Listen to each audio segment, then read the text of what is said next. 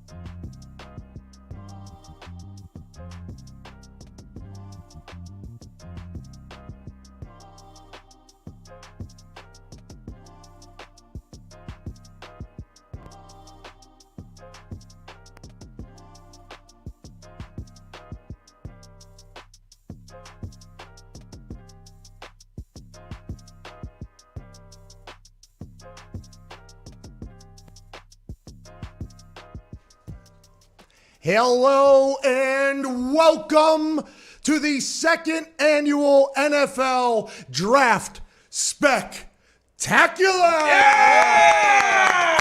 A lot of things have been popping off around the NFL today, and tonight dreams will come true, and we will be here for the entirety of this 10-hour first round. There will be 32 picks. Who will fuck up their team? Who will make their team better? What surprises will be had? Will players be traded? Will Aaron Rodgers be on the move? Oh my God. We have not entirely new. But we have some new conversations that are going to be here today, some surprise guests. We obviously said we have Dane Orshlovsky joining us in the middle of the first round and also joining us before he hops in a car and drives to the Kentucky Derby overnight to see a potential man of the hour right now. Ladies and gentlemen, AJ Hawk. Yeah! Oh, you look good, AJ. That's a good tuxedo you got over there. What's happening? You look creepy and make me feel awkward. So, yeah, it's even. Whoa. Well, I was going to have a jacket on, but to be honest, it's too big, and it just looks like I got a loose neck T-shirt because the jacket covers the sleeve, so it's not. You can't tell it's a tank top. Nope. So I'm a little bit in a weird situation right now. Everybody knows that what I did order from Amazon is a week behind, but that's not what it's about. Okay, AJ, it doesn't matter about this incredibly expensive and hand-tied bow tie around my neck or the tuxedo that you're wearing. Tonight is about the NFL changing. It's the dawning of a new day in the NFL. Franchises are going to look very different, and maybe it'll be the Green Bay Packers. Now, joining us here in Tampa Bay at the FanDuel Beach House at Boston Connors here, you look fantastic, sir. Can't wait for the NFL, Pat. Here we go, ushering in the future of the league. It's going to be a great night. And right next to Boston Connor, obviously everybody sees who we see, a man who had a moment last year that'll go down in the annals of internet happenings. Ladies and gentlemen, welcome back, Mad Mel Kuiper. Yeah. Well, thank you very much, Pat. Great to be back. AJ, great to see you. Good to see you're still a sack of shit like you were last year. Listen, everybody's expected, some kind of fireworks like last year. But to be honest with you, I'm about as pissed as I was last year already. Let's see what the Packers and everybody else does tonight to maybe send me over the edge. Who knows, Pat? Okay, thank you, Mad Mel. It is great to see you. And by the way, 5 hours of that, if you do recall last year, Mad Mel had troubles getting back into maybe good old Ty Schmidt for like 2 to 3 days because of the rhythm of Mad Mel's voice. But it does feel like it's Twilight Zone. It does feel like it's deja vu. Here we are, first round of the NFL draft, AJ Hawk. And the story is Aaron Rodgers and the Green Bay Packers. That thing cooked today. Obviously, the Green Bay Packers reached out to Adam Schefter, gave him a lot of information, asked him if he would write an article. That is, and they also said league sources, team sources, that whole thing. This thing has been cooking for weeks, they said. I have no idea how none of us have heard about this, but the Aaron Rodgers story getting added to the first round of the NFL draft, AJ, this is a fucking massive day. Best friend of ours. Yeah.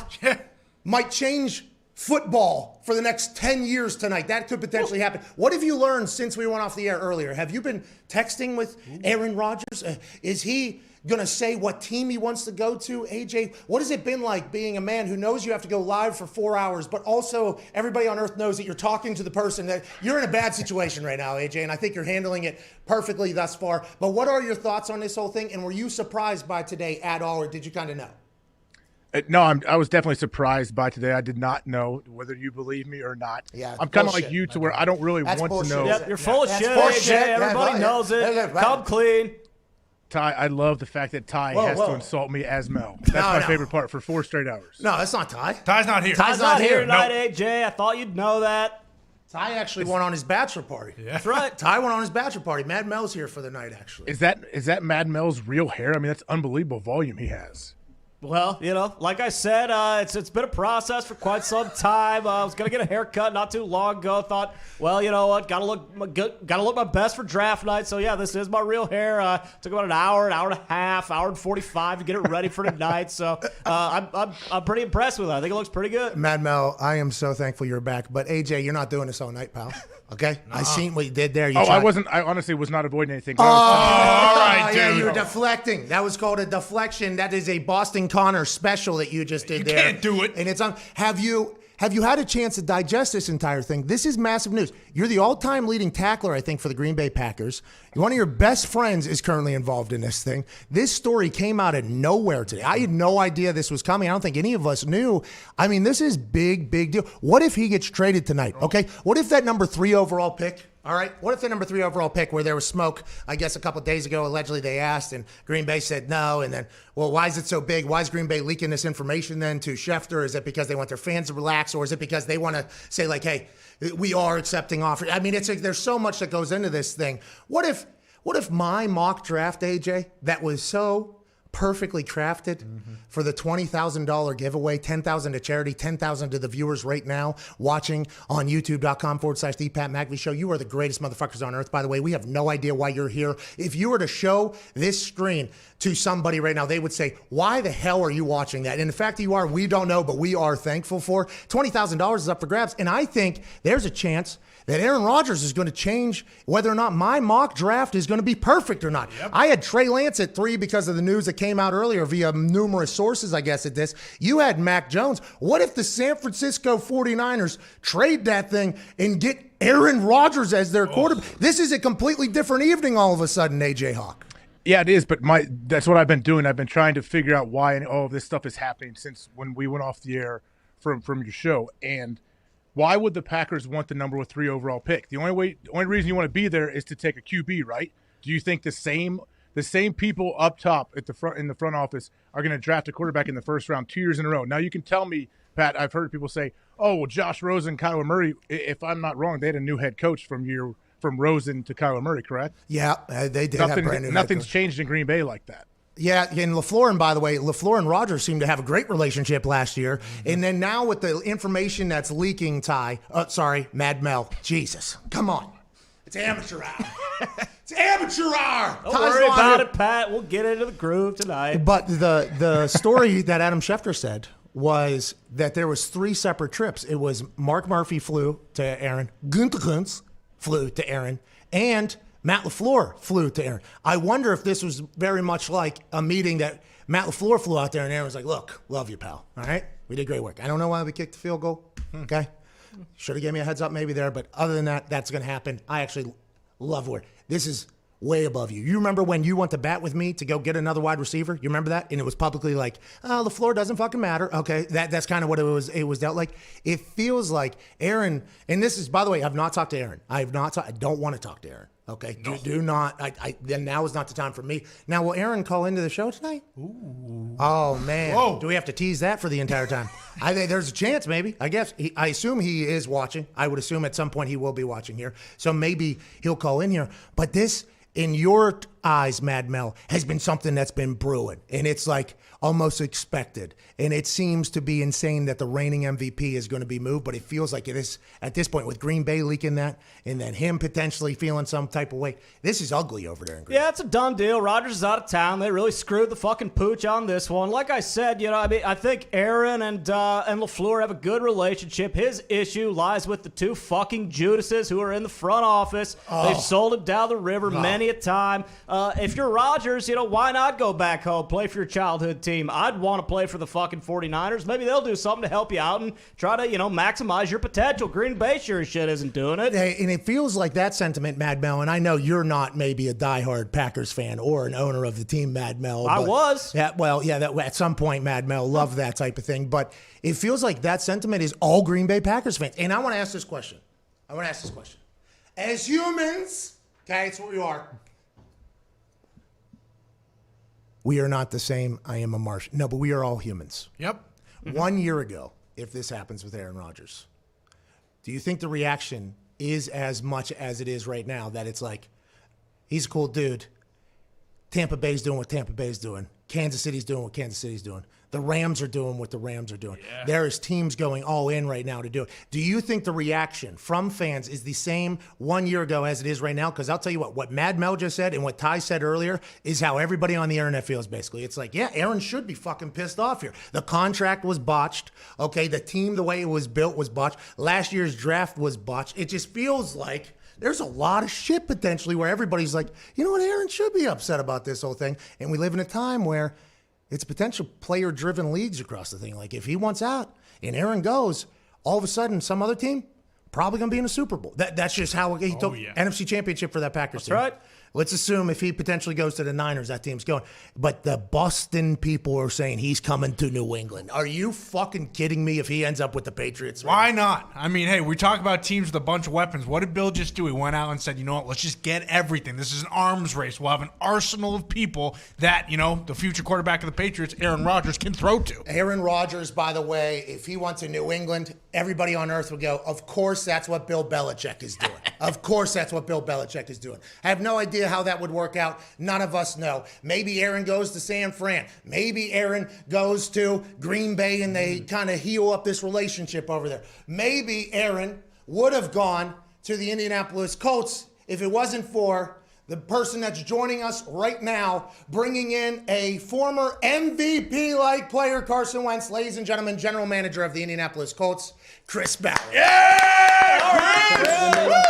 Hey. Thanks for having me. You look great. I love the outfit. You got dressed up for the draft. Yeah, well, Chris, I did. Yeah, this is tuxedo related. You see that bow tie? I tied this myself to it. Ain't no clip on, Chris. You look yoked over there. What have you been doing? Just studying film and just eating weights? That's it. That's it. That and riding a Peloton bike. Oh, yeah, you're in the Peloton cult. Okay. All right, listen. I know I'm in the cult. Yeah, I am in it. They've got me hook, line, and sinker. Yeah, I've seen them all on the internet. Listen, I get it, okay? It's turned you into a monster. It makes Dan Orlovsky look like a GQ model. I see that there is some benefits, but you could potentially have a very busy evening, so let's get to it. You have a pick tonight, obviously. Where's it at? 21. Okay. So at this point, you have no idea what's going to happen in the first 20 picks, so you don't know, or have you already gone through simulations? Where's your head at right now as we enter, just moments before the draft here with a pick in hand? I just met with Frank for a little bit, and we've been meeting for months with our scouts, and we set it up and however it peels off, that's who we'll take. Usually there'll be one or two names up there, and there'll be a little bit of a discussion. But we line it up, and however it peels off, that's how we're going to take them. Chris, when a trade happens on draft night, like how quickly from first phone call until it's finalized, like how quickly does that really happen? I've had it happen a few ways. I mean, usually 2 or 3, before the 2 or 3 picks before you're up, you'll get a call saying, "Hey, we're interested to come up if our guy's there." Okay. That's ideal. But sometimes, right when you're on the clock, you'll have a name on the card. You're ready to turn it in, and you'll get a call, and you'll have to quickly, look at the board and ask yourself, okay, if we move down, can we still get the player we want? And then what kind of value are we going to get with the picks we've acquired? Is there enough depth in the draft in those positions, in those rounds for us to be able for it to be worth it? Chris, how do you know what's bullshit and what isn't bullshit? How do you, do you guys have like a general manager group text that just kind of ciphers through all the bullshit that we have to deal with on a daily basis? Like, for instance, this Aaron Rodgers stuff came out of nowhere. Do all GMs get and allegedly now it's been like a couple weeks people have known that this is potentially going to happen. Do GMs get like a heads up? Like, and I'm not saying you would for Aaron because we got Carson in there, but I'm just saying like in this type of situation, do GMs like know there's potentially something happen behind the scenes and have teams that hear this, they're like, oh, let's go ahead and shoot our shot? Is that kind of how this all works behind the scenes? I mean, look, our league is run on and very successful on marketing and rumors. We do everything we can to just ignore the rumors. We deal with what is real. And if we reach out to a team and ask about a player, if they reach out to us, we'll talk about it. We try to keep as much as we can inside our building without getting out. And I think the teams we deal with, and we deal with all of them, but they know how we are. We don't, like when they call, we don't put things out. And we don't want our business out there. Unfortunately, it does. It gets out some. That's just the nature of what we do. But we do everything we can to just focus on us and focus on what we need to do, not what's going on and what the rumors are. That might be the hardest part, of the job is, all the things that the rumors that come up, controlling, being able to, to at least have some control over the narrative of what's going on. It's not easy, especially with as much stuff that's out there. I mean, and just wild, just not true. Okay. Well, then whatever you're saying, what you might be talking about might be different than what I'm talking about. Julio Jones is a Colt by the end of tonight. Is that what's going to happen? Or is Julio Jones going to be an Indianapolis Colt? And is that already happened and you guys are just kind of talking about it later? Or how's that whole thing work, Chris? You can't control him, can you? No. You can't control him. Listen, you can't control him. I didn't know. I didn't know if that was something that's going to happen tonight. No, like those types of situations, though, you kind of have to, as a GM, especially one who perceived to have some cash, I would assume that that's a type of thing that you have to hear about. And obviously, if you got sports stooges in your town yelling about it on the internet on a regular basis, I'm sure you got to hear about that type of shit sometimes. But is that something that you have real conversations about while doing this entire draft thing? Or is it like, that could be fake, we can't waste time? Like, how do you kind of decide if it's worth your time to talk about? Like a Julio, for instance, if that was to open up. We'll run out every ground ball. So any player that we think might be available, that we think can really help us, we're gonna explore it. But saying that, we have a salary cap. You've got to be able to fit not only the player you're bringing in, but also for any future move that you're going to make. So you've got to be able to handle that. And look, we want to. It's funny because everybody says we don't spend and we don't do anything, but we have a lot of really good players here on this team that are going to deserve their chance, and we want to keep them Colts for as long as we can.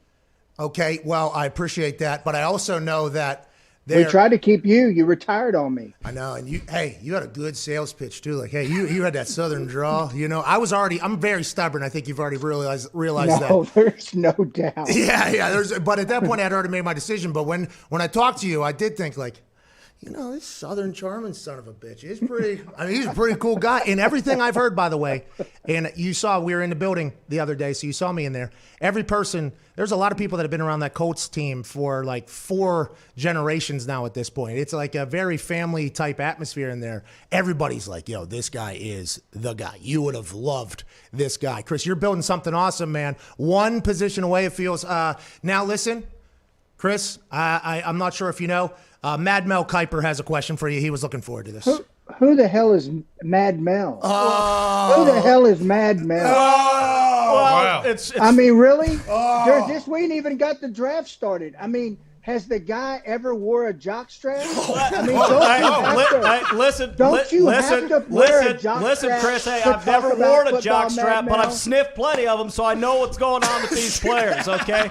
Now, listen, all right, thank you for joining us. As you may know, in years past, I look at the Colts a little bit differently because that sack of shit, Bill Tobin, came at me, questioned my credibility. I didn't like that. With all that being said, I'm a big fan of your work. I think you're a draft guru. You're sitting at 21 tonight. You got the franchise quarterback in the offseason. What are we looking at doing tonight? Are we looking at left tackle? Are we maybe picking up another receiver for Carson? Are we maybe trading back, trading up, maybe getting an edge rusher? What is the move that you need to do to get the Colts back in that Super Bowl contention? Tell us your plans. We want to hear them.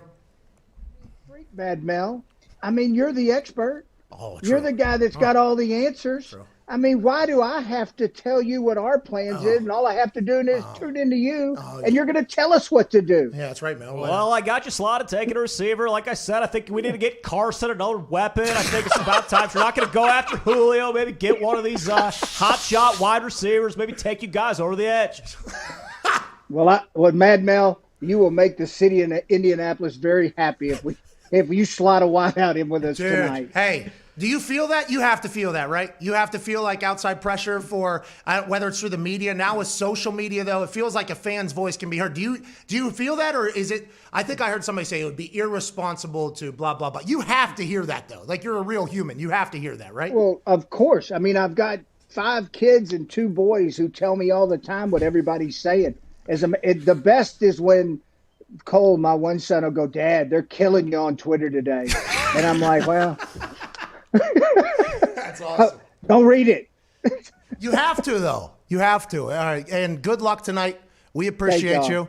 Are you going to appreciate you having me on? Are you moving up, making a pick, or trading back? What are you doing? Going sideways? We're either moving up, making a pick, or moving back. Okay. Okay. Thank you. Mad Mel got an answer out of him. That's awesome. Breaking news. Ladies and gentlemen, Chris Ballard. Good luck tonight. Thanks, y'all. He's awesome.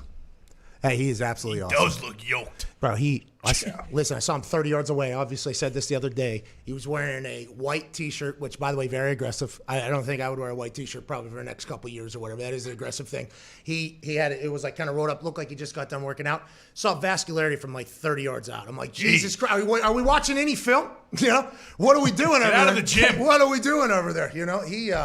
He loves the draft, man. That is his. We've been texting a little bit today, because him coming on. I'm very thankful, but he's got a fucking thing to do here pretty soon. I'm very thankful for him, but we've been texting. He loves the draft, AJ. Like, he is a GM that I think no matter how much money he has, I think he will be a guy that's like, hey, we'll build from within. We'll bring it. They brought in Carson, brought in Phil, but I think that's going to be his particular philosophy as other teams are like, hey, let's go pay and get some motherfuckers around here. I think it shows obviously how much he loves the draft, how passionate he is, and I think one of the biggest things for Ballard is that he's not scared. Like, the Nelson and Darius Leonard, like all of those 2 picks in that year show you, all right, I'm going to do something that, hey, right off the top, like some people may get a bit of a weird response from our hometown people, but if you trust me, like, in the work that I've done, like, it will show that it proves that it was the right pick, and I think that's what we see. And the more draft picks that he continues to stockpile like that, I think you have a lot of leeway in what you can do. Man, I thought we were going to get Julio. Yeah. Hey, I thought Colts were going to get Julio. You might. You never know. I mean, he didn't. He didn't even. What if, though? I got a quick question. Just sidetrack. What if Chris Ballard somehow gave Mad Mel like a legit answer that gave like some kind of inside information, and then it's like printed as a story and it says, Chris Ballard joins the Pat McAfee Show, questioned by Ty Schmidt dressed as Mad Mel Kiper. Like, would they give him the credit he deserves? Hey, just real quick, by the way, he had a joust with Mad Mel Kiper. Chris Ballard and Mad Mel Kiper just had a I thought full that was joust. set up. I thought that was like a bit. I didn't. It honestly felt set up. No. So they follow along over there. We have some like actual like there's a lot of people in that building I think that watch like the show on a daily basis. So it's almost like when I ask, they like are thankful. It's very interesting as opposed to, it's a very different vibe with me in that front office. You know what I mean? It's very different than when I was there. So I think they knew that Mad Mel stole the show last year. I do believe that was something. So I think he was ready for Mad Mel. But hey, you sat in the pocket, dude. Wow. Hey, Mad Mel, you sat in the pocket and stared that GM right in the face right there. Well, you mentioned it earlier. A guy like Bill Tobin got no problem taking shots at him because I'd probably fucking smack him around. But like you said, Chris Ballard's yoked up. I mean, listen, I'll let that guy shit on me all he wants because he'll break my jaw. You're talking about a Cleveland steamer, huh? Yeah. Hopefully it doesn't come to that. But, if it does, yeah. I mean, who says he wouldn't do it? Draft night is in Cleveland. What team will have a Cleveland steamer this evening with Roger Goodell announcing a pick that their fans find absolutely stupid? Joining us from Indianapolis, Indiana, boys that have their, finger on the pulse of the gambling world, more so than any humans we've ever encountered in our entire life. Damn near a problem. It will be a documentary later on. Ladies and gentlemen, the Hammer Don boys, Tone Diggs and Bubba Gumpino. Fellas, how you doing over there? Feel really good. I just placed a bet on the Denver Broncos to win the Super Bowl. Their odds are declining by the second because people are reporting that Aaron Rodgers will be going to the Denver Broncos. Obviously, that's not official. Mark Schlereth is reporting that it's almost done. So get your Denver Broncos Super Bowl bets in. Hold on. So, Mark, that's some breaking news right there. And I appreciate you guys doing that. And it is a very Mumford & Sons looking table back there from the Hammer Down boys. I appreciate you guys dressing up for the occasion. Now, I wore a bow tie. My brother's in the background. You see him? He's wearing his fucking pajamas, Jay. Come on, Jay. It's tux related, Jay. Fucking tux related, dude. Have a little respect for the draft, dude. Roger Goodell's going to be on a chair out there. This is my best V-neck. Okay, all right. Ooh. Oh, a little double. Okay. A little double. I appreciate the way you guys look. You look incredible. The Denver Broncos thing came out of nowhere for me. Why is the Aaron Rodgers to Denver? I guess just because the Broncos have been in every quarterback conversation, but allegedly there's been multiple people that have reported. Now, once again, we have to adamantly say this because Aaron Rodgers Tuesday happens. I think a lot of people associate us directly with Aaron Rodgers as maybe being mouthpieces for Aaron Rodgers. And since people do that, I try not to talk to Aaron Rodgers because I don't want to fuck anything up that could potentially be happening or anything like that. I did not expect Denver or the Raiders to be involved. Does he just want to go to Patrick Mahomes' division, you think? Is that why this is happening? And San Francisco feels like the perfect fit, but Green Bay has a lot of control in this whole damn thing as well. Well, I know it's reported. I think Schefter reported that Aaron was upset because the Niners reached out and offered something, and they said no, and Aaron said wanted them to accept it. But then we've also heard that 0 offers have been made, right? No, because then there was breaking news. There's 100,000. What are you doing, people? Let's go! Yeah! 100,000 people. Here we go. What happened? Yeah, why were you freaking out when I was talking? What happened? There's 100,000 people watching, AJ. That's a lot of people. We don't know why. We don't know why, but we appreciate it. Waggle. You better waggle for him.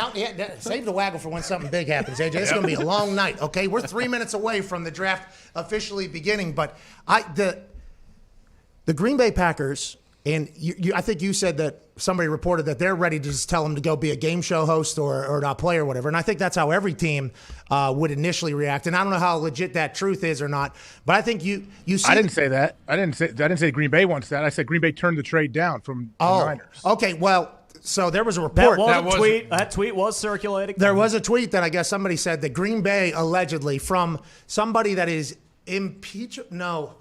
Somebody of power. Somebody tweeted somebody of power of Green Bay told them that they're okay with Aaron not being happy and just going and being a game show host, and they're not going to let him go anywhere else. Now, is that real or not? Can't be, because it's 2021, and that's just not how the world works anymore. Like, especially with Aaron Rodgers. That's not going to – now, granted, they could make this ugly. I guess they could, but you wouldn't win in the end. That is not something you would win in the end. Yo. So Mort is reporting that the Packers are now open to the reality that they may have to trade Aaron Rodgers. AFC team is more likely for obvious reasons. Okay. Ooh, okay. AFC. So this is going to happen tonight. Aaron Rodgers was today the last day Aaron Rodgers was a Packer? 16 years. What a fucking run. Nice job, What Aaron. a run, Aaron. Woo. Hey, I'm Team 12, pal. Wherever you go, know you got a new fan in me. Yeah. You got a new fan in me wherever he goes. Some band is performing there as we kick off the draft in Cleveland, Ohio. It has been a monsoon for 5 straight days, I think. Is that Kings of Leon? Yep. Whoa. Hey, that drummer and I, we fucking battled at ping pong while we were very high together. Very high. He's a good dude. He's a big football fan. Yeah. They're all aren't they all brothers and cousins and stuff? Yeah, they're all related. Family. Big Boomer Sooner family. I've told this story before. I was in an article about them because I guess they were either trying to do like a no drinking, no partying thing, and they came to Indianapolis. And I happened to be in a room where they were at, and there was only a few of us. So I obviously immediately go, okay, I want 30 shots of tequila, and it became a little bit of a thing, and then it kind of got handled out, but.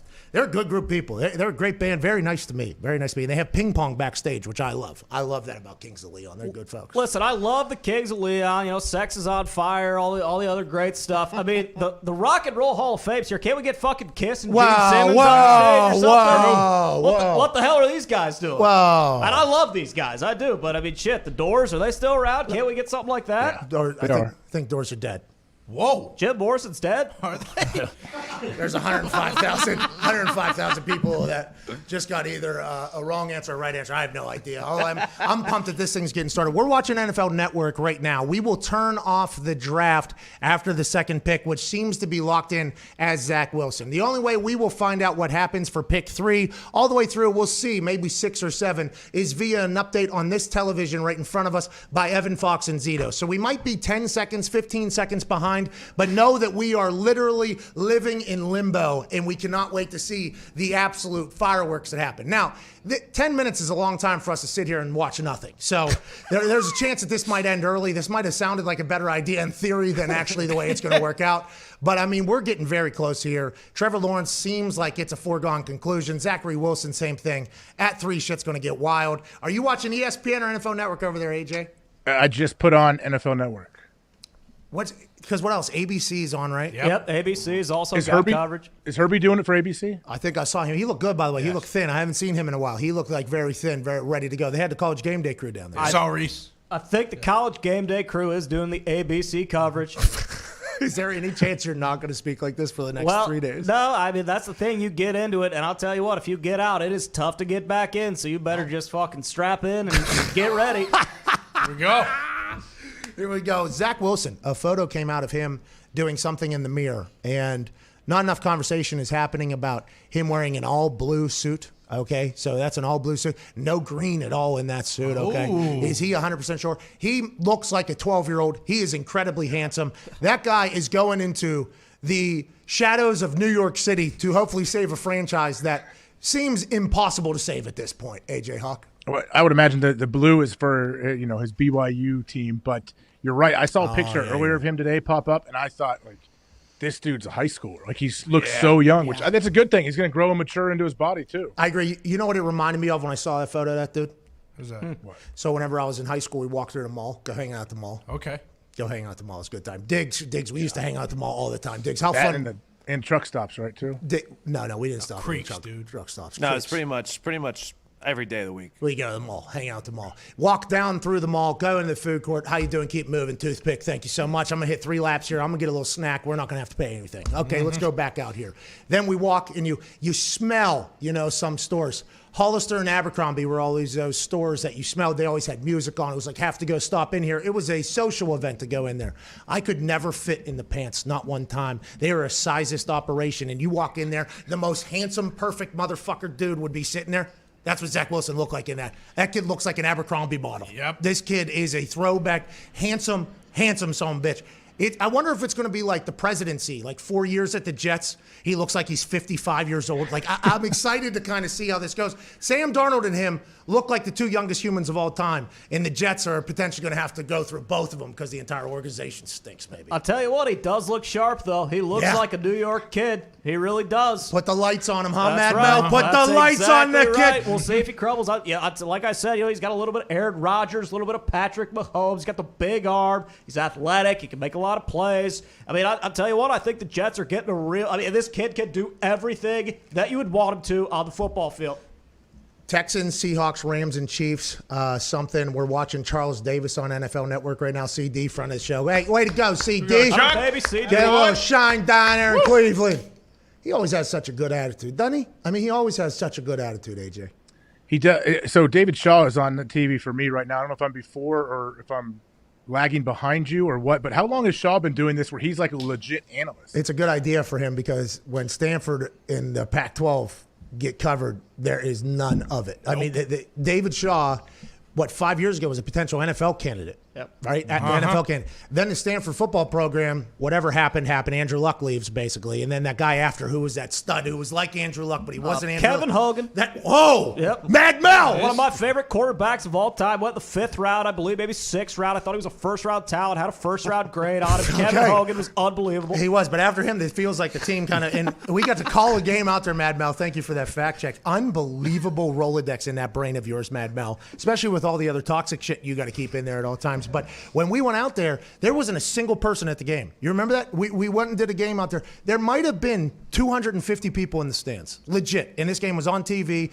Out at Stanford, there's nothing to do. David Shaw told us basically, he was like, we kind of get erased from everybody's memory because we're out here and nobody really knows we exist or whatever. So we appreciate it. And talking to him, I was obviously so impressed. So once he started doing the TV stuff, I kind of pieced it together after that conversation. He was like, oh, he's trying to stay like in the relevant scene over there because Stanford is beautiful, absolutely beautiful. But they never get talked about unless it's the end of the season. They're about to go on a run. The school doesn't even really talk about it over there. So I don't know how he does, to be honest. I don't think I've ever heard him speak on TV. But in real life, I've heard him, and he's unbelievable. He sat in his office. It was very professional in there. I mean, I walked in sleeveless hoodie, obviously, just sat down in there, just got a tour of their Champions Hall, which is like $100 billion thing. It is so beautiful. It's like, this place is awesome, but nobody knows you guys still play football over here. So good move by David Shaw, I think. He's a good guy.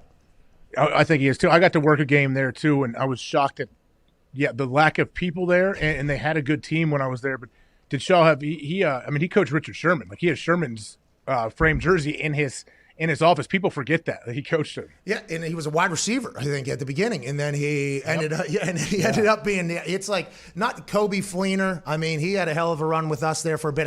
I believe he is coding computers right now. Toby Gerhart, remember him? Oh, he was on. No, he wasn't on the cover. That was that other big white. What was that other big white from Cleveland? Peyton Hillis. Oh, Jesus, Mad Mel! Let's go, dude. Let's go. He was a good football player. He was on the cover of Madden or whatever. Yeah, pretty much ended his career being on the cover, but he was damn good, though. Boston Connor, as we, drift closer to the draft, who's making a move tonight? You think? Obviously, everybody's going to say you're going to say the Patriots. Yeah. Okay, so naturally, why don't you let that vomit fall out of your mouth first and then go into something else that you think could be ridiculously dope if it happened tonight? Okay, Patriots. But, I mean, we were just talking about Zach Wilson. AFC team is who the Green Bay Packers want to trade with. What about 2? What if they went up to 2 and traded Rodgers and then got the guy who's got a lot of Rodgers in him, Zach Wilson? There's no way Rodgers is going to okay something to the Jets.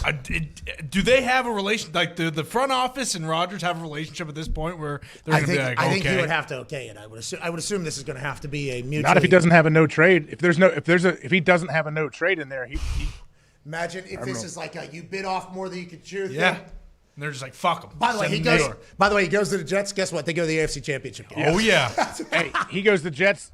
Checked what their odds are to go to the Super Bowl next year. Like, he has that kind of impact on them. Boom. Yeah. I mean, that's granted. They're going to have to get through a very revamped Patriots team. They spent a lot of money. And hey, don't let Tua get hot down there. Ooh. He didn't play in many fourth quarters last year, obviously, because they brought in the Fitzmagic. But don't let Tua get hot down there. And then the Buffalo Bills, who.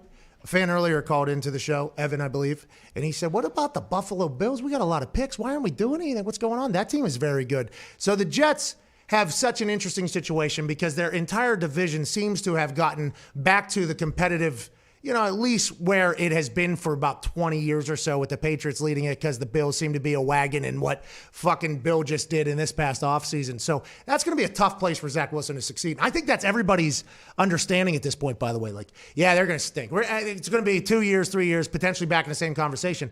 I wonder how Zach feels about that. Like, it is understood at this point. Like, yeah, your situation is fucking terrible over there, pal. Well, you look at his moxie. I assume he's the kind of kid who thinks he can go in, maybe take him to the playoffs. I mean, he wants to be the big swinging dick in New York City. Hey, Mad Mel, when you seen him roll left, do that little foot, Yep. what did you do? Instantly came in my pants, Pat. Instantly. Needed fresh underwear right away. Oh, man, 113,000 people. What a joke, dude. Take a lap. There it is. There it is. Is Jacksonville officially on the clock? Do we know what the fuck's happening here? They should be. Unfortunately, I don't think it Why starts till aren't they not? 8:30. What the I think fuck? coverage Are you starts serious? at 8. Draft starts at 8:30, if I See, remember. This is what we do. You we gotta do be things, shitting me. Yeah. No. We do things and we fuck it up. We don't look. The we guide see 8 says at 8 o'clock. o'clock, though. Yeah, that's when the That's what coverage we starts. did. Yeah, uh-huh. We Coverage did this started like last 5 year. hours ago. Yeah. We did this last year. Same thing. For Rodgers, if it is San Fran, Denver, and the Raiders, even in San Fran, isn't that just as tough as Mahomes with Stafford, Russ, Cliff, and Kyler? But then you got, and listen, LaFleur, shout out LaFleur. Shout out.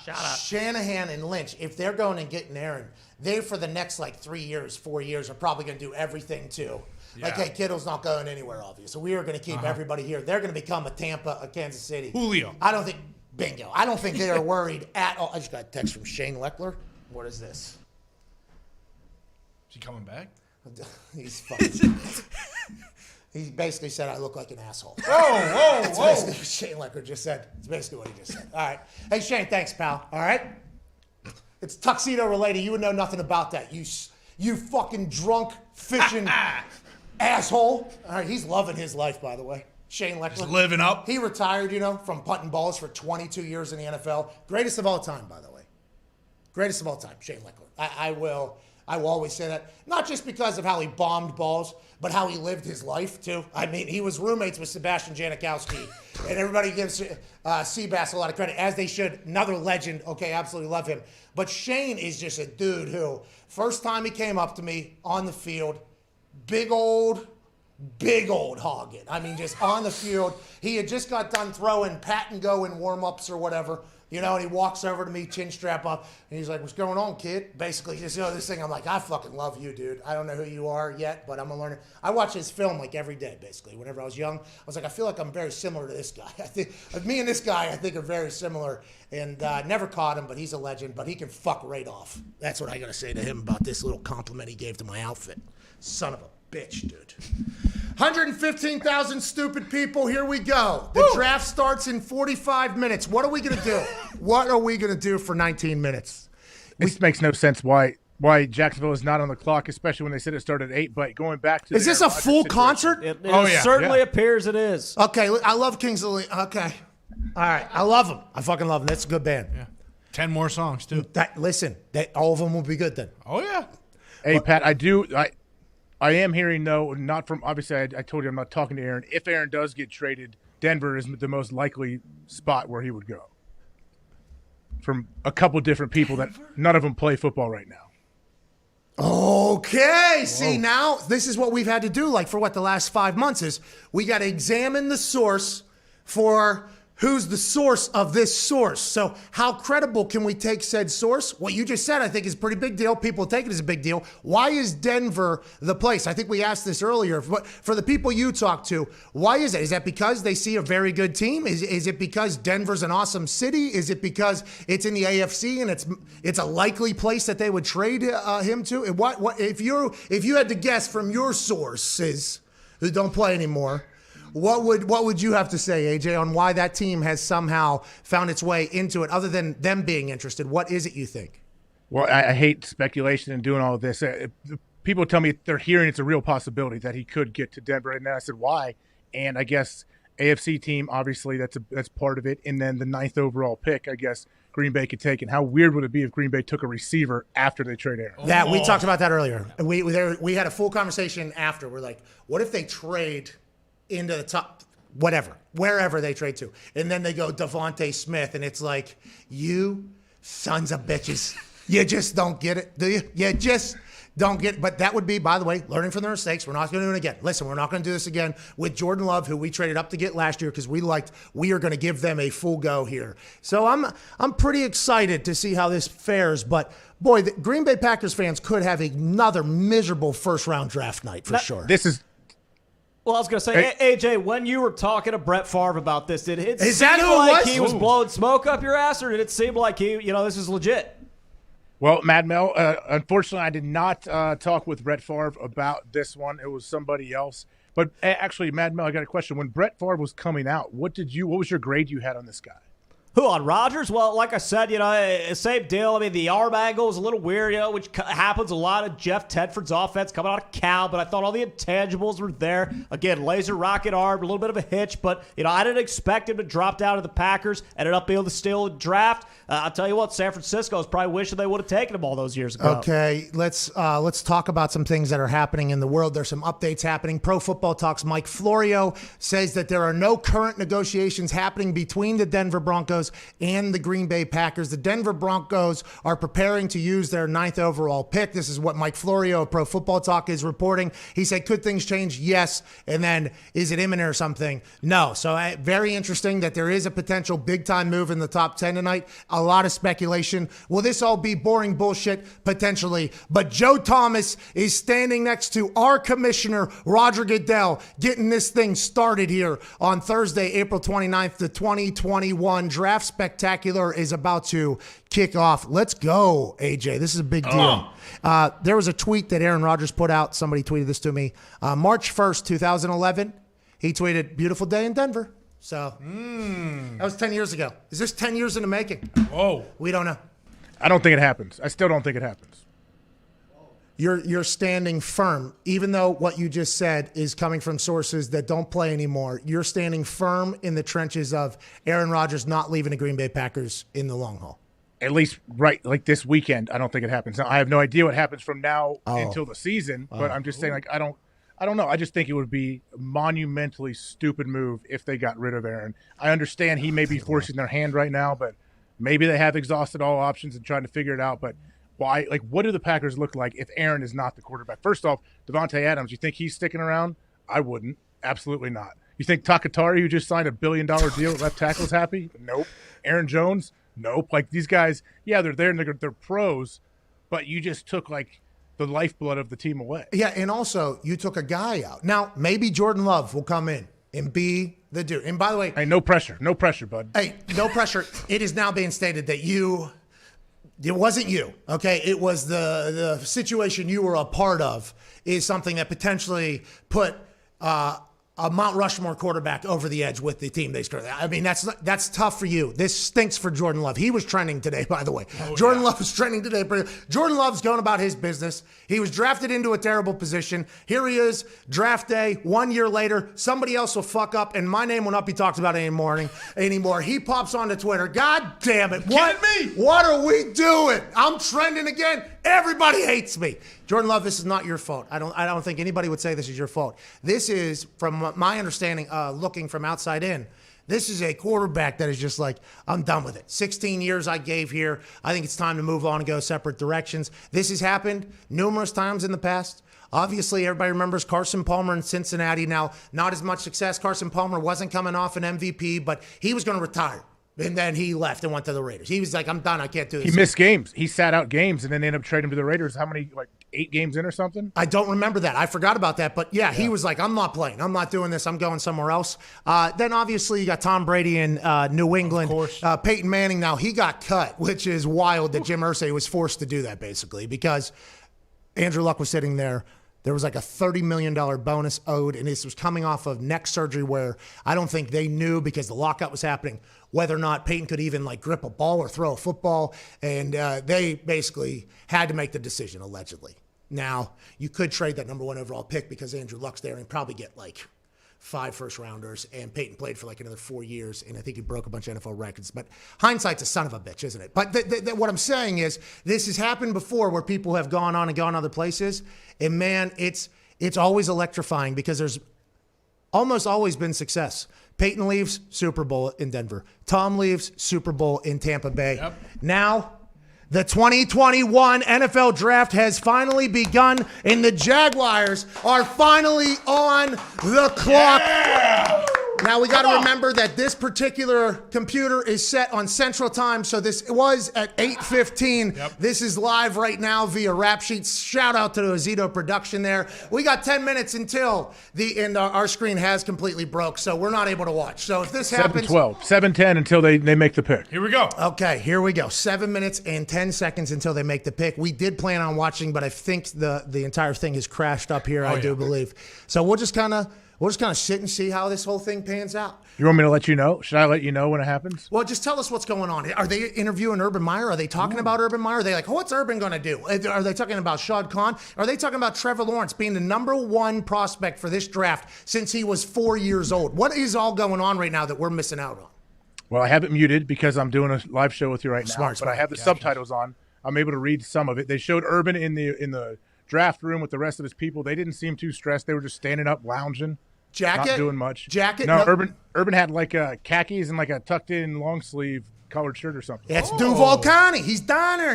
Remember, we know he likes boats. Yep, that's right. Hey, he's going right to the boat after this. An old buddy that was earlier. Yeah, remember? Speedo, man. Yeah, Speedo, yeah, whatever that guy. What? He'll be on the boat. You know what I'm talking about. The boat party. It's a party. It's a party. It's a party. It's a party. It's a party. Boat party. Boat party. Boat party. Hey, that's I what want to hear Mel sing it. Was Mel singing? Yeah. I was. He's hip. Dude. I was singing it. Yeah, go ahead and let that thing ride. Boat party, boat party, boat party, boat party. You get it. ESPN had a really sweet graphic of Urban jumping into the hot tub or the pools in Jacksonville. So you know how they do those creepy animation things? ESPN had one of those sweet ones of Urban. Okay, all right. So creepy, funny little shot you took there. It probably took that guy 14 hours to make that thing straight through very diligently. Was it just an animation? Was he shirtless, or was Urban Meyer wearing a shirt? Did the graphic designer that made that say Urban looks like a guy who's going to wear a T-shirt into that pool? What was it? Was it a shirtless Urban?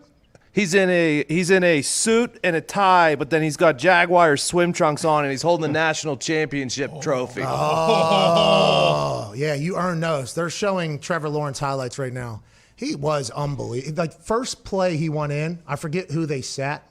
He threw this bomb to the left, and it was the commentators just absolutely lost their mind. And from that moment forward, it was like Trevor Lawrence mania. He was college football. And I think that was one thing that I think Jordan Palmer said.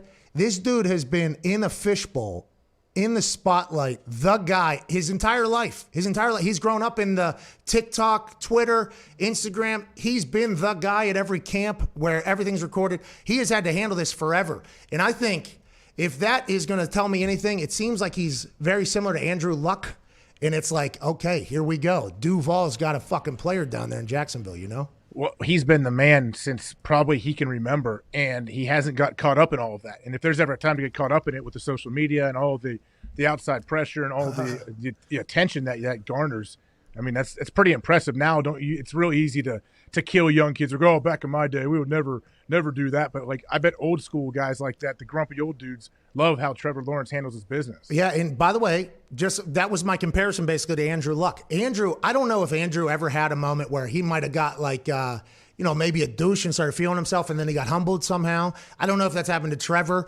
You would assume that has happened to a lot of people, but it feels like with the scrutiny, this dude's, Elite 11, he was like the guy. Oh, yeah. Now they put out a video of him trying to hit some nets. He looked like Jordan Love out there. That was when he was a freshman in high school, and they clipped that thing, rudely to the guy. But I think that type of maturity is paramount. Like, I think that is absolutely massive. There's a tweet sent into the group that unless the Jags go 17-0 this season, that'll be the first loss Trevor Lawrence will have in just like regular season play since like high school or ever. His entire life. Yeah, he's only won.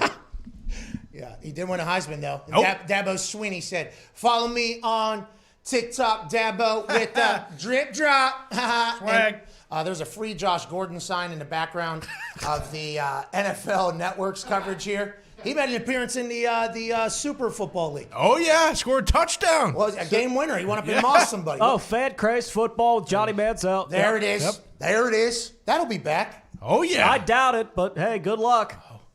Hey, I enjoyed that, though, Did you? Yeah.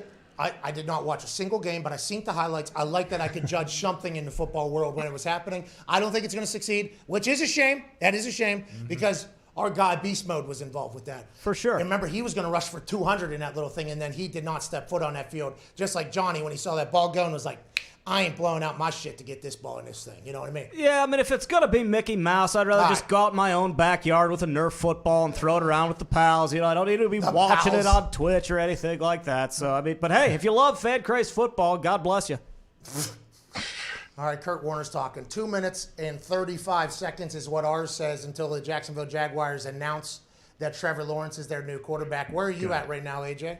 I am right at 157, so I have a little advantage. Hey, let's go. Yeah! Hey, let's get started. We've been talking about this for months, dude. There's been nothing to talk about. Every once in a while, something will pop in. Ooh, the Australian Football League's back. Oh, shit. Yeah! Okay, all right, now what are we going to talk about? Well, there's really nothing. Did Rapport break anything? No. Did Shefty break anything? Nah, not really. There's jersey numbers. Fuck. All right. Did Jay Glazer say anything? No, he's been on vacation. He's just chilling until season. So it's like, what are we going to talk? I guess we're going to talk about the draft. Who do we know in the draft? Just the first 4 picks. That's the only people we know who they are. That's why tonight should be interesting. Once somebody gets drafted that we have no idea who the fuck it is, and we're not watching live, so that's going to be a problem. That'll be a very interesting situation. But it's about to go down. The Jacksonville Jaguars are thinking to themselves right now, new coach, new facilities, new quarterback. Their fans are like, hey, we're going back. Brunell, Fred Taylor, when MJD was roaming around down there, when Jaguars were an expansion team that was very good for a bit, and they have stunk for a long, long time. They think right now with Trevor Lawrence and Urban Meyer, they're going to be good, and that is what tonight is all about. Woo! I can't wait to get this thing started. Our shit did crash again, so let us know if the pick is ever official, because we can't see it. The pick is in. It's in. They haven't given it off yet. Oh, the Traeger Grill! Here we go! Hey, by the way, welcome to the Draft Spectacular presented by Traeger Grills, the easiest way to get wood-fired flavor in your life with the grand closing of draft season. We also mark the official start of grill season. The Traeger Wood Pellet Grill is the easiest way to enjoy wood-fired flavor, and it has versatility to do it all. Grill, What? smoke, What? bake, What? roast, What? braise, What? barbecue, What? and also I think you just use an app on some of them and you just set it and forget it, which I think is some other company that cooks meats tagline. But anyways, Traeger Grills, the pick is in. Go to TraegerGrills.com/Pat and enter code Pat at checkout to score free shipping. Shout out to Traeger Grills, TraegerGrills.com/Pat. Enter code Pat at checkout, free shipping. Shout out to Traeger. Yeah. Shout Thank out you, Traeger. Shout out to Thank you, Traeger Grill. We appreciate you. Now, is Trevor Lawrence a Jacksonville Jaguar officially? We will see, but do you have to do that for every single pick? No, just the first time, and there's 125,000 people. So I think we're good right there. I think we're good with just that one. But shout out to Traeger. Is the pick in, AJ? He's in. They are showing Trevor hug his family in the living room. Here we go. Trevor Lawrence is a Jacksonville Jaguar. Obviously, the quarterback out of Clemson, who has been highly touted as an absolute stud and the player that's going to make the easiest transition into the NFL since he was about 12 years old, is now a Jacksonville Jaguar. This comes after Urban Meyer helped schedule his shoulder surgery and his pro day. He's had the playbook. Now Duval has got a new CEO on the field. Mad Mel, greatest talent you've scouted in some time, you said? Yep, just about. He's got one of my highest draft grades ever behind Andrew Luck, but it's not just, the intangibles, the laser rocket arm, the big frame. It's also, he's got a lot of sex appeal, which people don't, they don't put marketing. that in. That's right. He's got the long flowing hair. Marketing. He might be the most marketable quarterback we've seen in quite some time. Congrats to Trevor Lawrence. Are you bummed out that Trevor Lawrence is not going to the AFC East like everybody thought with the New York Jets, Boston Connor? Now he's in the AFC South, who now has Derrick Henry and Ryan Tannehill, Carson Wentz, T.Y. Hilton, Quentin Nelson, and the boys in Indianapolis. And obviously, whatever the fuck's going to go down in Houston. We have no idea what's going to go down in Houston. We do know Easterby's still going to be down there, crip walking on the water like he's Jesus Christ, you know what I'm saying? That is his quote, not ours. Look it up. That's real. 1 fish, 2 fish. Hey, how you doing? He said, Jesus said, whenever he was doing this. But the AFC South just got very, very much better, I think. Oh, yeah. The AFC East, who's now on the clock, New York Jets, Are they going to immediately get better with Zach Wilson? I don't know if that's the overall narrative in this entire thing. It's going to be hard for them to be immediately better. Like Sanchez came on here and said, hey, you're going to have to give this guy 5 years, 6 years for this whole team to grow together. But if the Patriots also get another quarterback and you look at the future of the AFC East, Josh Allen, Tua, Zach Wilson, possibly Justin Fields, that is kind of the first division with this whole next generation of QBs here. Just saw Trevor Lawrence's house and his party on the fam cam. Woo! It's a good name. Hell yeah. They seem to have quite a party down there in Clemson, huh? Clay Travis is over there, I think. Excuse me? Clay Travis is there? Someone is. No. Are you serious? I believe good friend Marty Smith is there. I don't think Clay Travis is there, but Marty Smith is there. In the kitchen. So what was that? What did you just do there? I mean, hey, look, I don't know everybody's name in this game of the draft. Okay. Okay, but someone's in his kitchen. All right. Is McGee there too? I don't know. I know one of them is. We love Marty and McGee. I know Trevor did reach out to McGee, wanted him to come. I think McGee had, is there a race this weekend? I think Super Speedway, Daytona or something. Is that this weekend? Melka, you don't know. Yeah, well. Anyways. I'm not sure. I'm excited to hear that interview with Trevor Lawrence. How long has he known? Did they tell him and he just couldn't come out and say it? Or was there any doubt? Because none of us had any doubt as soon as the season ended. AJ, Trevor Lawrence is an absolute stud, man. But now all eyes are on the Jets. AJ, what are the Jets going to do? And are their fans ever going to be happy? I mean, if Zach Wilson turns out to be, a perennial Pro Bowler, all-pro guy that leads them to hopefully at least one Super Bowl, yeah, then they will be happy for a little bit. But it's a lot of pressure putting on that kid. And can you throw him in the lineup right away? Like, will they do that? Well, they have to because they never have Sam Darnold. So it's like it's going to be, hey, this kid is going to get baptized by fire over there. How big is he? I don't know. In the photo I saw of him taking a picture in the mirror, modeling whatever he was modeling, the blue suit for the BYU boys is what you said, not me. I was wondering why what didn't have some green on, but you get what I'm saying. He looked like he was about 5'8" to 5'10". If I have my Abercrombie model expectations on there, but I think he's obviously going to be like 6'3". Yeah, he is 6'3" right now. He's going to be a much bigger guy than I think a lot of people assume, because he's not nobody. That's like when Carson Wentz walked into our studio. I was like, golly, you are a big son of a. You are. Andrew Luck was the same way. Some of those quarterbacks are just so big. They have to be though, AJ, because you got jaws like the one you have trying to murder them every single play. You don't have to worry about me. It's those big D linemen that are going to land on them. I had that same reaction the first time we played the Colts. And in Green Bay, they have each game has different captains, and I just happened to be a captain. And Peyton's out there, and I was like, is this the biggest human I've ever seen? He had those high tops that went all the way up to his testicles, basically. They were so damn high. Bro, and his pads, by the way, they were not like, hey, he was not worried about comfort with the pads. Those things, there was a good pop. He looked like the collector set of a football player, basically. You know what I mean? Like that is socks. He had the socks right out of the bag. He had everything exactly like the poster. Perfect. Exactly like it. And whenever he would show up in practice with like some cocaine whites on, like some all whites, everybody be like, ooh, he would come out with a visor, and it was like a big thing. But I think he took a lot of pride in that. But you're 100% right. The first time I met him, I'm like, geez, you are a massive, massive individual. Did Aaron Rodgers photobomb that captain thing? I'm sure he did, yeah. Why didn't you do that with him? That was his thing. That was, first off, that started with Brett. He just carried on the tradition. Ooh. See, there's legacy. There's tradition. That is what the Packers are all about. We will fuck over our older quarterback when we get the opportunity. That is very good of the Packers to do that. Isn't that close? Oh, it's amazing. I'm very happy that Jordan Love's going to continue to photobomb, the captain's photos going forward, too. Maybe. We don't know. Green Bay, allegedly, there's reports that this is going to happen. They're going to entertain some trades. Then there's reports that they're going to not let him get out of there, obviously. It is a wild time, I would assume, Mad Mel, to be a Packers fan because all eyes are on that right now.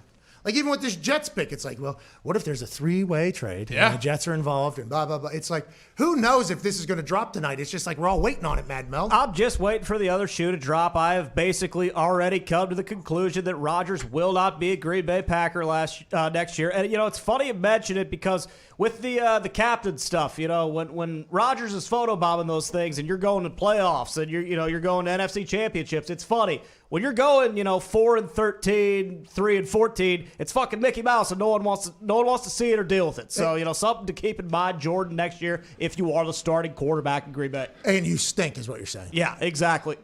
No one's going to be thinking it's funny. No one's going to be laughing, if you're... So you want Jordan Love to shit all over tradition. Okay, got it, Mad Mel. Oh, yeah, wow. Tear it down. Fuck it. They don't care. Oh, jeez. Okay. They don't care about tradition.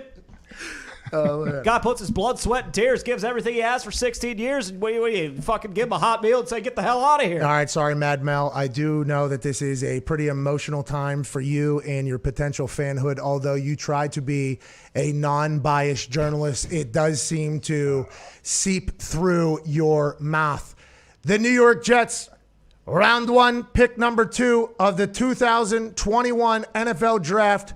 Pick is in. Rich Eisen just gave a diatribe on NFL Network. This is his team. And Jets fans are always miserable. A Jets fan is sitting in Roger Goodell's chair from his basement.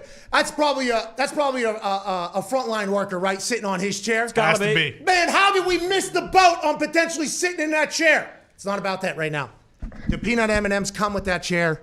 I am not sure. Roger Goodell says the New York Jets, Bob Salah and Joe Douglas are going with Zach Wilson, the Abercrombie model, who is 6'3" out of BYU. And nobody really expects him to have success because the Jets don't have success. But I think we are all very excited to see the BYU swagged out quarterback who kind of got launched into the scene here very recently and see what he can do for the New York Jets, who have been a perennial loser, AJ Hawk. I mean, yeah, this dude is stepping into not an easy job, that's for sure. I guess the good thing that the Jets have going for him with old Bob Salah as the head coach, like, we don't know. Like, there's no guarantee he's going to be a great head coach, but he is a guy that knows about culture, knows how to kind of create a team and create the best environment around. Whoa. We got to talk about something. We got to talk about something. Zach Wilson just walked down a runway.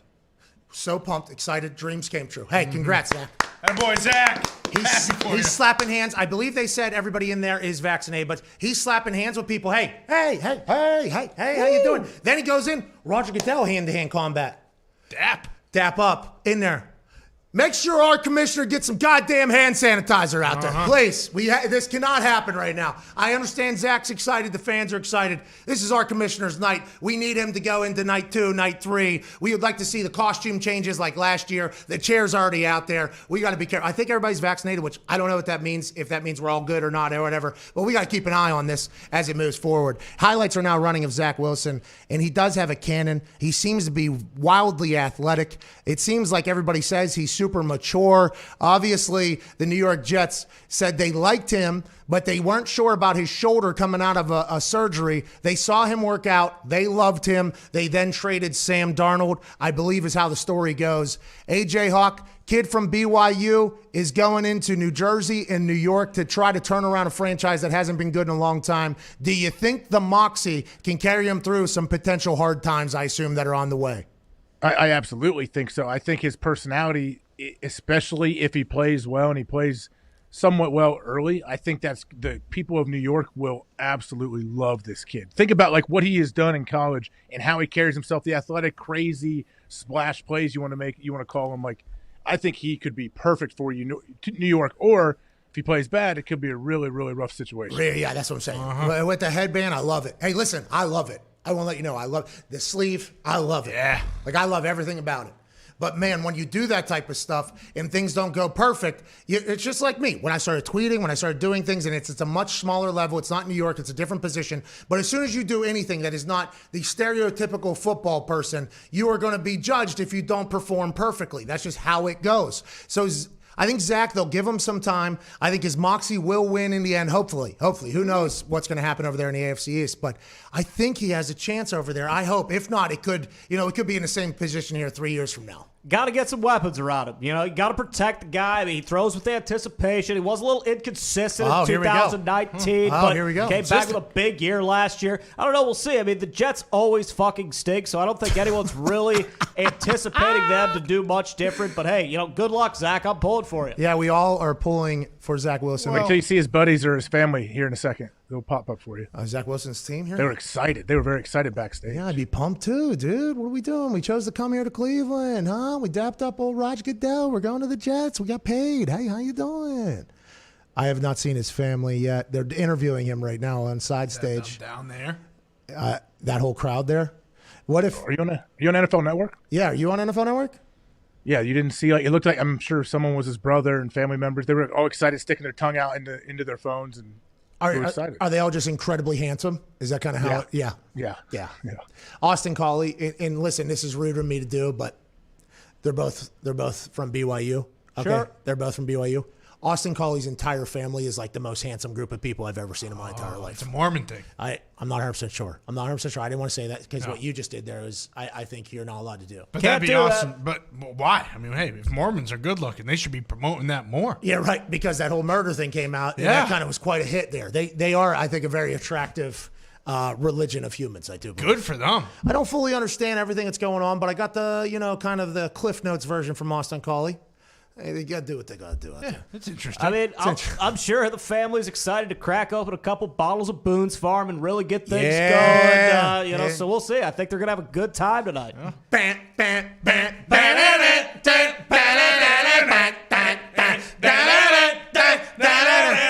the Diet Coke. Listen, now, Jesus, the jacket. Come on, take it easy. This is when things are going to get crazy. Need you to hang tight back here.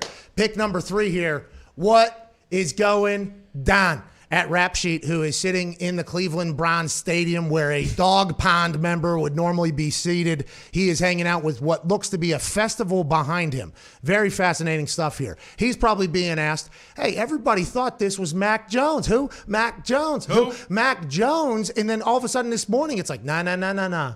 It's not Mac Jones. Who? Mac Jones. Who? No, it's not that. And what do you think happens here? And do you think they're waiting to see if they could potentially get a trade in at this point? Or do you think they know and they're just juicing the time, AJ? I mean, either way. They very well could be trying to make sure that if there is a deal to be made here, or some kind of move to make, that they're using all of their time. But no, I think they're probably, just milking the clock and using it to pick old Mac Jones here at 3. Oh. That's what you're saying? They're getting this free pub, man. Have you ever milked on their network? You're right, and they got kicked out of their stadium last year. So any good pub is good pub, especially with how good that team could potentially be, just a couple years removed from a Super Bowl. To be honest with you, so that team's unbelievable. COVID beat them, injuries beat them, and the city of Santa Clara kicked them out of their fucking stadium. So it was a tough year. Everybody has said whatever quarterback goes here is going to the best position in the entire draft. Have you ever milked a cow though? What you just said about milking time. Have you ever done Have you ever done that, AJ? I have milked a cow actually with Jordy. Oh, was it one of Jordy's cows out there in Kansas? Yeah, one of he and his brother's cows.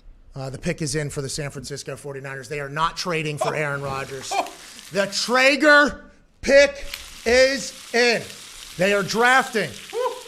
It was Mac Jones, for a long time. Everybody thought Justin Fields maybe before that. Then this morning, Trey Lance, the kid from Marshall, Minnesota, who played quarterback for North Dakota State because nobody else would offer him in the big schools. He said he could go to a small school and try to compete for a bowl, or I could go to North Dakota State and try to win national championships. He did just that. An absolute stud on the field, but nobody knows what his potential could be. Did Kyle Shanahan say, that motherfucker over there in Fargo is really good. Yeah. And he has only played like 4 downs of football. If we teach him how to play the football in our particular system, he can make every play. He can make every run. We can really do this thing. Is that what happened? Or was today a smokescreen because the Mac Jones things happened? That is why this is so insane right now, AJ Hawk. Yeah, this Goodell's chair and having fans sit in it are starting to just get old already. 3rd pick. AJ. Whoa. AJ. Whoa. I'm just saying, man, No. sometimes it's too much. Sometimes things get played out pretty quick. AJ. People say that about this show all the time. You know what I mean? Like people say that. Pictures happen. Can you tell by my response? No, Roger Goodell just walked out. Is it man. your mock draft? $20,000 coming out of AJ Hawk's pocket, possibly. Let's go. Our commissioner, Roger Goodell, making the announcement. Although the rest of the world knows there's 132,000 people watching live. You're the best. Okay? That's a big Love you. Love you. Wow. Trey Lance, let's go! Let's go! Who had sources? You! I did. I had sources. This guy. Who are the I had sources? Name your sources. I'm not naming my sources for the protection of my source. I am a journalist at this particular point. I am in the information game, as Daniel Jeremiah calls it. All along, we thought it was Mac Jones. Who? Mac Jones. Who? Mac Jones is who we thought it was going to be out of Alabama. Everybody was talking about his photographic memory and how he could deliver a ball on a dime if he had to. Memorized Sarkisian's offense and executed it to perfection. So much so, got Sarkisian a fucking head coaching job at Texas. Everything was coming out about Mac Jones, who obviously had incredible film from last year, was a Heisman finalist. And then this guy out of North Dakota, everybody had been learning about, had offers to Ivy League schools, was considered an athlete by a lot of schools. In one high school highlight reel, he blocked a kick. I think he threw a touchdown, ran a touchdown, got an interception, and stuffed somebody at the line as like a fly-around safety. Absolute stud. Kyle Shanahan's probably very excited. What's going to happen with Jimmy G now? Will he be the mentor? Will he go on and save them $23 million? This is big for not only me as a source god, but also for Trey Lance. And what happens down to Mac Jones? Is everybody going to get antsy to come get Mac Jones? Who? Mac Jones. I don't know. This is exciting, AJ. This is big news. And your mock draft fucking stinks. Yeah. Get $20,000 ready. Bet on a horse an extra $20K because it's coming out of your pocket, pal. Woo! That felt good. Yeah. Hey, I was getting attacked on the internet earlier, AJ. Had it all along. Woo! Knew it. AJ's Wait, mock draft is what did Mad Mel screwed. just say? Said he had it all along, AJ. Oh, my bad, Mad Mel. Yeah, you did. You're right. You had it all along. I wasn't going to shift and change my mock draft that you had me send in way too early, but hey, that's just how it goes. Oh, so now it's a circumstantial situations or situational type situation here? Is that what you got going on? You weren't given enough time to really do your due diligence? We've been talking about this for 5 months, and nobody knew Trey Lance was going to be the number 3 overall pick until this morning. That's insane. That is why we got to remember, next draft cycle, everything's bullshit. Yep. Absolutely. Everything's bullshit, Mel. Well, you look at Trey Lance, and obviously all the physical attributes are there. Big guy, laser rocket arm, can run the football. The only red flag we saw coming through the process is, you go to the rough and tumble NFL. I mean, you're not going to be playing the school for the deaf and the blind every week like he was in college. A little bit of issue there. But again, this guy's a gamer, absolutely loves football. What a steal by San Francisco. I wonder if San Fran went up to 3 because they like 3 quarterbacks. Okay, this is what Shanahan said the other day. And they also potentially like the idea of having a number 3 overall pick as a potential poker chip for maybe an Aaron Rodgers Hail Mary trade if that happens. But I wonder, whenever they said we moved up because we knew there was 3 good quarterbacks. And John Lynch said we went to 176 games. We won 400 Zoom calls or something like that and all this shit. I wonder if they thought Trey Lance was one of the 3 or the 3 quarterbacks that everybody thought was going to be the top 3 quarterbacks, got them up to 3. And then when they got up there, they flew over to Fargo and they were like, hey, this guy's not too bad. Man. I wonder if that's how this all came to be. I wonder if we'll ever learn that. Congrats to Trey Lance. I think 49ers fans are very excited that it isn't Mac Jones. And who knows what's going to happen to him now, AJ? Yeah, I know he's the one that people think could potentially slide. I don't know. We will see. But with Trey Lance, I'm sure when the Niners moved up to 3, even if they I know what Shanahan said, and we had an idea of what we wanted, and then we changed it. Sorry. Good. I couldn't even hear it. No, you're good. We're sick. Pretty good, by the way. Pretty good. We harmonized. But go ahead. Sorry about that. Shanahan said something. Oh no, I don't even know now because I can't tell. I can't tell if you guys can hear me or not. A lot of times with all the audio technical. No, we got you. Don't worry. You're good. AJ, you sound amazing. We were singing there. That was on us. But you mentioned him free falling. And he is at the draft. But I'm saying what I was getting saying. camera on Shanahan him right now. It wasn't like Trey Lance was not even an option before they moved up. They definitely knew, but they just probably weren't 100% sure. And then whatever made them feel very confident about taking him at 3.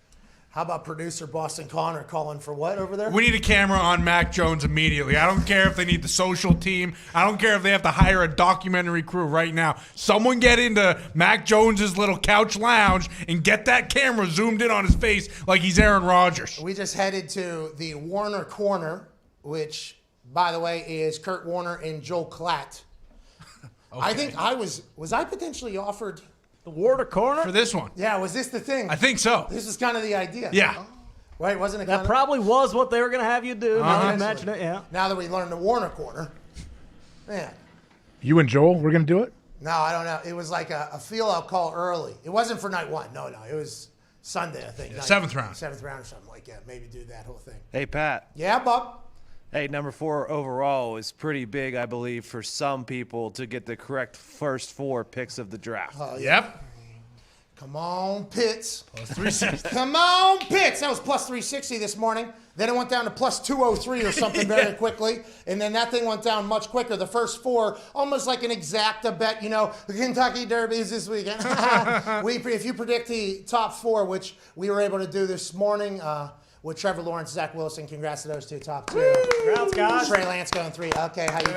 Got it. And then if Kyle Pitts goes right here to Atlanta, which nobody knows. The pick is in, so they did not trade. Okay, here we go. Come on! The pick is in. Shout out Traeger Grills. Go to TraegerGrills.com/Pat to get free shipping on a beautiful wood tasting meat that kind of cooks itself. The Atlanta Falcons. Is this Kyle Pitts, AJ? Is this Kyle Pitts? I mean, you would think with how everyone has been talking, but like you said, we have no clue. Like, they could really throw a wrench in the whole system right here if it's not Kyle Pitts. I want to let everybody know that the behind-the-scenes vlog, okay, for how this whole thing has come about is going to be fucking electrifying. Oh, yeah. Because that's obviously all the conversations that was had before today, and then everything that had happened is all recorded. Now, we would have to reach out to people and say, hey, is it okay if we do? But it feels like we knew exactly what was going to happen this whole fucking time. Exactly. I mean, my mock, hey, AJ, I'm batting 1,000. What are you? Perfect. You have one pick better than me. Good job. No. That's not what it's about right now, okay? It's about 33.33333% better than what you are doing, okay? It's not just one pick. This is vital. This is a third of this whole thing. You're getting absolutely spanked by me. And you know why? It's because my sources came through today. Yep. Yes, We'll they see did. at 7. 7 is where it matters because you got Devontae Smith, right, going at 7? Yeah, to the Lions. Yeah, but his pick is already messed up from later because he had Trey Lance later on in the top 10. Yeah, and now what is Justin Fields going to do, too? Well, we already know he's going to New England. Who cares? Yeah, what if New England does make a move now? Maybe it's to Mac Jones. Ooh. Kyle Pitts! There it is. Let's go! Kyle Pitts to Atlanta. That was plus 360 earlier on FanDuel. Congrats to everybody that bet alongside of us. We do not give out advice. We just give out opinions. This is awesome. Kyle Pitts is a guy that when you watched him play football at Florida last year, you saw him on the field, the first thing you thought to yourself was, oh, there's a varsity player playing against a bunch of JV guys. Oh, there is a men's league player still playing in college. He was unguardable in college. And with the way the NFL is now with their offenses and with tight ends and how they're used in offensive systems, and I would assume Arthur Smith is going to do a good job with that. He's the new head coach down there. This is the guy that everybody says is a lock to be an all-pro. Now he's an Atlanta Falcon. We're all much richer to start this whole thing. It's a beautiful thing. Congrats to Kyle Pitts. Yeah! Congrats to Kyle Hey, Pitts. Pat, don't you think Atlanta's one of the teams to where there wasn't a bunch of garbage surrounding him? Everyone kind of said, hey, Arthur Smith likes Matt Ryan because people thought maybe they'd want to bring another QB. They said, no, he's developing a relationship with him, and they love Kyle Pitts, and bam, it happened. Go ahead, Connor. Yeah, the GM was reported to actually want to go get a QB, and Arthur Smith was the one who was like, no, Matt Ryan's our guy. Let's go get Pitts. So there was a little dispute there. And by the way, now MCDC, Matter say Dan Campbell with the Lions, who has a pick at 7 tonight, he has said that, a true alpha knows when to secede to another true alpha. Yep. And with the Falcons, new head coach, new GM, that's happening a lot in the top 10 here tonight. Obviously, that's why they're in the top 10. You get a chance to see, okay, how are things going to go? John Lynch came out and said, in my contract, I do the draft. Okay, that's what I do. But I would be an idiot not to ask our offensive coordinator, our head coach, and the quarterback guru what his thoughts are. So that's Kyle Shanahan's pick. So for this one, is this Arthur Smith saying, hey, okay, this is how this is going to be for a while? Or is this one of these situations where Kyle Pitts is here because they couldn't trade Matt Ryan because he's owed $100 million? That is a lot of money. It's going to be tough. Adam Schefter is tweeting that 49ers did not tell their coaches or scouts their pick. They didn't know the team was selecting Trey Lance until the pick was announced. Unless you were listening to this show. Unless you were listening to this show. We told you. Coaches didn't even know, AJ. Coaches didn't even know. So Are you kidding me, How dude? about that? So who's your source? Kyle Shanahan's your source? Is that what you're saying? The vlog potentially will have that information released next Wednesday. Okay? And we have to get that okay. Listen, I'm not in the insider's game. No. Okay, I don't know how I'm supposed to do this. Am I supposed to say, well, it's... I don't know if I'm supposed to do that. I don't know if that's how this game is. Why would this person allow you to put them out there that they were the one that told you this? Well, exactly. Because they're going to look like a genius potentially. Exactly. So it's like... Plus, John so Lynch they're is not, an interesting so they're guy. not You never involved know. with the team, is what you're saying. Your source is not directly on the Niners staff. Maybe. I mean, Could be, though. Might be the GM. Yeah, you don't know. Might be John Lynch. You know, it isn't, but might be. Anyways, dude, just fucking get off me. All right. So I'm not on you. So now the Atlanta Falcons have Matt Ryan, Mike Davis, Julio Jones, Calvin Ridley, and Kyle Pitts. Damn. With Arthur Smith, who is by all accounts people say an offensive wizard. Mad Mel, in your scouting, depth of scouting. Why is Kyle Pitts everybody's locking this thing, pal? Well, he's the best tight end I've ever covered, Pat. He's got tremendous hand size, very sticky hands. The thing about Kyle Pitts is he goes up, he high points the football. I'll tell you what, you mentioned it earlier. He is a varsity player playing against junior varsity athletes, it seems, every single time he's on the football field. He's a rare talent. I have a surprise, obviously. That's what this show is all about. We have boots on the ground in Cleveland, who I assume knew this was going to happen all along. Ladies and gentlemen, live from Cleveland, Mr. Jason Glazer. Your thoughts on Kyle Pitts to Atlanta, fine sir? Oh, there's a delay. Well, first and foremost, Pat, I'd like to say, hey, listen, thanks for having me. Cleveland is beautiful this time of year. Granted, it does smell like a mixture of poop and diarrhea and sewage. Jesus. It doesn't smell great down here. Jesus. But I'll tell you what, 27 years in this thing, I fucking live for the draft. Love being down here. Love being into Cleveland. But yeah, Kyle Pitts, listen. What do you want me to say? I knew this 2 weeks ago. Really? I mean, do we need to do this whole fucking song and dance? Okay. I'll give you guys 1 through 32 if you want to know. You know, do you want to have fun? That's nice You of want to you. not know who's going?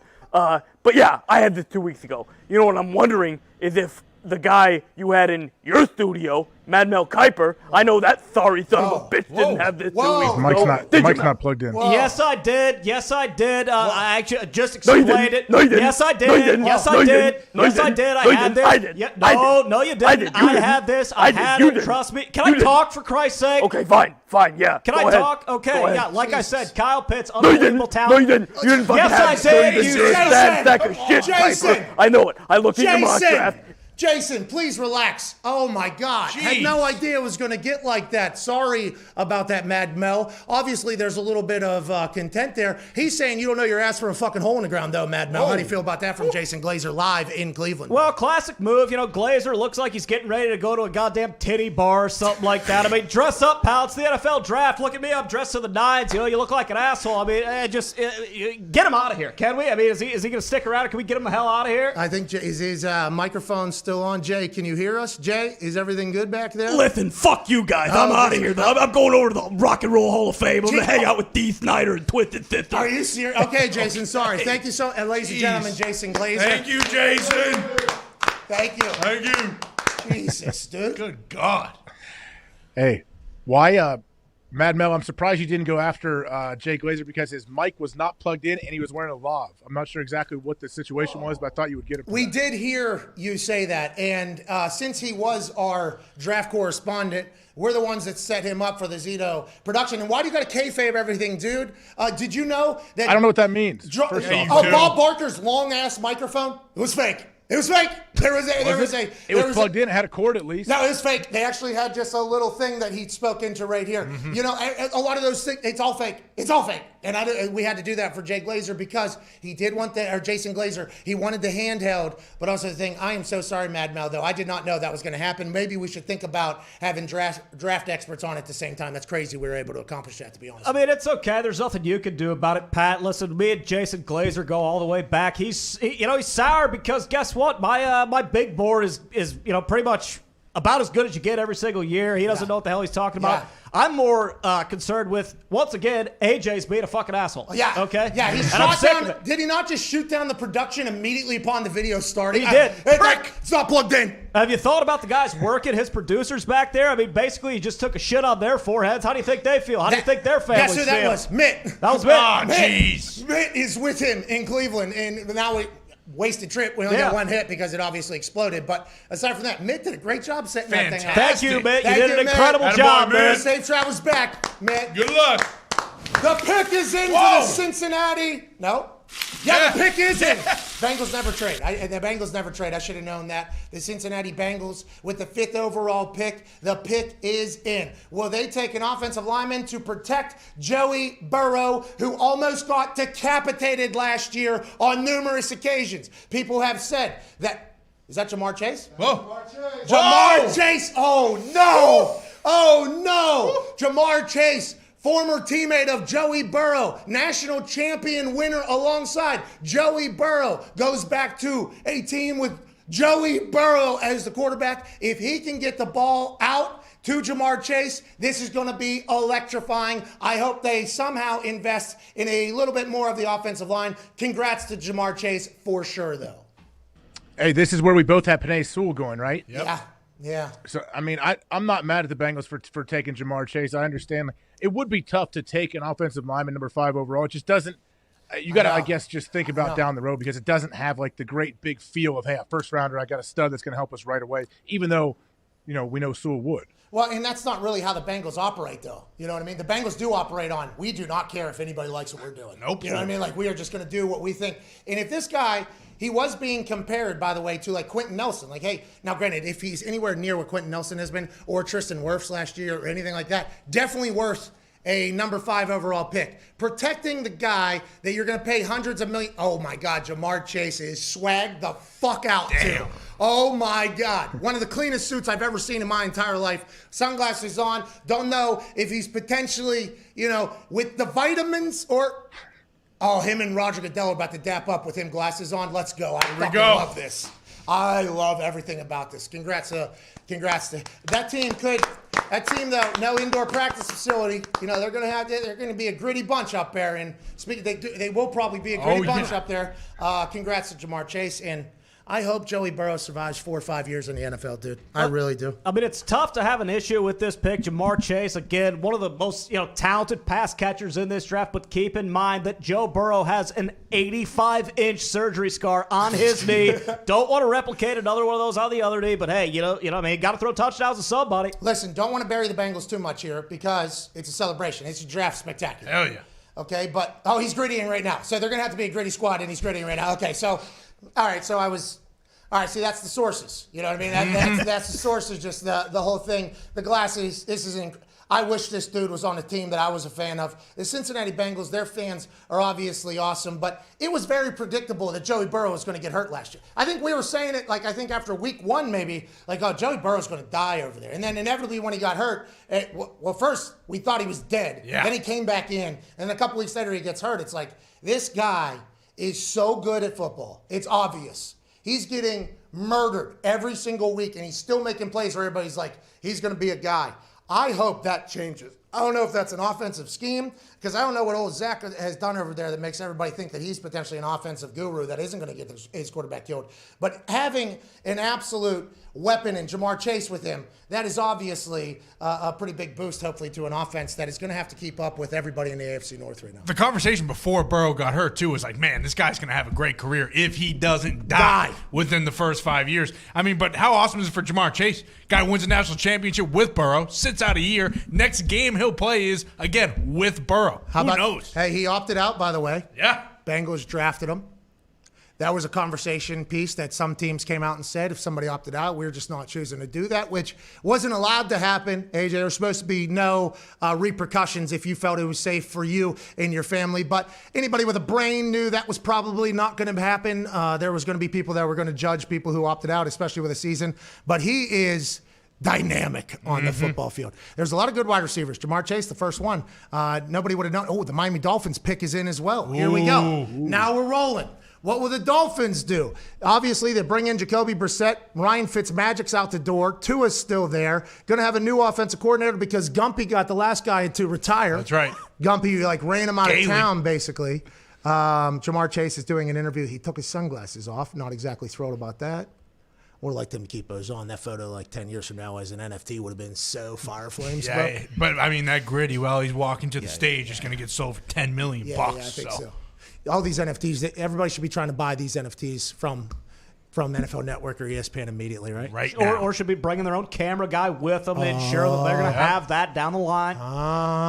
Mad Mel, are you getting in the NFT game? We'll see. I've been kicking the can around on it a little bit. I don't really have anything that I do, that would sell an NFT, though. That's the issue. Okay, so we're at pick 6 for the Miami Dolphins. It's in.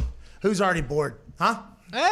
Are we already bored? The trades are going to happen right after this. What's that? Right after this, the trades are going to happen. I fucking knew it. This was going to happen. Now, the Mac Jones conversation. Who? Mac Jones. Who? Mac Jones.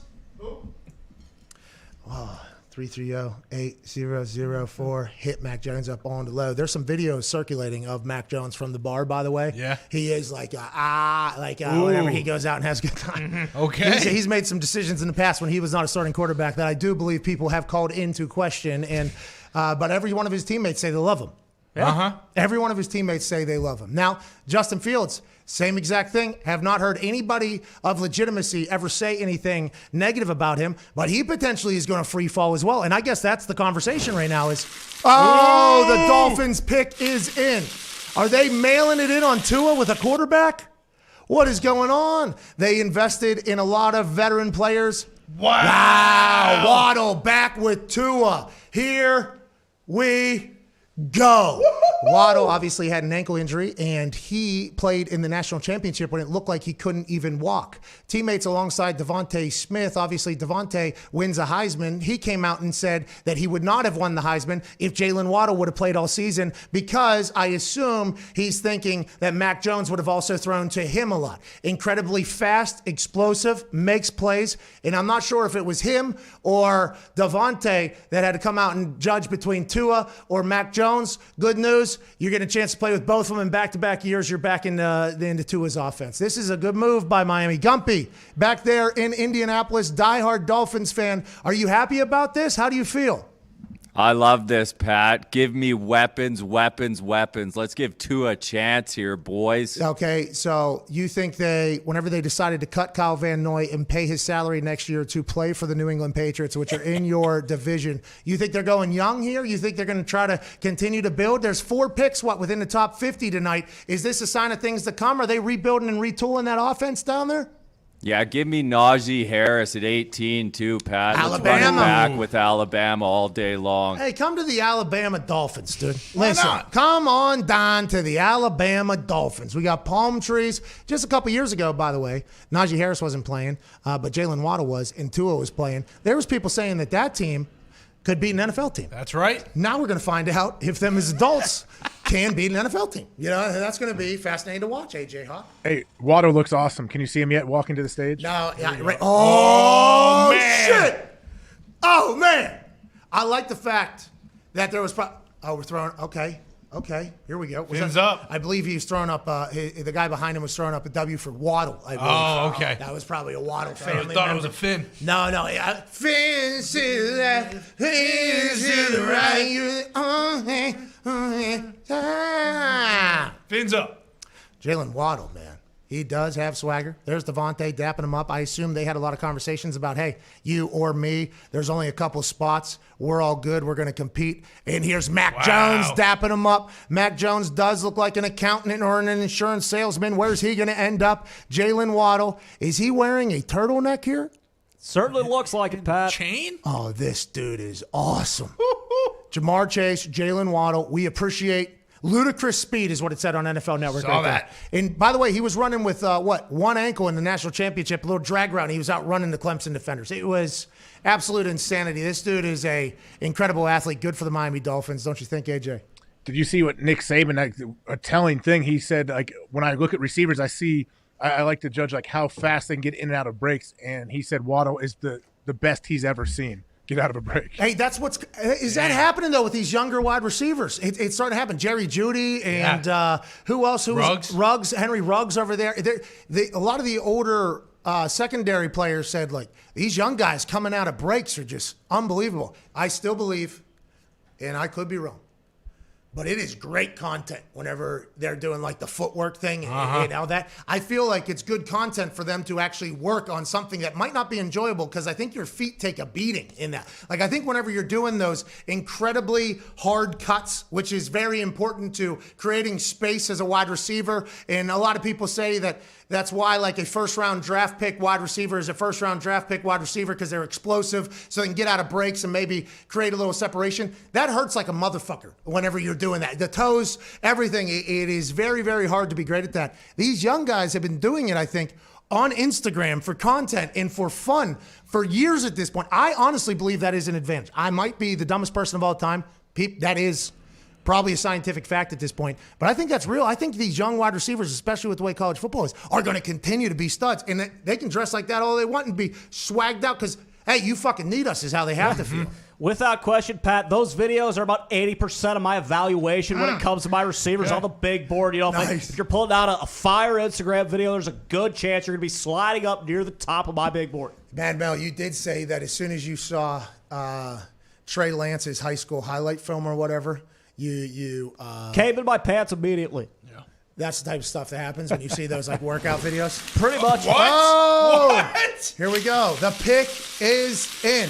At number 7, MCDC, the Dan Campbell era has began. Ooh. Oh, Penny Soul. Okay, we are gonna protect Jared Goff. Wow. MCDC's. Oh, there's Foxy going a standing ovation in the back. Foxy, are you upset about this? That's a good pick, Pat. You know, they could have picked anyone tonight. The real winning was Aaron Rodgers leaving the NFC North today, but I'm happy we're getting protection for Jared Goff. There is an update. The Lions hold off on trade offers and take Oregon offensive tackle Penei Sewell at number 7. Felt unlikely that he would be here. A home run first pick for GM Brad Holmes and head coach Dan Campbell says at My Sports Update. So there might have been trade offers to get to 7. I assume with Mac Jones and Justin Fields out there, depending upon how teams view those two players, there's a chance to get up there. If there is conversation about him being a dominant offensive lineman, and we heard MCDC talk about non-kneecaps,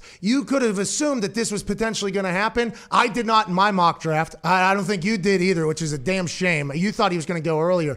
But this is something this is smart, Foxy. This has got to give you a little bit of hope. This is different than what they normally do, isn't it? Yeah, much different. It feels good, Pat. Oh, MCDC investing in the future and in Jared Goff, maybe. The guy, and maybe they saw what we saw with Jared Goff last year, that if he's dancing around, it's not the best Jared Goff. You can read him early. But if he's got a pocket, son of a bitch with a golf course in his backyard can sling it. Isn't that right, Mad Mel? Make no mistake about it. Penei Sewell, one of the toughest guys I've ever evaluated. He's got a mean streak. He's a road grader. He just absolutely eviscerates ends on the edge. I'll tell you what, he's everything you want if you're starting a new football team and you're really, you're trying to develop toughness. That's what this guy's going to give you. Speaking of toughness, look at that son of a bitch right over there. My boss. Look at that. Look at this guy right over here. Look at you, AJ. Look at you, dude. You're an absolute stud. I'm up by 1 still because we just both got the last 2 wrong. Here we go. That's unless Justin Fields goes at 8, I don't have a chance, right? Well, it's starting to feel that way, isn't it? It is actually the only way he can win or tie. Well, hey, the Lions, they have to be so happy that Penei Sewell was there. I doubt they thought he would be there. And then once he was there, I'm sure it was a no-brainer. Like, yep, there we are. We have some breaking news here while we wait on the next pick from the Carolina Panthers here. Are the Carolina Panthers going to move, by the way? Yeah. Allegedly, there was some framework being done with the Patriots and the Panthers before the draft. We have some breaking news that literally just got texted to my phone. And I think it's because nobody had a clue that 131,000 fucking people were potentially going to be watching this far into the thing. Breaking news, SeatGeek's back. What? SeatGeek's back!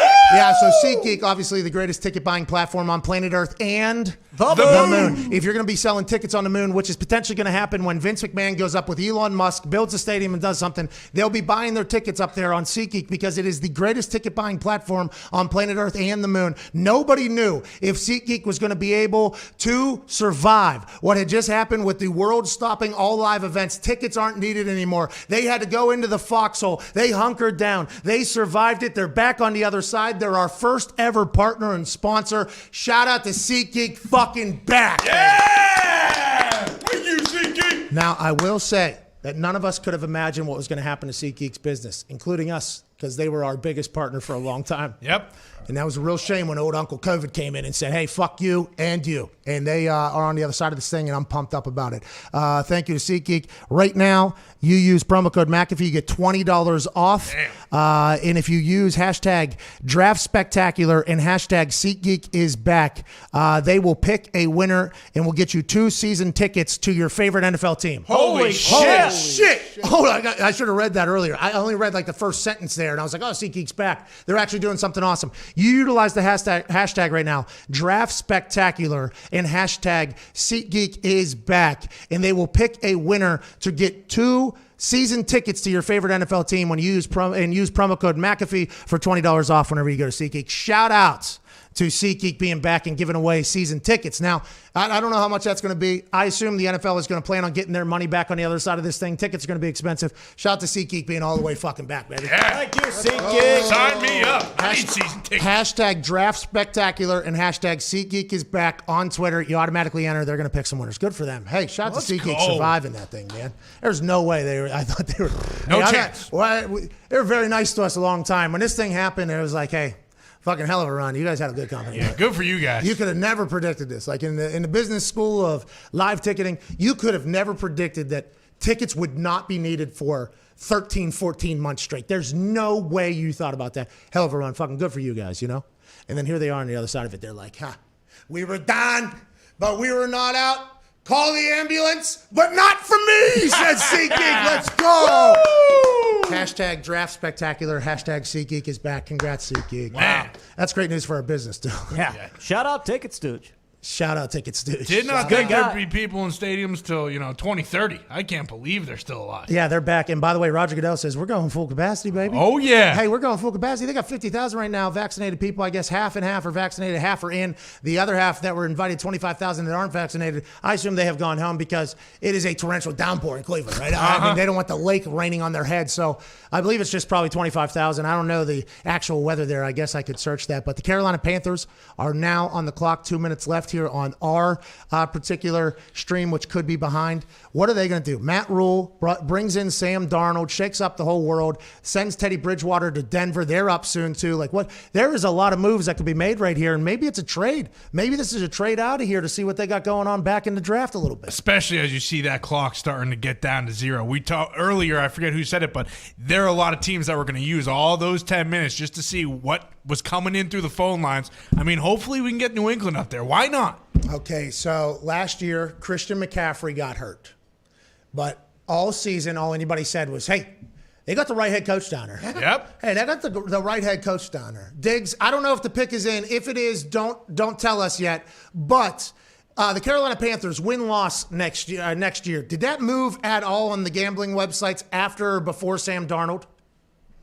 So when the odds came in, the odds for them to win the Super Bowl did not change at all, no. No, so everybody thinks Matt Rule is the right guy. They get a top 10 player and Christian, maybe top 5 player in the NFL if he comes back to what he was 2 years ago in Christian McCaffrey. You got to remember, he got paid as a running back, which never happens because Christian McCaffrey became the Carolina Panthers. You would assume if Sam Darnold picks up that offense rather well with Christian McCaffrey, they're going to be better and Matt Rule's going to have success. But man, this pick is pretty vital to what they fucking got going on, Mad Mo. You would think that, if you really want Sam Darnold to exceed, why not go after a guy like Devontae Smith? Get him another weapon, maybe, Hey, because listen, if Sam Darnold, who is one of my highest rated prospects ever, if he doesn't perform, guess what? His ass might be done, okay? He might wash out of the league. He really needs to perform this year. Hey, I hope it doesn't happen. He's a great kid, lovely kid, big body, big arm, very athletic, but he needs to play this year. And if he doesn't play well, shit, who's going to want him? And he's 22 years old or whatever. The thought, though, isn't that he'll get washed out of the league. It's the thought that the owner and the coach ain't got time. They ain't got time, and they will take a hit financially if they have to.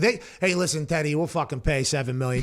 Come on, we're both in this thing. They said the same thing to Ron Rivera. They're like, listen, we like you, but we just come on. This ain't gonna be what we do. Go ahead, do what you got to do. That is how they are right now. They want to find what they're gonna be. They're invested in Matt Rule. They're invested, obviously, at the ownership. They are the richest owner in the NFL. The last 5 picks, obviously, Trey Lance goes to San Francisco. Kyle Pitts goes to Atlanta.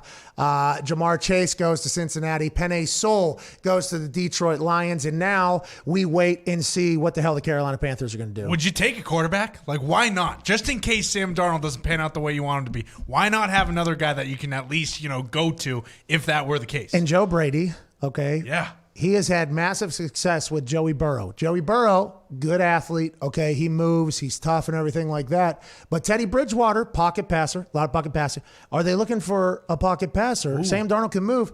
Is this Mac Jones? Is this Justin Fields maybe going in? Because I think we talked to Tom Pelissero, I believe it was Tom Pelissero, or Ian Rappaport. It was one of the NFL's mouths. It was one of the NFL's. They said they are not committed long-term at all to Sam Darnold. The fifth-year option's $15 million, but $15 million, they said, that is nothing to a starting quarterback. They'll do it. So maybe with that in mind, maybe they will if they thought a quarterback fell that they liked. They would go ahead and get it. The pick is in, so they did not trade with the New England Patriots, which was talked about. The Traeger grill steak flips over. The pick is in. The Carolina Panthers in the Queen City. It's not downtown. It's uptown. Charlotte, Carolina Panthers select. Ooh. J.C. Horn. Okay, here we go. Is that who that is, right? Patrick Surtain. J.C. Horn. That's J.C. Horn. J.C. Horn. Okay, here we go. Feel good about it. I don't know if that's the right That's picture. not J.C. Horn, but I do believe he was taken. He's got a South Carolina jersey on. Jesus. Foxy. Zito. That might have been on me. I apologize. Okay, Zito. Can't have it. Fingers got stuck. Congrats to J.C. Is it J.C. Horn who got drafted? Has to be. Yeah. Okay, I assume so. That, by the way, really shocked me when I saw that picture, and I was like, oh, how dumb am I? I don't even know the fucking top 10. Who the hell is that guy? I have to know the top 10. But J.C. Horn goes to Carolina. This guy, Kyle Pitts, said in an interview with the Dallas Cowboys, which made everybody think that the Dallas Cowboys were going to take him, said he was the best player he played all year. He never gave up. He fought. We talked shit to each other. Everybody was wondering, is it going to be Patrick Surtain II, or is it going to be J.C. Horn, the number one corner off the board? We get our answer to Carolina. Matt Rule, hard-nosed dude down there. Phil Snow, 335. They like a good secondary. That is how that whole thing operates. Good for the Carolina Panthers. I think, obviously, Carolina Panthers fans are probably okay with this entire pick, especially after Sam Darnold move, right? I think so. I mean, you can't be upset with it. And Horn seems to be like a guy that you can put out there on the island and he can take care of himself. You're not going to get drafted in the top 10 if you're a corner, if you're a cover 2 corner. Like, you got to be a guy that can take away their best receiver. So he's number 1, by the way, not number 7. So, I mean, you can see how Zito potentially. Classic mix-up. It was close. Is this an old school one or not? You know what I mean? With the I know it's old English. But yeah, they're showing highlights right now. He's press man. I think that's what Kyle Pitts was alluding to. Like, hey, he'll play physical. He'll be a man-to-man if you need it. And I think that, obviously, if you can find an island corner, and that's not easy. Okay, that very rarely happens. That helps the rest of the defense immensely, right, AJ? I mean, I'm talking out of turn here. I have 0 downs on the defensive side of the ball in my entire football career, except for in backyard football or street football, where I fucking flew around. I was a ball hawk. Let's not get crazy, but that helps out everybody if you got a guy that can be a lockdown. Top 10 corner, there's a chance that this guy they're thinking is a lockdown guy, right?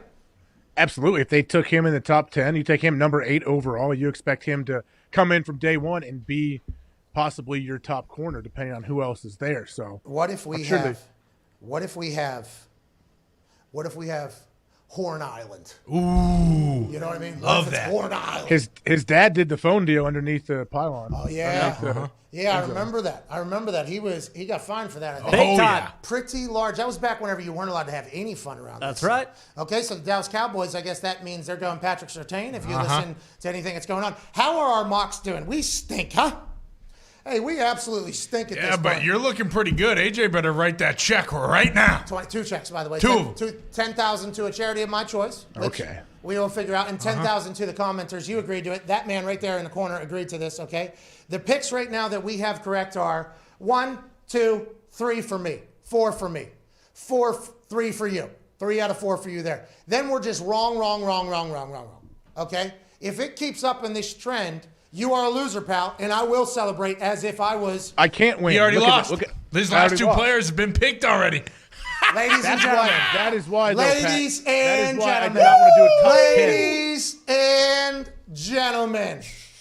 A man. Top 10 is so stupid. It helps out the inferior person, and that's what this did to you. Okay, doesn't matter what it is. It was a competition of wit, of insight, of intelligence. Of and guessing. There was No. Hypothesizing. That is a something guess. A Theoretical. Strategic guess. There it is. Fuck it, doesn't matter. I beat you, dude. You owe $20,000. 10,000 and 10,000, pal. Thanks for playing, AJ Hawk. I got sources in the draft, pal. Thanks for playing, pal. How about your sources telling you 3? Woo! Let's go. Woo! Hey, congrats! I am genuinely happy for you. Congratulations. Thank you. You know who I'm happy for? Who's that? I'm happy for the charity of my choice and the people that are watching along. And although, AJ, I won, clearly. I mean, dominant victory. By a lot. I will also give away $10,000 to the viewers. Wow. Look at that. I will. AJ, you should do the same too. Just double it. You should think about it. Yeah. I did. I'm giving 20. I did double his. Double it again. No, what we're talking about is for the viewers, another 10,000. You Yeah. got 10,000, make me 20,000. Oh. Right here, 20,000 to the Hey. viewers. After you're going 10,000 to charity, 10,000 to viewers. Does he You talk already about- got 20,000 to maybe 15,000. Yeah. There's AJ Hawk in Columbus, Ohio, in an attic with a fake bookshelf behind him. Want to go to 15, 16, 17. What do you think, AJ? Huh? Well, I'm not giving any money to the charity of your choice. I have plenty of stuff that I could give it to. No. we're talking about- You are giving $10,000 to a charity. Well, AJ, it seems like you're changing the rules out because you got your ass beat. Okay, don't take your ball, go home. Come on, be a good sport. Let's go. This is awesome. 20,000 to the viewers, 10,000 from me, 10,000 from AJ. Let's go. Congrats, spectacular. $10,000 to a charity of my choice. That's awesome, man. That's awesome. I might cut it up into 10 different ones, so 10 different checks. Yeah. You know what I mean? Might as well. Might have to do it. We'll see how it goes. AJ, congrats, man. This has been a lot of fun. This has been a blast, dude. Hey, I'm okay. I can come back from losing the top 10. I know I would have won the back half of the first round. But that's fine. That's not the game we're playing tonight. Hey, listen, I want to let you know, I've been in the weeds, okay, because I thought we were doing a 32-pick thing as well. And then when FanDuel said, listen, top 10, much easier. This is how you need to do it. Scoring, you don't have to worry about a damn thing. It's kind of unfuck-upable. I was like, you're right. You're right. And you knew that all along as well. So you're living in a fantasy land, something that never really would have been able to happen because none of us would have been able to keep score. But I want to let you know, you know how they say Chris Ballard just lives in a film cave? That's what I've been doing with these fucking college kids. Okay, I've been watching. Really? The back half of this first round is when I'm really going to start going, actually. So you thinking that that's where your advantage was? Au contraire, mon frere. That's where I was going to get fucking hard. Hey, I don't know who is putting up the picks when the pick is in, but I suggest please just put the picks up with their college uniform on and don't put their names, and let's just see how many you know. For the rest of the first round? Yeah. Easy. Okay. Well, all right. Well, you got people in your ear, though. That's the problem. No, not down here. That's not true. Not down here, pal. There ain't we don't got any of that down here at the FanDuel Beach House. By the way, shout out FanDuel. Shout out. Hey, FanDuel. Hey, that plus 360 bet, as soon as we went live at noon that we all kind of announced or whatever, I mean, that had to fucking rake for some people. Yeah. Those are big odds. Diggs, that had to do pretty well for a lot of people, I assume. I felt very good about that whole thing. Yeah, it was huge. A lot of people hit on that. And then we've been talking for a couple weeks here about Trey Lance going number 3 because it was good value. So a lot of hammered down listeners are happy tonight. So Diggs, you also are not scared. Yeah. You were not scared at all just to be like, I'm not 100% sure if this is real or not. But I do know this is an incredible value bet here. We should at least put a little bit of money. That's what Hammer Down's doing. You guys are playing chess over there. I didn't know that was happening. Yeah, it's all about value, and especially when they said they were talking about keeping Jimmy Garoppolo. You're not moving up all those picks to keep Jimmy Garoppolo and then have Mac Jones be your quarterback. You're going to take someone who you can possibly build around and learn from Jimmy for a year, and Jimmy's that's still more gone. like a Trey Lance. Jimmy's You still think gone. so? 23 You million. think so? Diggs, maybe. I'm not 100% sure. Maybe it will be a mentor thing like they've been saying all along, and maybe they aren't lying. But the Denver Broncos pick is in allegedly, and they just had a shot on Mac Jones, and somebody in a suit came up to him at the very end. Is this a Mac Jones free fall, Brady Quinn, Aaron Rodgers, Johnny Manziel type situation? Or is this is he going to Denver? Whoa. I don't think he's going to Denver. I'll tell you what, he looked pretty pissed off and like he did not want to be there. So Mac Jones better get comfortable. He might be sitting there a while. Can't stress this enough. Would never, ever, ever go to the draft if I was someone. Nope. Ever, AJ. Never. I'm happy you didn't, by the way. That's awesome. Because you probably did get an invite. It was nowhere near what it is now. But there's no way I'm going. You got to be very confident, I think. Is Fields I falling think too? so. What you say? Is Fields falling too? Yeah, but he's not at the draft, so True. the fam cam, they can just put a T-shirt over top of that thing. Ain't nobody getting nothing in here. AJ, I would have never gone to the draft. I'm thankful he is, but this thing could become a thing here tonight as we stretch into hour 6 and 7 here because we are only fucking 9 picks into this. First lap here. Oh, my God. Yeah, I mean, but worst case, I mean, sure, like, but if you come back and you have a great NFL career, it's all just part of the story. It's another chip on your shoulder and everything. That's how they'll use it. Gumpy just sent a picture of Mac Jones Pick is in. into the group text, and he does not look great. That is a shame. They should not be doing that. Although, Connor, you've been calling for this for a long time because you're a scumbag. Okay, yeah. We are going to watch Mac Jones' dreams potentially start to slip away in front of him. The Denver Broncos select cornerback Patrick Surtain II out of Alabama. Nobody knew if it was going to be J.C. Horn or Patrick Surtain II. Here we go. Defense for the Denver Broncos. They just bring in Teddy Bridgewater. How do you feel, Mad Mel Kiper? The Denver Broncos fans had no idea if they were in on Drew Lock or not. Then today they thought they were potentially in on Aaron Rodgers. Was Aaron Rodgers going to get traded for this pick here? Now they get Patrick Surtain. Always good to get a corner, especially if he's going to be able to transition. Mad Mel, did you know this was going to happen? I did not. I mean, he is very high on my big board. Like I said, he's got the NFL pedigree, great ball skills, very rangy, tough, physical defender. But like you said, why draft one of these quarterbacks if you think you're going to be able to go out and get Aaron Rodgers within the next 2 weeks? You're spinning your wheels. You're wasting your pick. Yeah, this seems like they could have potentially made a move. He's a stud. Everybody assumes he's a stud. If you're a top 10 corner, there are going to be very high expectations. I'm excited to watch it pan out. I guess it is at my Twitter, or at my sports update, says the Broncos continue to do work in the secondary as they select Alabama's Patrick Surtain. Both top corners are off the board before Dallas even picks. Everybody thought Dallas was guaranteed to go defense. Both of these guys were the conversation for who's going to be a Cowboy. Neither of them are now available. What's Jerry going to do on his goddamn yacht, AJ Hawk? Do you think he can trade out of that pick right now? I mean, everybody knows he's probably desperate to get out of there. Oh, yeah. Pats and Gilmore. If he wants a corner, come on, Jerry. Give Bill a call. Which, by the way, talked about earlier. Yeah. Okay, talked about that earlier today. And I mean, at this point, am I a goddamn draft expert? Feels like it. I'm winning $20,000 things. Okay, I don't know how big another pot is, but I won a $20,000 draft pot. I feel pretty good about it. How about that? Has anybody else done it? I don't know. I don't know what. I guess Mel Kiper's salary would be him winning a draft pot every single year. He's been around a long time. That's right. Mad Mel, you've made a couple appearances here as of late. But goddamn, if the Patriots move up to Dallas at 10 with Stephon Gilmore going with a 1-year deal and Jerry has the ability to pay everybody, this would light the entire night on fire. Because right now, I mean, there's no fucking trades right now. Yeah. AJ, what is going on? Can he do something? Why isn't Chris Ballard? He was on the show. He knows we got to do a show. Go trade for somebody. I mean, they might still be thinking now that they're going to drop even more because there's not many teams who need quarterbacks between 10 and 15 as well. Is that what is happening on the internet, Diggs and Gumpy? Is the internet right now just like, oh no, where's Fields and Mac Jones going? Everybody's kind of wondering if the Cowboys are going to trade out, and the Giants, actually. People think they're going to trade out as well. Everyone's waiting for that trade. Now, the Giants, right, they never move on draft. That's like something that was said. Gettleman's never done it. But also, Mara came out and said, hey, listen, I'm sick of fucking losing, so maybe we change what we're doing around here. Maybe we do give it a go and get out of here. There's been a lot of talk about potentially trading out of these first-round picks. We thought teams that were going to get desperate to get up there would go if the quarterbacks fell, and here we are, 2 quarterbacks falling, and it might be a more patient operation. What's up, Diggs? Shefty's reporting that Dallas is likely to trade out of number 10. Here we go. With the New England Patriots. Come on. Oh. Come on, Bill. Because right now, Justin Fields and Mac Jones are available. So you can literally do whatever the hell you want if you get into number 10, where the Dallas Cowboys are currently on the clock.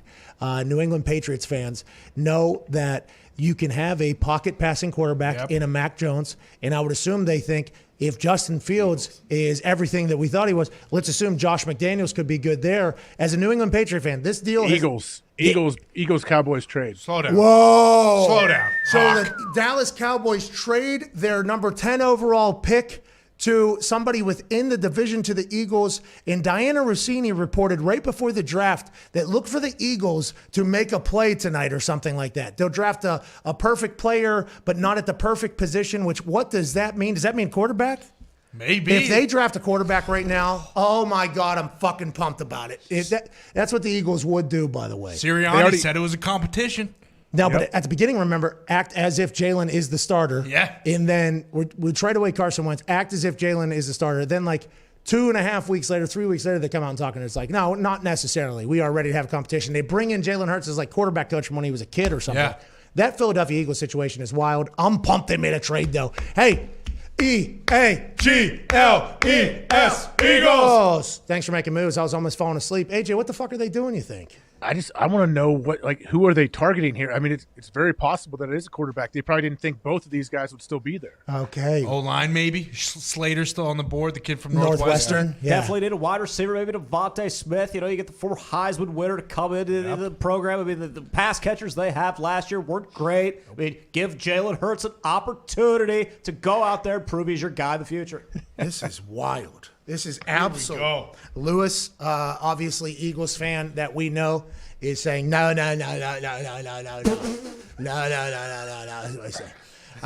We will call a surprise guest after pick is made. Or did you already? You already? Yeah. Oh shit, ladies and gentlemen, joining us now. Fucking superstar, Super Bowl champion, the landlord honey badger, ladies and gentlemen, Tyron. Yeah! No, what up, dude? I did not know you were on. I apologize. How long were you sitting there? It's all good.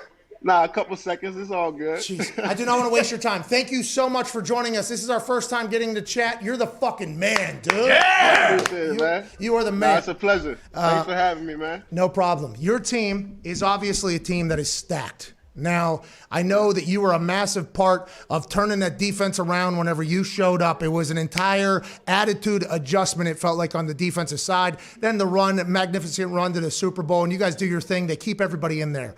How does it feel to know you're on a team that will do whatever to win? Especially watching like the draft tonight where everybody's trying to get like the Chiefs. It feels like the team you're on right now will do whatever to win. That has to feel very good. Nah, it's a great feeling, man. And to really be honest with you, we got coaches that really put it all on the line. Like we could actually see these guys work day to day, trying to make it all work. You know what I mean? And, we got a lot of characters on our team. We got a lot of personalities. And to have that consistency, where guys just want to show up and win, I think it makes management, coach's job, a lot easier. How quickly upon arrival in Kansas City did you realize that, hey, this place is special and it can be special? I know you added a ton to that team, and the defense and your leadership is a big reason they are, but was the culture already set in place and ready for you guys? I believe so, especially, I think a lot of people look at our team and they obviously see the offense, right? And Coach Reed and, everything he does. But, when I got here, it was really Coach Spags that was, more so hands-on with me, in the defense. And, just his detail to information and, the rest of his coaches just keeping us up with, certain nuggets and certain things that could really help us get better, week to week as a defense. I think those little things and just having certain people in the right places is really what kind of, put us over the top, as far as, a franchise. Tyron, everybody remembers, and I'm one of your biggest fans. Okay, like I am one of your biggest fans. Likewise. I legitimately, you don't have to lie right here. This is legit because I have been a vitamin lover for a long time. Okay, and then whenever I heard your story, whenever you were at LSU, watching you play football at LSU was fucking unbelievable. I mean, it was unbelievable watching you play football. Clear best football player in the draft. It was very obvious. You get into, obviously, there's some things that happen with other drug tests and everything like that. Do you feel like you needed that all to happen to get where you are? Or do you look back on the whole draft and that whole experience and think to yourself, like, I still think it shouldn't have went down that way? And do you ever think about that at this point with how far you've come dominant-wise? I mean, obviously, some days I regret, not being a top 5 pick, and really going through what I went through.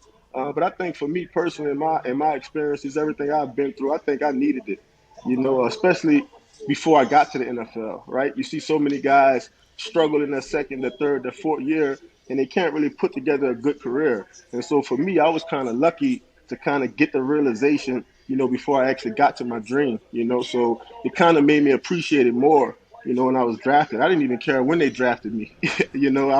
I was going to be ready to roll. Bruce Arians was like, ain't no way we're letting this motherfucker go. Okay. Somebody's going to draft this dude. Okay, we should be the people that drafted. I absolutely love that. Do you still keep in touch with BA at all? And how was that, Super Bowl-wise? It's back like practice days, I'd assume, where he's shit-talking in this entire thing. Yeah, I mean, all those guys are my guys. Not just BA. Coach Rapone, Ty Bowles, Kevin Ross, all these guys were, like, instrumental, really try to be father figures for me, as a 20-year-old kid. I was 20 years old when I got drafted. So to be around good, genuine men that, not only they're good football guys, but they also do things in the community.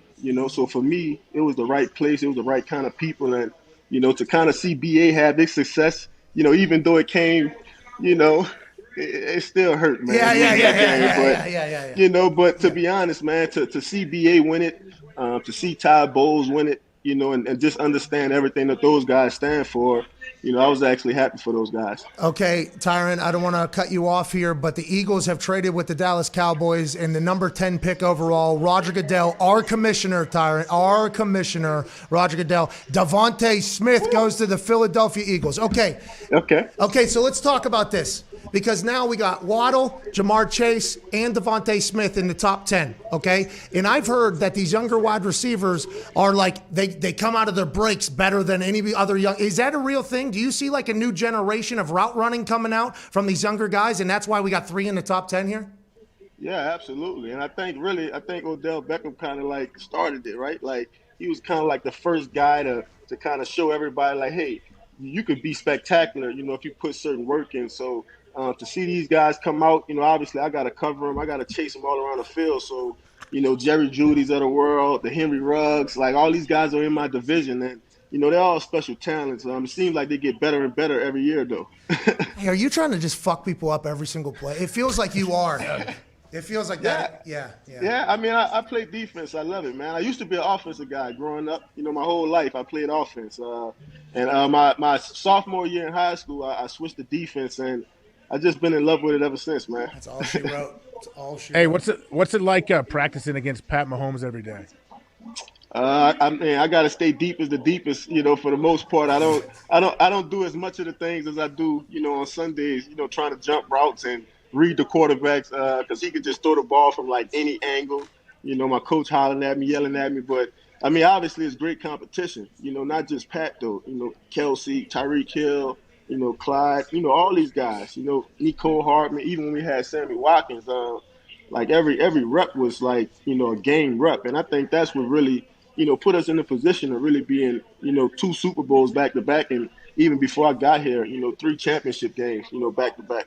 Iron sharpens iron. That's why I think you got to get depth, and your team is ahead of that. It seems like Tampa's getting on board and everything like that. We have an update. Chicago is trading up from number 20 to the Giants' turn at number 11. Another quarterback is about to go off the board. Andy Dalton was a Chicago Bear. He was told he's going to be the starter. Did they fucking lie to Andy Dalton? We are going to find out right now. One quick thing about Devontae Smith here, Tyron. And you mentioned, by the way, what should I call you? Mr. Matthew? Yeah, whatever. Doesn't matter. I got like 6 nicknames. It's all good. So Honey Badger still plays, yeah? Yeah, most of the kids, that's what they know me by. They don't know Tyron. They don't know anything else. They know Honey Badger. Okay, so let's promote the brand here. Okay, Honey Badger. All right. So when you're Tyreek Hill, okay, and I think Darren Sproles kind of was the first in this whole thing, and then like kind of smaller size. But Tyreek is just a different. I mean, he's a little bit shorter, but he's just a different.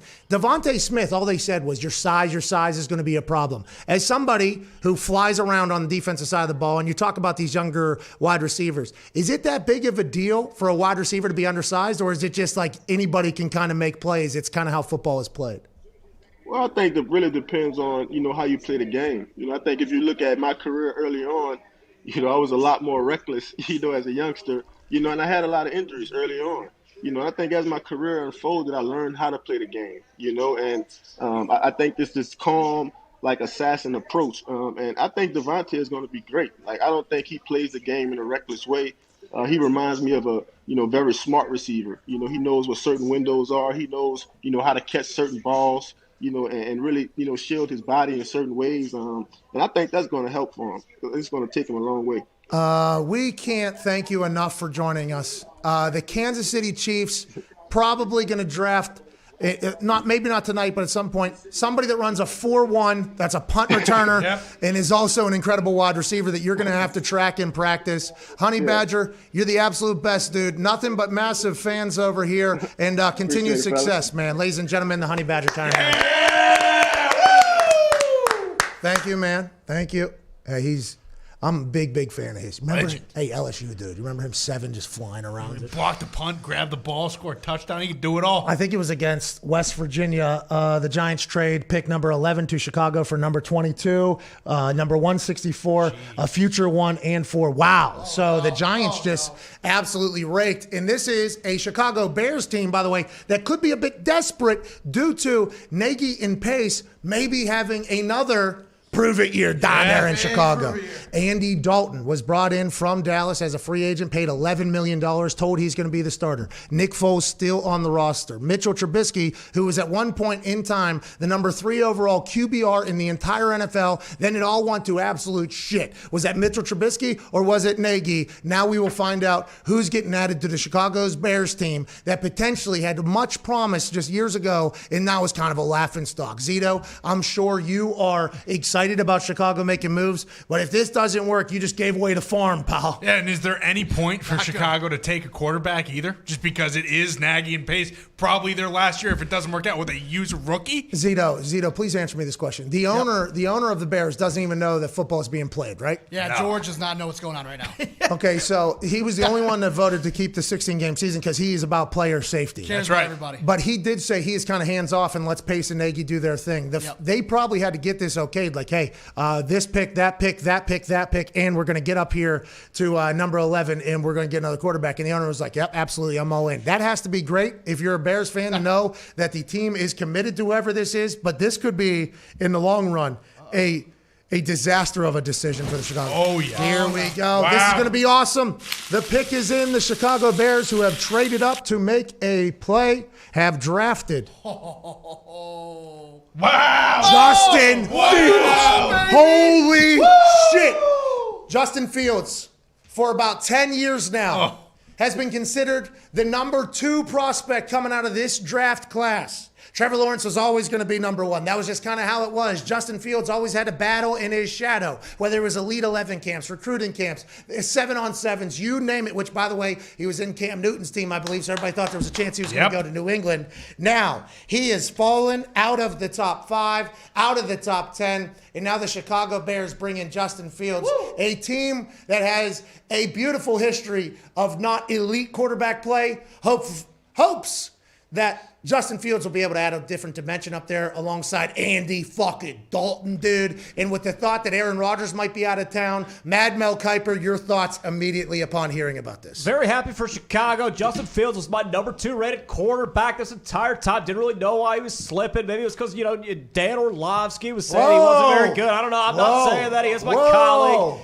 But I am very excited to see what Justin Fields is able to do. I'm really looking forward to how he performs in year 2 under a new coach and new GM because those guys are still getting shit canned next year. Okay. So, hey, hats off to the Bears. This is the kind of play they needed to do. But, you really got to feel bad for Andy Dalton. They dangle a carrot in front of him. Hey, you're going to start. Boom! You're sitting on the bench. We drafted your replacement. Sorry, Andy. And if Justin Fields gets hurt and you go out there and you get decapitated, your teammates aren't going to help you up just like last year in Dallas. And you will have an indoor practice facility, unlike your time at Cincinnati when you won there too. Andy Dalton did sign in a much different predicament than it currently is. A.J. Hawk, Ohio State legend. Justin Fields, Ohio State stud. There was a lot of stories coming out. Who's going to do what? How's it going to pan out? Mac Jones still on the board. Justin Fields, now a Chicago Bear. Your thoughts?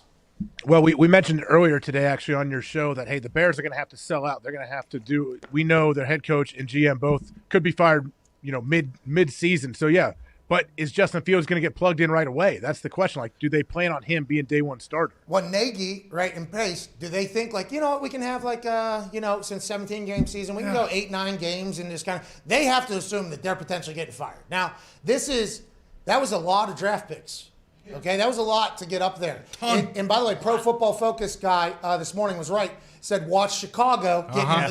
Shout out to him saying watch Chicago earlier. So here we go. They wanted Russell Wilson. They flew out to Fargo, North Dakota, tried to get Russell Wilson. Their fan base thought they were getting Russell Wilson. Then all of a sudden, Andy Dalton's dropped in there. I was told I was a starter. They come out and say, Andy Dalton's a starter. Now here we are trading away the entire farm, barn, and hen house to get up to 11 to get Justin Fields. If it works out, it works out. If not, they're fired. That's probably how they feel in that war room. Congrats to Justin Fields getting drafted. I love that it's at number 11. We all thought it was going to be top 5. There was a long draft cycle for Justin Fields. A lot of bullshit being said. Here he is in Chicago. I hope he can be the star of the Midway.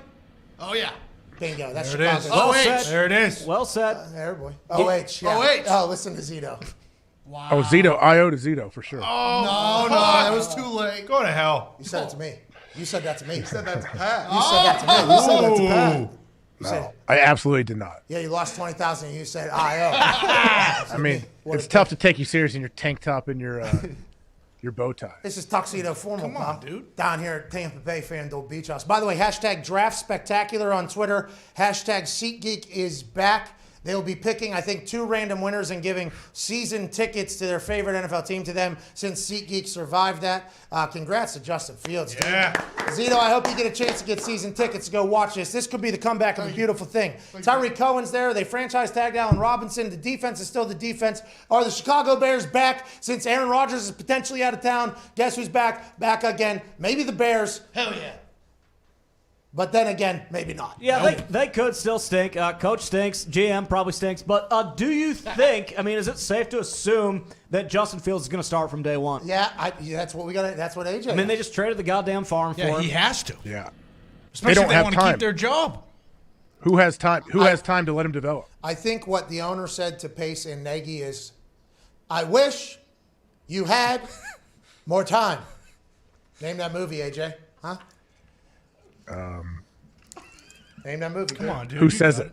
Fucking Denzel Washington. Is that the one where he's going to shoot himself to save his kid? No, it's No. John Q, for Christ's sake. Come on, you John got Q, this by the- one. Hey, whenever the kid goes under the barrier as he's driving away in the back of the thing, and the kid starts posing, waterfalls. Oh, yeah. Waterfalls out of me. I can't watch it ever again. I ain't never gonna cry to a movie ever again. But that one got me. This one, obviously, is when he's going to try to kill everybody. Yeah, come on, dude. And that's what he does. Denzel Washington was killing everybody. He was on the hood of a car actually when he told him this. Yep. It's Man on Fire. Yep, There it John is. Creasy. That's his name in it. Says he's about to paint his masterpiece, and his masterpiece is death. So right now, Mad Mel, I mean, the Rolodex of things that you have answered is unbelievable. And I don't know if this type of brain activity can carry over to good old Ty Schmidt, maybe, but it will be unbelievable if that's the case. What you have done tonight has been a performance. Aaron Rodgers is still a Green Bay Packer, though. That has to be good news if you're Mad Mel Kiper. Yeah, I guess. I mean, it's kind of nice because at this point, I don't really give a shit what the Packers do. You know, I mean, they're going to lose Rodgers. They might lose me, so who gives a fuck? You know, hey, maybe they'll draft fucking David Baker with their pick. I'd be jacked about that. But I mean, outside of that, Jesus Christ, who cares? All right, we have officially cracked into the second period of this thing. The Dallas Cowboys at pick 12. Jerry Jones is back in the war room off the yacht. Big Mike McCarthy to his right, his son Steven to his left. I assume the glasses cleaning kid is somewhere in the room as well. Here we are down to star. The pick is in. Jerry Jones in the Dallas Cowboys select with the 12th overall pick. Dak Prescott said it has to be a defender. Micah Parsons out of Penn State. Wow. Sean Lee, Penn State linebacker, just retired 2 days ago. A Dallas Cowboy staple for 12 years or 13 years. Now Micah Parsons comes in, a Big Ten linebacker, AJ. Your thoughts immediately upon hearing this. Linebackers off the board, has to feel good for the position. Now we wait on the punter to get drafted. I mean, I would think any Cowboys fan has to be pretty excited. We know they had some weakness on their defense that they needed to clean up. They brought in Dan Quinn to be the new DC. What a good start to have Micah Parsons, a guy that's very versatile too. He's so athletic. Move him around. Hopefully he makes a ton of plays early, and hopefully Cowboys can make a little run next year like I thought they were going to do last year. You did pick them to be in the Super Bowl. That's right. Dak got hurt, bud. Dak got hurt. Just like the draft tonight, you know, I only had 9 men, whatever, you know. I'm just saying, you know, some of these things. I may pick him again next By year. the way, I picked Kansas City Chiefs, Tampa Bay Buccaneers. That's right, you did. That's who I I selected. mean, yeah, the easiest preseason selection you could ever do. Okay, yeah, here we go. There we go. Put him in.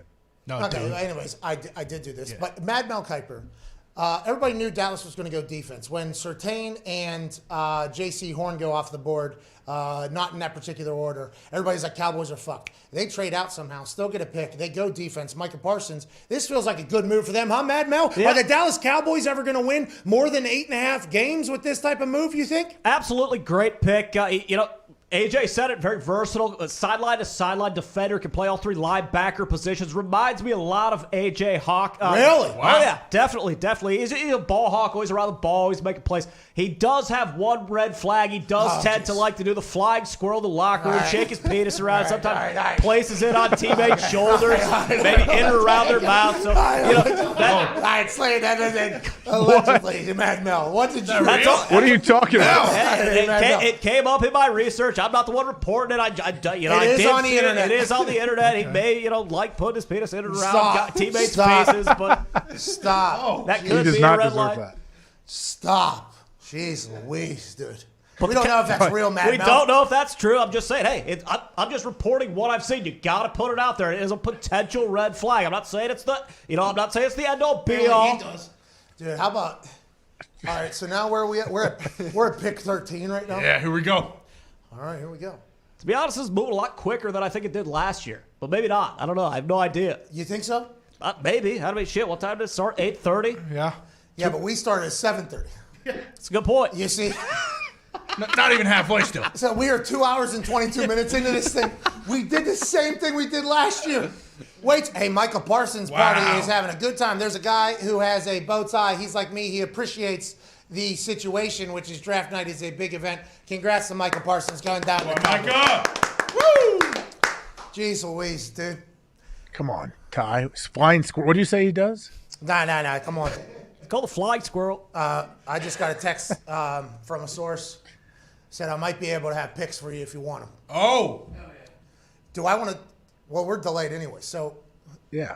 if I potentially tip picks, we're maybe 4 minutes behind on what we're seeing. No, don't want them. Please. Excuse me. Thank you for that. Thank you.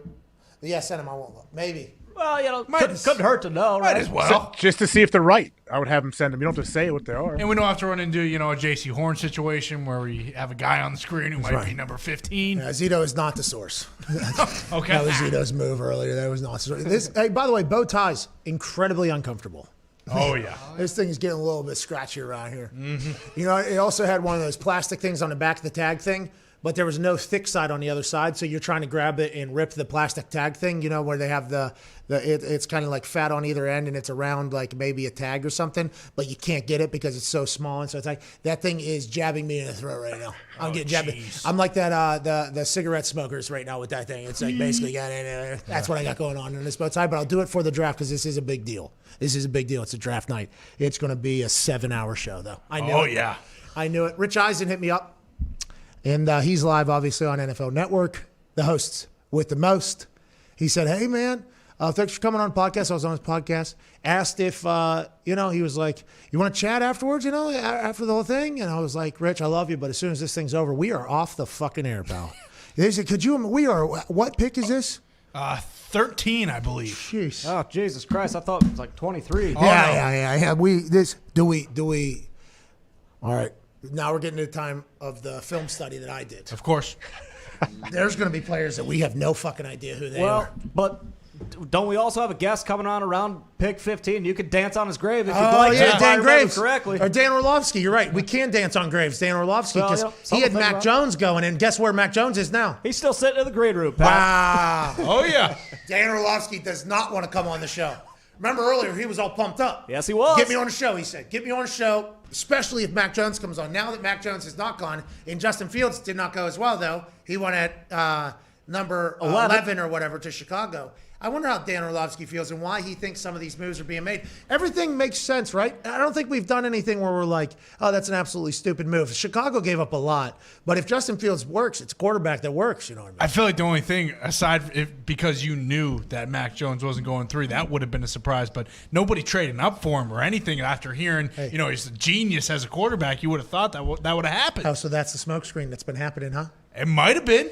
But also, I feel like if Bill and the Pats or somebody loved him, they might have traded up similar to what the Bears did to get him if that was the case. Diggs, what's the next big thing to look at gambling-wise? What is the big surprise? What is some bets that are hitting right now? What should we be looking at as potential things that could happen here? Mac Jones, what was his over-under? 4 probably? It was probably 3.5, I would assume at this point. The people that thought he was going to fall, which was not many because of all the narrative pushing that was Mac Jones is the guy in this entire thing. There had to be a lot of money lost, I'd assume, right, Diggs? So Mac Jones surprisingly actually wasn't He didn't have an over/under on FanDuel Sportsbook. Justin Fields went over. Lance went under. Pitts went under. Jamar Chase went under. Waddle went under. Smith went under. Sewell went over. Horn and Surtain both went under, and Parsons went under. So everyone who's been taken so far, if you were betting them to go earlier in the draft, you have been making money tonight so far. And then like the surprising things that you talked about, Gettleman actually does know how to move back. Wild. Waddle went to the Dolphins, which was a little higher than some people had him. I gave out the Bears taking a quarterback with their first pick today, Pat, at plus 380. Wow. Did you tell anybody about that? Yeah, I was on Hammer, Dad. Okay, that's on me. I was getting COVID tested while that thing was on. I wish I would have got a heads up maybe. Son of a biscuit. You know, when I look at you, Gumpy, too, you know what I think of? I really fucked it up this time. Didn't I, my dear?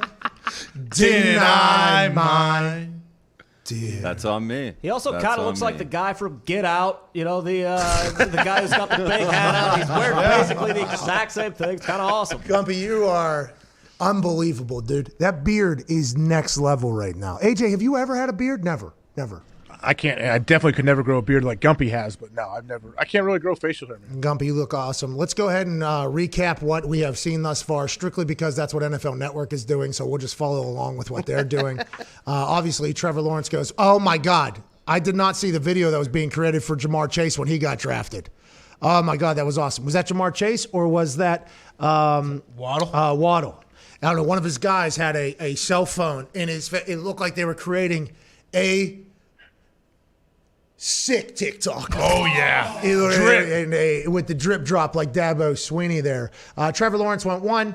Obviously, Zach Wilson won 2. Trey Lance won 3. That was a surprise. Now the pick is in for the Los Angeles Chargers, who got Justin Herbert last year, now an entirely new coaching staff. I saw Justin Herbert just earlier today at a draft party with their fans in SoFi Stadium. He pulled a thing and blew a cannon off. Really? I didn't know the Chargers had a fucking cannon. They got a cannon. That thing shoots too. Shoots thunderbolts? Yeah, it goes. Okay, they draft the offensive lineman out of Northwestern to protect Justin Herbert. We thought this was potentially what Joey Burrow and the Cincinnati Bengals were going to do, but now we got Slater as a member of the Los Angeles Chargers. Justin Herbert's got to be pumped about that. New head coach, who's a really cool dude. Brandon Staley. Brandon Staley has to love this move. I like what the Chargers, Tommy Telesco, Spanos family, we haven't heard much about what's going on with that whole thing with lawsuits and money and who's going to own the team and all that shit. But this feels like a right move. I like the offensive line draft pick. I always like that move, AJ. I just think it's a good move. And I think numbers-wise, it says this one is the most likely to work out long-term than most other people, although there are some busts out there. Well, don't you think a guy like Sewell and even Slater, both of them, you can try to drop back in the 3rd, 4th round, maybe in the 2nd and get a tackle. Yeah, there's a good chance he could eventually become a great starter. But these guys, I guess, just the highest probability that they're going to be a cornerstone of that offense for the next 12 years. What do you do? You say, hey, excuse me, let me see one pass sets for you. Hi. And you're like, yeah, it's good enough for me. Like, or is it just... You're our guy. You're our guy. Do you watch film and you're like, you look like you'll kill somebody on film. Like, that is what you're looking for. You talk to Mark Schlereth and all these offensive linemen, like... a lot of these young guys just can't play. It's just a very different game. It's a passive thing, but at offensive line, you have to have aggressive people. It feels like Penne is one of those players, much like Orlando Brown and many others, Quentin Nelson and many other great offensive linemen. I'm not saying it's completely dead, but the narrative that it's hard to find offensive linemen, it feels like if there is a good one, like this guy, you got to go get it. You got to go get it because you have no idea if you're going to find another killer potentially at the offensive line, which is exactly what you need. Especially when you have a young quarterback. Like this guy could be Herbert's left tackle for the next 10 years and they could go on a run strictly because they can protect him. Like if Joe Burrow can't be protected going forward, that team might be screwed. My wife just told me, will you please take that bow tie off? You look fucking stupid. Hey, lady, listen, I understand that. We are 2.5 hours into this thing and nowhere near the finish line. Still got 3 left. Okay. And I will respect the draft with the bow tie, dressing up for this thing, making it a formal occasion. There's 127,000 people watching. What are you doing? Are you kidding me? Celebrate. Okay, celebrate. Woo! Celebrate for sure.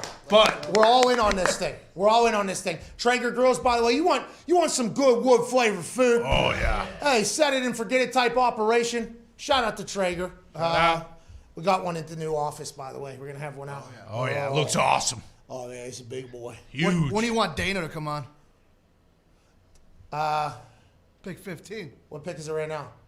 13. About to be 14. 14 because they picked Slater. Yeah, let's get him on so we can make fun of him. Hell yeah. Plus, there's a chance that he is on when Mac Jones does end up getting picked. Yeah, and also he is in Cleveland, just like Jason Glazer was earlier. I don't know if anybody saw that. We had Jason Glazer, boots on the ground in Cleveland. Maybe Orlovsky's hearing some things in Cleveland, some chatters. Maybe he's at those big ESPN suit parties where they all shake hands and tell each other stuff. Maybe he's hearing what's going on with Mac Jones.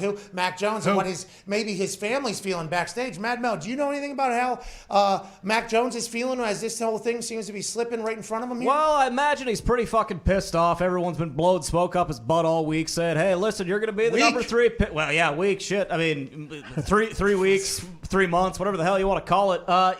It's odd when a guy is being told, "Hey, you're a genius. You're a genius. You're a genius. You have, photographic memory." What the hell's going on, And then now he's looking at a situation. He's going, is Kyle Shanahan going to be my coach, or am I maybe going to get, butt fucked and have to go end up playing in Washington? Okay, so there is a chance that could happen. But joining us now, who probably has more information than us on this, Mac Jones. Who? Free falling, free falling. This is not cool. Okay, I do not like seeing this. There he is. He knows the rhythm. That's unbelievable. Never would have guessed that with this guy.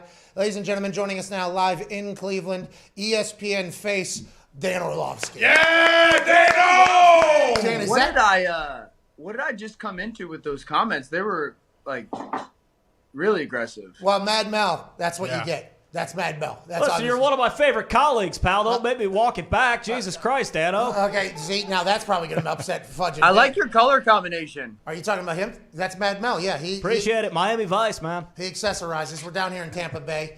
Dan, are you in Cleveland right now? And did you upgrade? What are you doing? What are you doing over there? Are you in the penthouse over there in Cleveland? What are you doing? We're at the Marble Room. The Marble Room. Damn. Oh, Dan's living nice. I'm on TV and stuff, he said. Okay, showing highlights out there. I'm gonna build this to the Pat McAfee show. Please do. It's Traeger. What's up, bud? Mac Jones, obviously. AJ, you look great. Thank you. Dan, you look good too. Dan, hold on. Dan, stop dancing around. Okay, Dan?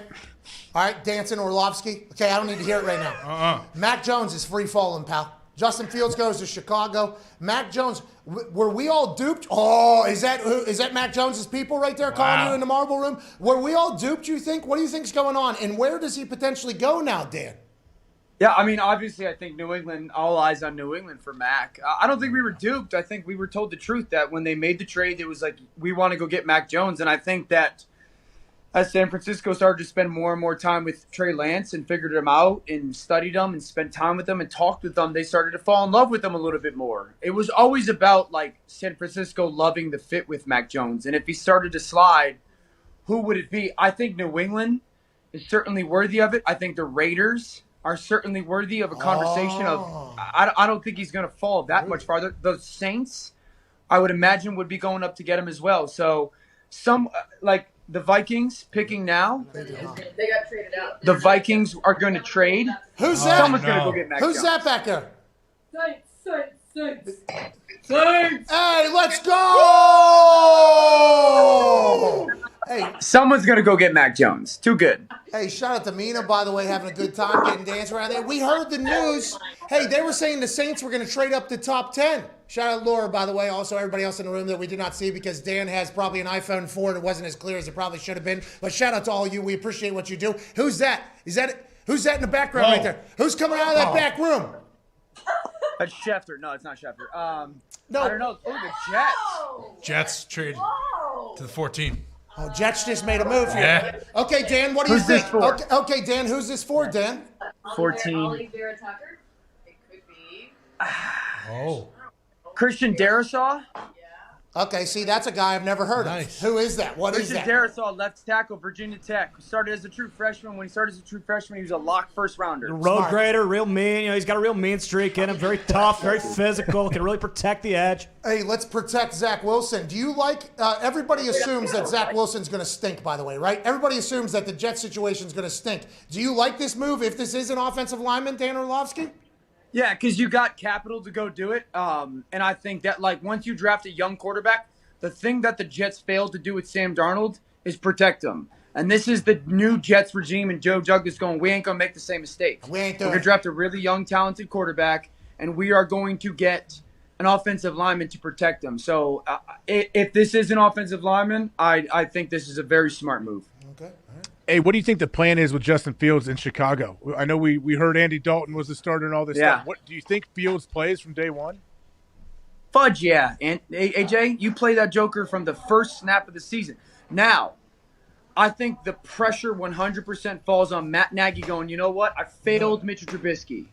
Because Mitchell Trubisky is an athletic quarterback. And listen, Justin Fields is a better quarterback than Mitchell Trubisky. But he never utilized, Mitchell's athleticism. Dude, he's the MVP. Nickelodeon valuable player thing. Have a little respect. Have a little good pop from the back. You're an idiot.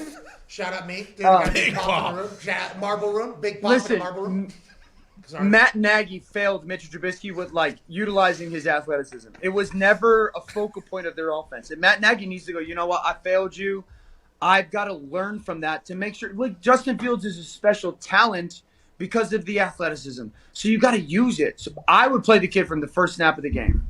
First snap of the season. Andy Dalton was lied to, and we'll talk about that, I guess, on First Round Fallout Friday tomorrow, obviously. Dan on NFL Live and also on our show live over there. Dan, allegedly, the Mac Jones situation with New England is the Justin Fields stuff was all a smokescreen with New England and everything that was being said. They liked Mac Jones all along, allegedly. Is this Bill Belichick yet again playing chess?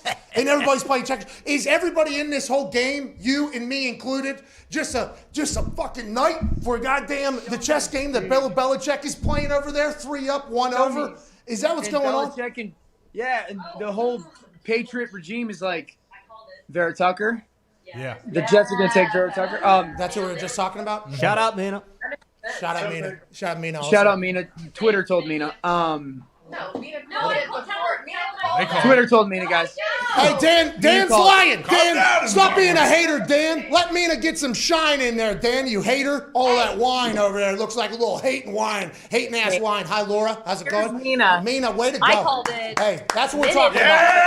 That's what we're talking about, Mina. Hey, Mina, think of this, Mina. Stay in the shot. Mina, think about this, Mina. I don't want to steal Dan's appearance.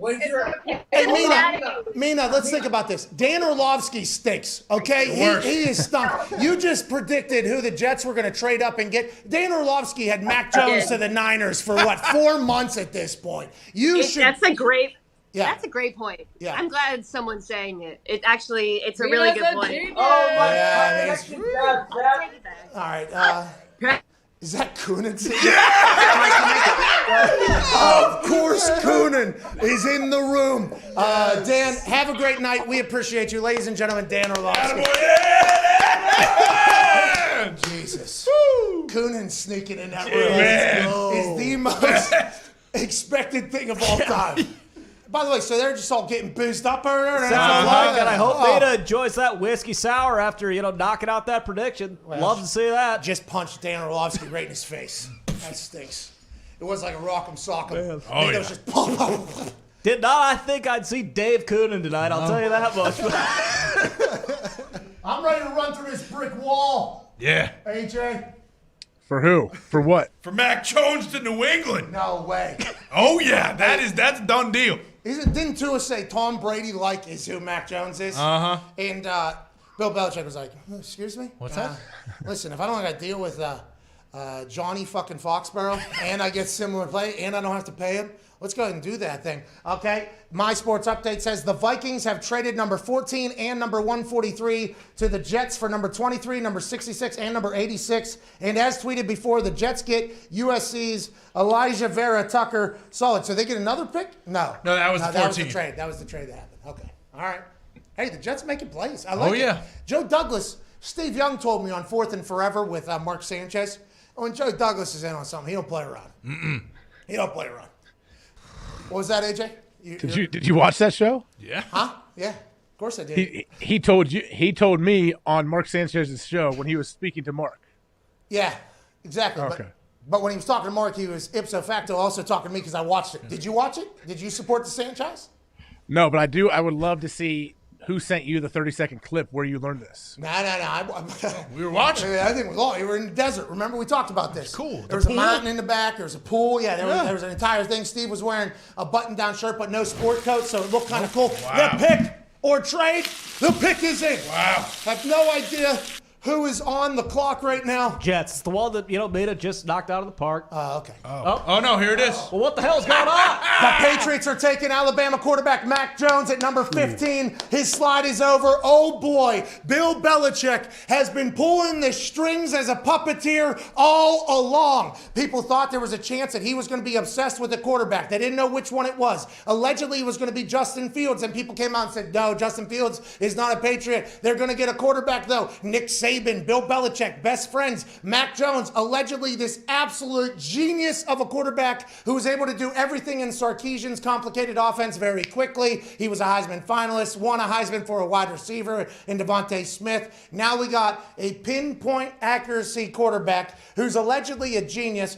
going to the greatest coach of all time, a retooled offense, and maybe Bill Belichick saying, I'm back, bitches. And this could be an entire situation where Cam Newton will maybe start, kind of show him the way in this entire thing. This is how you be a veteran in the game. That's what Bill Belichick said. Cam Newton is always the exemplary veteran. Everybody loves him. Boston Connor, Patriots fans, are you pumped about this? Absolutely, huh? Absolutely. You said it. We're getting the smartest quarterback probably in the last 25 years of the NFL. Are you kidding me? And now we get a QB competition with Cam Newton. So if Mac Jones does trot out there week 1, we know this kid's the real deal. Fully expected to be in Bill we trust. He can do no wrong. We'll see you in the Super Bowl, Pat. Okay, congrats to the Patriots being back in the conversation. Yeah. Bill Belichick spent $160 million in one day in the tampering period of free agency to retool the offense. Julian Edelman's contract was terminated, then he retired. This is a very different looking Patriots team.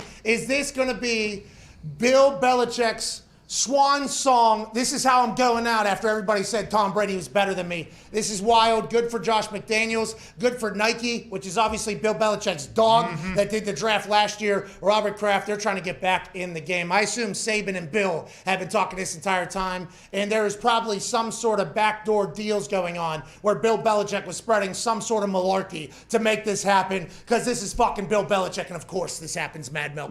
Mac Jones is definitely starting, right? He just has to throw more than 6 touchdowns, and he's better than Cam. Okay. It was 8, Tony. Give him a break. He threw 8 touchdowns. Hey, congrats, Jesus. Connor. Congrats. You got a QB who can't throw, and then you got another QB who's a nerd and can't run. Oh, yeah. Just like the Steelers with Big Ben and Mason Rudolph, huh? Hey, Big Ben is not a nerd, okay? No. Yeah, but he can't might throw. He might not be able to run, but he is not a nerd. He can't throw unless he bops his baloney come this offseason. This is not about bopping Ben.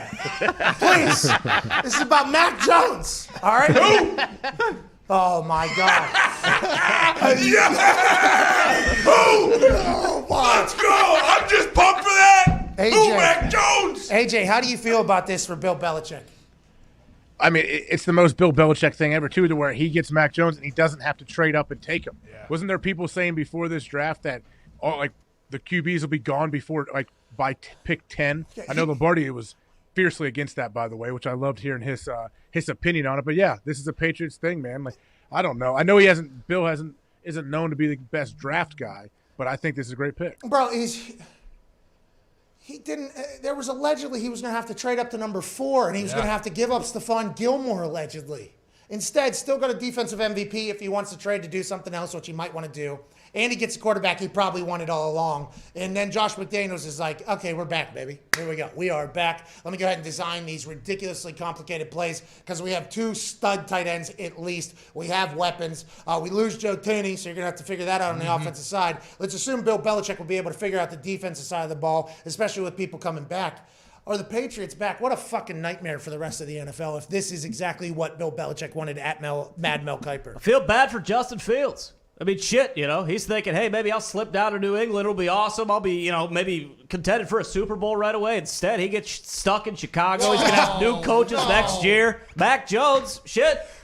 He might win a couple Super Bowls within the next, 5-6 years. Connor, there's been an energy lifted over here from the incredibly dressed Boston Connor Stooge. I want to let you know that. I can feel it over here. I mean, I'm on cloud 9. Our last first-round pick was N'Keal Harry, and that hasn't worked out, I think, exactly how everyone thought it was. And now we actually draft a quarterback in the first round. Like, let's get this thing going. And you were mentioning the defense. Van Noy, Matthew Judon. We got our guys back from, opting out. There's a lot of promise here. And in the end, Mac Jones, probably the best quarterback in this draft. You have no idea. Okay, what are you talking about? This guy was the number 3 overall pick until this morning. I enjoyed Roger Goodell and Mac Jones dap up. They did a laugh in each other's face. Ha! One of those things. We did it. We're bonding. That's our commissioner, by the way, looking young, doing his thing, dapping everybody up, having the time of his life. Mac Jones. Who? Mac Jones. Who? New England Patriot quarterback Mac Jones. Who? They're running plays where he has to read and he's dissecting defenses and it's just like, and then he has the pinpoint accuracy. And look at this. This is what Bill Belichick does though. We're sitting here at pick 15? Like, son of a bitch. And it just happened. This just fell. This is like when Aaron Rodgers potentially, now Mac was never going to be number 1 overall. But Aaron was, whenever he just fell into the Packers' lap, which is very different than what they did for Jordan Love where they traded up there. Goddamn right it That's is. probably how the Patriots feel is they're like sitting some fields. Oh, this dude's going to fall to us. This guy. And then Chicago trades up and they're like, wait a minute. And they're like, nah, Nagy Pace. They won't take who we want, obviously, because we don't see football the same exact way as they do. Very apparent in that whole thing. When Justin Fields goes to Chicago, they got to be like, we're fucking kings of this thing. Unbelievable. Hold by Bill Belichick, potentially. Or maybe he wanted somebody else, and Mac Jones was also maybe just an alternative. Well, and it could have been bullshit, absolutely. But if Shanahan was deciding between Trey Lance and Mac Jones, you got to assume there at least has to be some sort of thought that he is the guy. Hey, bro, last year, he did look fucking unbelievable. Spinning it. The 49ers fans were not thrilled that he was potentially going to be a 49er. Whenever I said this morning, accurately, hit the nail on the head. Might I add, that I was told that the 49ers ain't going Mac Jones. The San Francisco 49er faithful want ecstatic about that. Yeah. Now that Bill Belichick has drafted him, do you think the 49ers fans have any thought at all were we wrong in this whole thing, or did they not have any respect for AFC Bill Belichick? Because I immediately think, everybody else fucked up if this is what Bill Belichick wants to do with his offense. And I think that's just, and his draft pass should not tell me that, by the way. I mean, he has had a couple of studs, but I immediately think this guy he's going to be a good quarterback, even though we had no idea he really was going to be the guy until just about 3-4 months ago. I don't think so, because I think you look at a guy like Trey Lance and you get really infatuated with the physical attributes. You think, hey, this guy's going to be a weapon with his feet. He's going to be a weapon with his arm. But when you got Mac Jones, if he throws on time, he's unbelievable. He's got good protection up front. You did already miss it. Twice. But, shit. I don't think San Francisco's, double second guessing what they did. I mean, I think they're happy with Trey Lance. Mac Jones, he's got a bad body. He's kind of fat a little bit, or looks like it. But, we'll see. I don't know. He may thrive in New England. Hey, by the way, he does have classic quarterback body. Yeah, which you love. Maybe. I don't know. Andrew Luck came back looking like goddamn bodybuilder. Yeah, but I want my quarterback to be like Aaron Rodgers. I don't want my quarterback Aaron's to be... under the squat rack pile doing 500 Rodgers pounds. in pretty fucking good shape. We're looking at Mac Jones' upper body. Have you seen his lower body? He's got tree trunks for legs. I have seen him with the cigar in mouth, okay, hanging out. He does have a little bit of a history with having a good time. He loves the team camaraderie, though, which is very Tom Brady-esque. I wonder how much... Bill Belichick has been in love with this guy since the beginning, or is this something that happened today? I wonder. I really wonder that with the greatest of all time, and I wonder if we'll ever learn about it. What do you think if Justin Fields was available here and Mac had been taken earlier, they would have made the 15th pick Justin Fields? That's what I'm saying. Is this Tom Telesco with the Chargers saying, hey, we're okay with whatever Miami did if it was Tua or Justin Herbert, we're just going to sit back and relax? Did Bill maybe think to himself, okay, there's going to be 4 other teams that need quarterbacks. We're cool with whoever. Or was he potentially all Dealing. along, Yeah. all along doing the chess pieces. There was a Patriots beat reporter who said this whole time Justin Fields had been the smokescreen, Mac Jones had been their guy. Who knows if that's true, but that was just one of the reports coming Why out don't of you New text England. your sources in the building? I can ask my guy. I mean, I don't know if Bob Kraft will respond this late, but he might. So what am I supposed to do if I got to piss? Have we thought about that? I think you went and just pissed last year, right? Yeah. It's 122,000 people watching. Shout out, dude. Love you. Shout out, you guys. Thank you, YouTube. I will wait 3 hours. So You could probably just go after this pick. Okay. Oh, Xavier. Zaven Collins, okay, obviously linebacker out of Tulsa, who I have had my eyes on since I seen Tulsa play. Yeah. I said Zaven Collins is a playmaker. Obviously, the Arizona Cardinals selected. They're building the defense. They brought in J.J. Watt. They got Buda Baker. Now they're spending another first-round pick on fucking Zaven Collins, dude. Look out for the Arizona Cardinals, AJ. And AJ, what I would like you to do as a linebacker and with your, deep due diligence you've done on the draft class, why don't you give a 4 to 5 minute breakdown on Zaven Collins? Well, hey, isn't he going to be joining Simmons? I know Pat's gone, right? Didn't they took Simmons, now Vance Joseph, the defensive coordinator, 2 super versatile big dudes that can rush the passer, and you throw him in there. Chandler Jones, a guy that, a couple years ago, didn't he have 18, 19 sacks, something like that? Yes, he did. Well, you also look at the prototypical size, 6'4", 259 pounds. He's a jumbo athlete, very instinctive in coverage, which they're going to need. I mean, hey, a lot of people might say there's a little bit of a reach, but hey, Cliff Kingsbury, you see a guy, you like a guy, you go get your guy. Great pick by Arizona. Hey, Mad Mel, I got a question. Did you just repeat what you saw put up on the screen when he was drafted? No, definitely not. If that was on the screen, then those sons of bitches at the NFL Network took it directly out of my big board column, which you can still find on ESPN.com. Rated the top 300 prospects in this draft. So if one of the guys that you're looking at for your team hasn't made it yet, maybe go check out ESPN Plus, read that, and you'll see where he's going to be slotted in the next 2 to 3 days. AJ. Yes. What's up? He ran like a 4.67 40, but he had like one of the top 10-yard sprints. Does that matter? Does the 40 matter if you're that quick, like 10 yards? 10-yard, his 10-yard get off is huge because especially if you're going to be using him to rush the passer from the edge at times, you can rush him up the middle.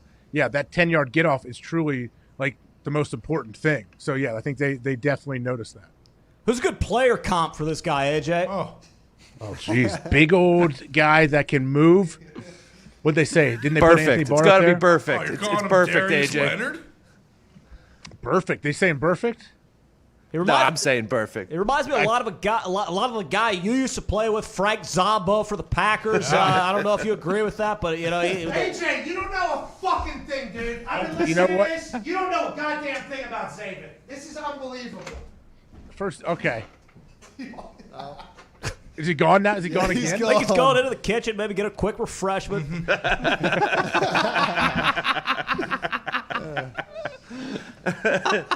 Might be time for us all to take a piss. I'll tell you what, boy. Well, first off, whenever Pat does come back, you think I know he hasn't even heard of him. I definitely know of this guy. I don't know the people. What are you talking about, dude?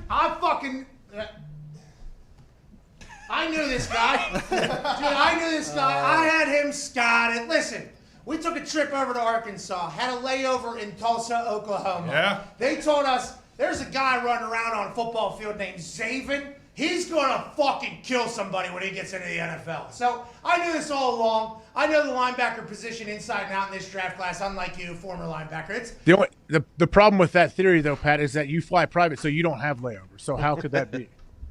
funny you say that. That is a pretty good point. Never been to Tulsa, never saw this kid play football, but I'll tell you what, if Arizona's drafting him, I like what they're doing. You know what I mean, Mad Bell? Well, again, I'm looking for who AJ has as a player comp for this guy. Hasn't given me one. It's kind of pissing me off. I wanted Anthony Barr. I said Anthony Barr. Yeah, but that's what NFL Network's saying, AJ. I want to know in your brain, maybe from a guy you played with or a guy you competed against, maybe like a General Bob Carpenter or something like that. What are you thinking? How does he translate? Is this guy going to eventually wear a gold jacket? That's a great question. Who knows if he's going to get a gold jacket. Hopefully, whoever is coughing in the background recovers quickly before they come back. Well, I was so excited about Zaven, you know what I mean? I'm so excited about Zaven that I just kind of got choked up on this. This kid just had his dream come true, okay? This kid just had his dream come true. And here you are disrespecting him, saying you didn't even know he existed. You have no comp. And Zaven is now joining a defense with Buda Baker, J.J. Watt, Chandler Jones, an offense that is loaded now with Nuke, A.J. Green, Larry Fitzgerald, Kyler Murray, Cliff Kingsbury. Arizona's going all in, it feels like. If they like Zaven, I like Zaven. Now, will that make them win their division, let alone the entire NFC? It's going to be tough. It's going to be a tough road over there, pal. It's going to be a tough road over there, Mad Mo. Well, I mean, we'll see what they do, because a lot of us thought they might go receiver, give Kyler Murray every opportunity to perform, prove he is the guy, maybe save Cliff Kingsbury's job, because if they go, 7-10 or 8-9, you got to think Cliff Kingsbury might not be the guy. But once again, if you love your guy, you go get your guy. They love Zaven Collins. They went and got him. Okay, I will say that our next guest will be joining us soon.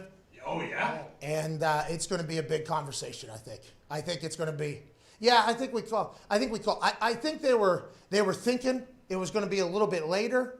But, after taking a break, listening to this show, and getting tired of hearing myself speak, I think we do bring in somebody else maybe if they potentially. I mean, we might as well. Oh, your mic's muted. Okay, over there. makes sense. Back out, you're back. Okay. You're back. Might as well bring him in. We did have to go to the bathroom here 3 hours into this thing. We started an hour too early. Will somebody remind themselves 1 year from now in 2022's draft spectacular schedule, we do not start a half hour before coverage starts. We should start when coverage starts and then move on. This is going to be a long night. I'm all the way here for it. Feels like teams are making good moves. The Las Vegas Raiders are now up with pick 17. They potentially were going to get a quarterback allegedly. Mm-hmm.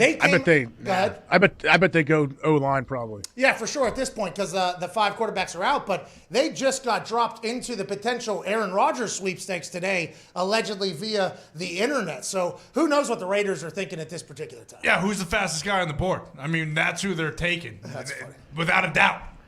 By the way, that's old Raiders, dude. That's Al Davis. Al Davis Raiders. I mean, they took Ruggs. Tackle, Alex Leatherwood. Remember, the Oakland Raiders got rid of every offensive lineman they had. Then they restocked up, trying to protect Derek Carr. Let's assume and give him a real shot at this thing. The Oakland, now Las Vegas Raiders. Whew, pretty good there. Well done. Good save. Thank you. It was as if I did that on purpose. The Las Vegas Raiders always seem to win games that we never expect them to win, but never go to the depths that I would assume their fan base would hope they would go to. At one point, we thought Derek Carr was not going to be their quarterback strictly because on a Thursday night football game, it looked as if a sniper came down from the roof in Las Vegas and shot his groin out of his leg.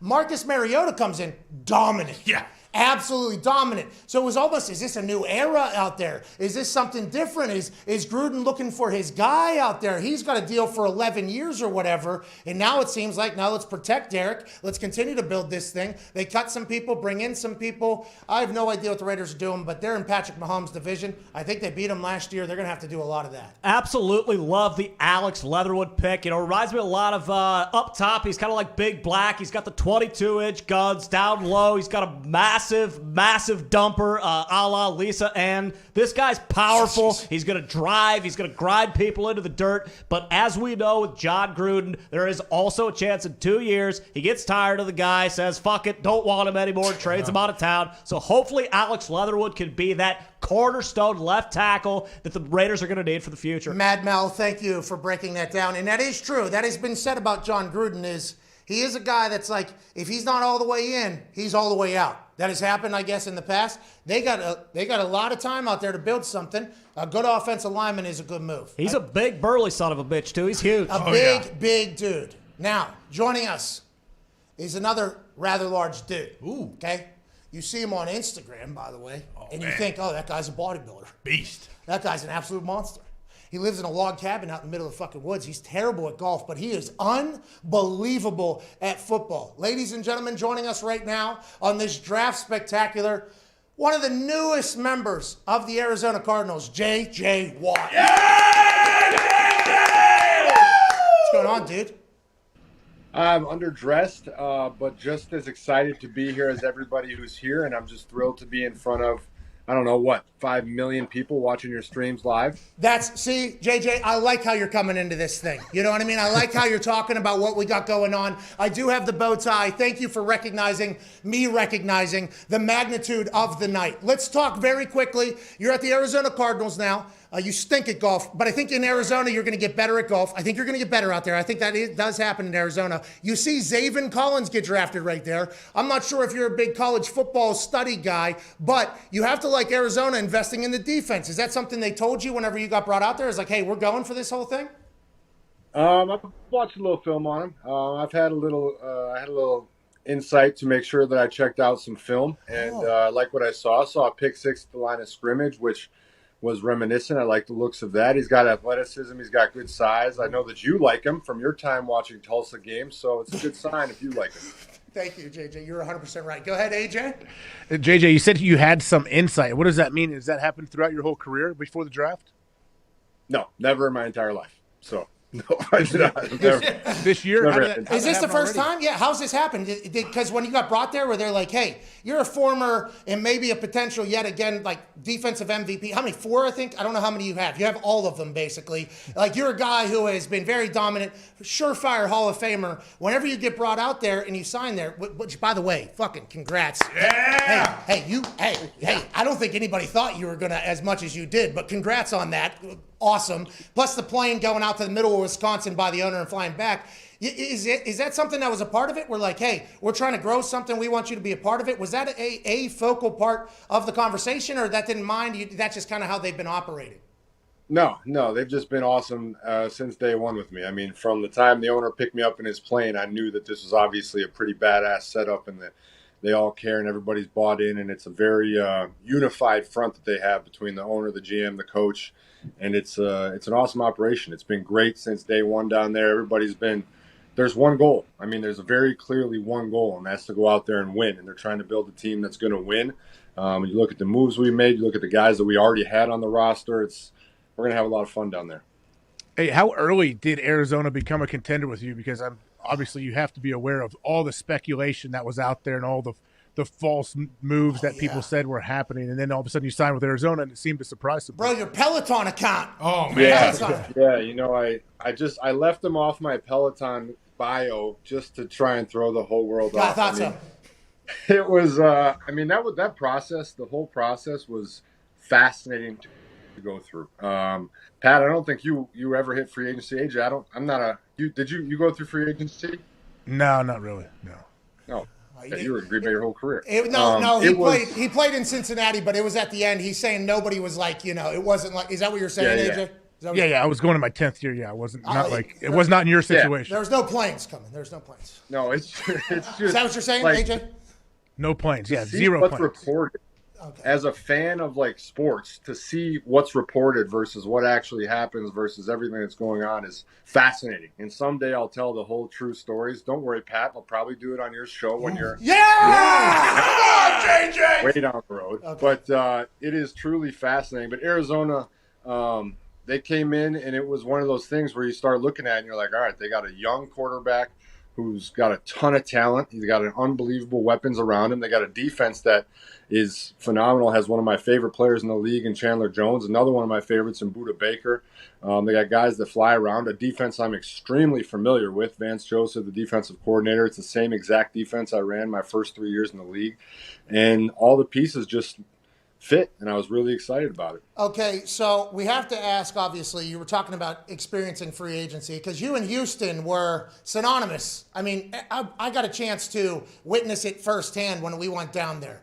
You were in every page of the program, and I assume every single advertisement was working. I don't think there was ever a Houston Texans fan that was like, no, if JJ's, I will buy my car there, I will do insurance there. Like, that was the thing. And when Turned Down for What came on, I mean, it felt like all of Houston went. I got a chance to watch it. Then obviously with the fundraising of like $40 million and everything there, you could have never expected, I'd assume, that you would end up going somewhere else. Now, at the end, and you can dive into it or not, I'm not going to give you the gotcha thing, but when you asked to be released, they basically said you got it, whether it was business-wise or whatever it was. You're obviously hearing about what's going on with Aaron, and there's other places. Like, whenever you asked to potentially get released, is that a nerve-wrack? Is that like something, was that Was that an interesting situation for you to be like, you know what, I think it's time for us both to move on? And how did that whole thing come about, you think? Yeah, it's an interesting situation in general because, like you said, it's extremely difficult to ever picture yourself in any jersey but that one you've worn for 10 years with an organization and a fan base that you've built such an unbelievable connection with. And I mean, the love that I feel for the city of Houston and those people will last forever. I am so grateful, and I will forever consider that a home of mine, and I'll be a 713 guy till I die. I mean, I love those people. I love everybody down there. But sometimes the situation just presents itself in a way where it's time for a new opportunity, and that's exactly what happened. And I went and asked for it, and they graciously granted it to me, and I'm thankful for that. And I'm also thankful for a brand new opportunity with the Cardinals and excited to get going. Did you expect it to be an absolute firestorm? I mean, there was a billboard in Buffalo. Oh, yeah. There was a billboard in Buffalo, I think. Like, that had to feel pretty good because the love that you got in Houston was always massive, just like I explained.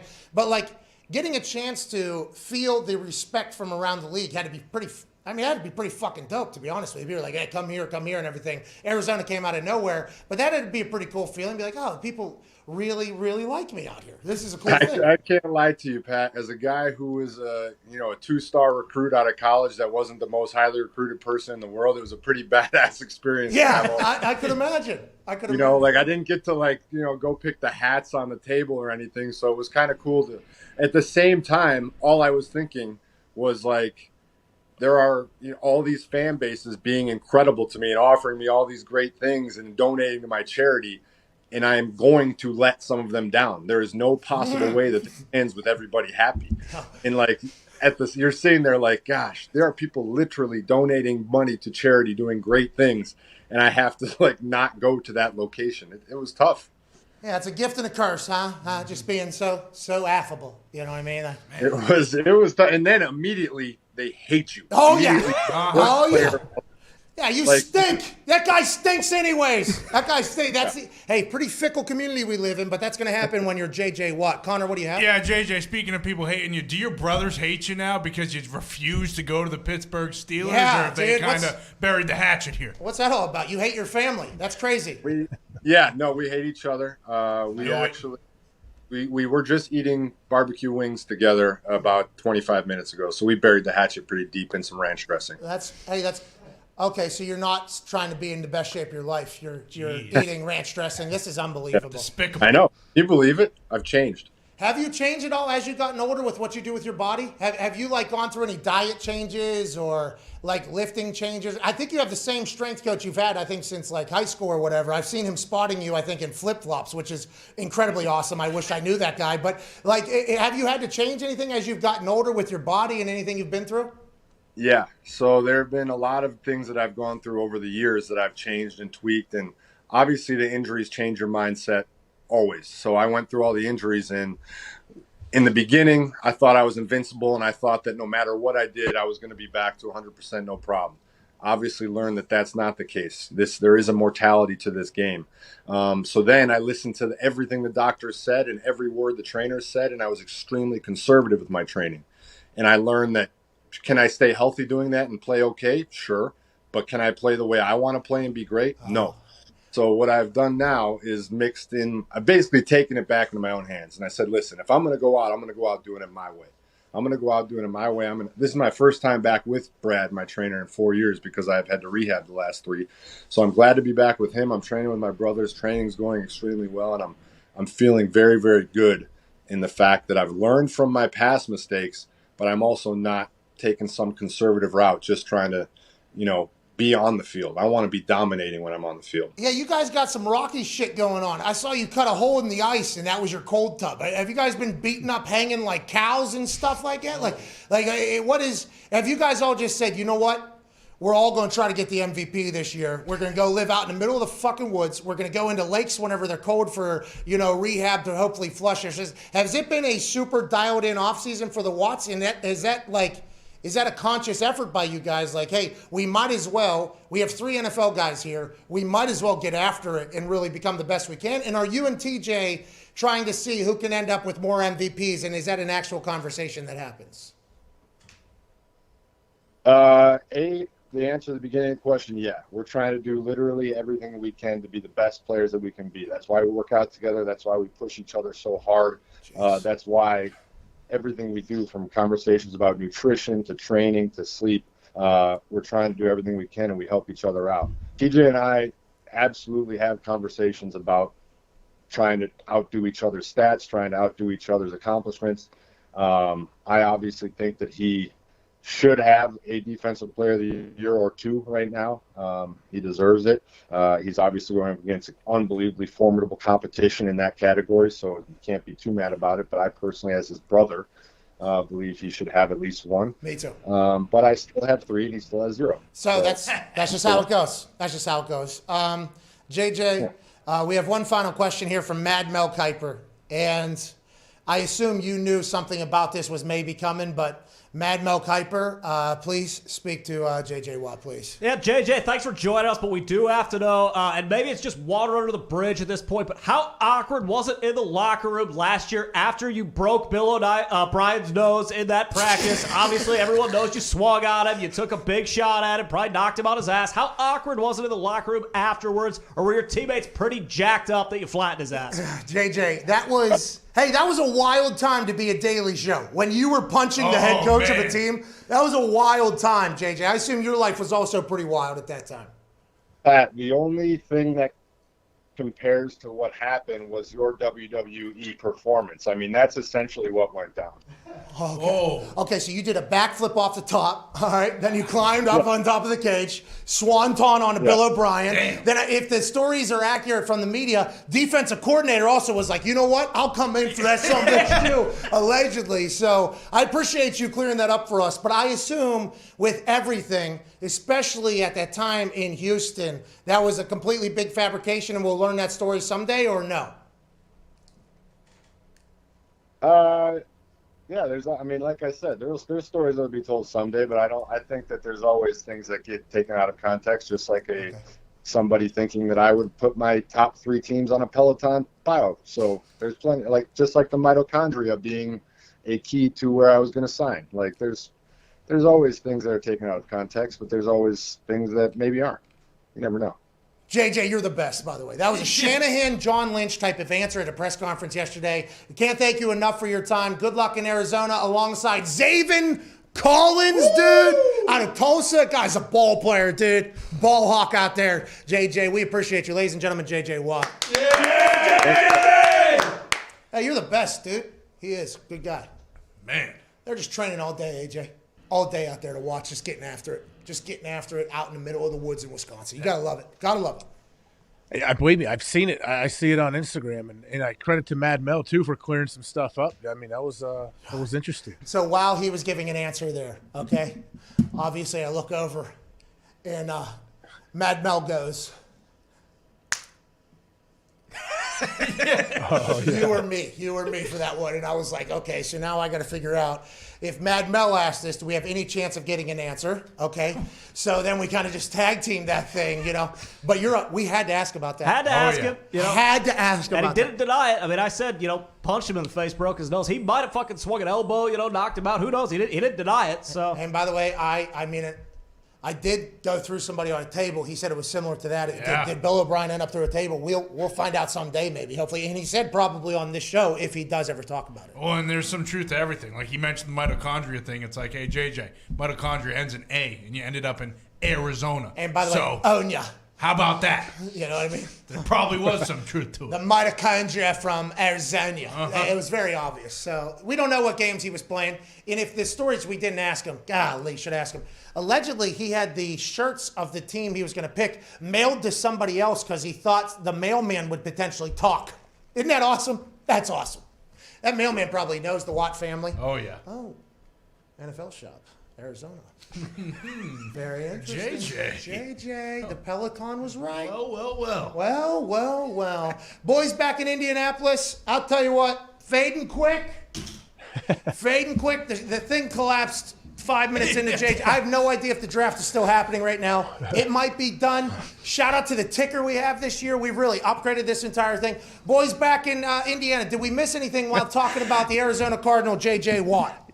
Yeah, I got a nice chuckle.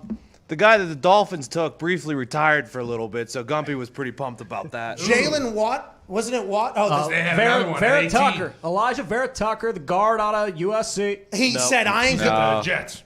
Jesus Christ. Long night. They took Jalen Phillips, right? There it is. The D Yes. end out of Miami. He's an electric pass rusher. He just can't stay healthy. He's played 16 games in his career. Where's he from and what happened? He's from the U. I And- guess he retired briefly because of concussions, but Tonight he's only or- played in the past. I mean, he could retire anytime, it feels like. Oh, so he did not like get picked by the Dolphins and go, I'm retiring. That is not what happened. That is not yet. It still could happen. Oh, no. He retired previously. At one point, he had retired and he's back. So that worries you, or does that maybe make you think he has a reinvigorated love for the game, on the other side of it? You've seen that with a lot of – maybe the Miami Dolphins are about to take over, Gump. Maybe have a little positivity back here, pal. Hey, I'm all good with the U staying in Miami, Pat. I don't mind it at all. I was just hopeful we'd get Najee Harris. Is he still on a board? Are the Pittsburgh Steelers – is Travis Etienne drafted yet? Not yet. No running back is gone yet. Get a little lightheaded. Colts are Kadarius Toney just went to the Giants, so there's a weapon. Okay, Kadarius Here we Toney, go. congratulations. Baby Tony. Z just said it. Colts are on the clock. Here Colts we are on the go. clock. Okay, and Chris Ballard said, I'm either going to trade up, I'm going to stay there, or I'm going to go back.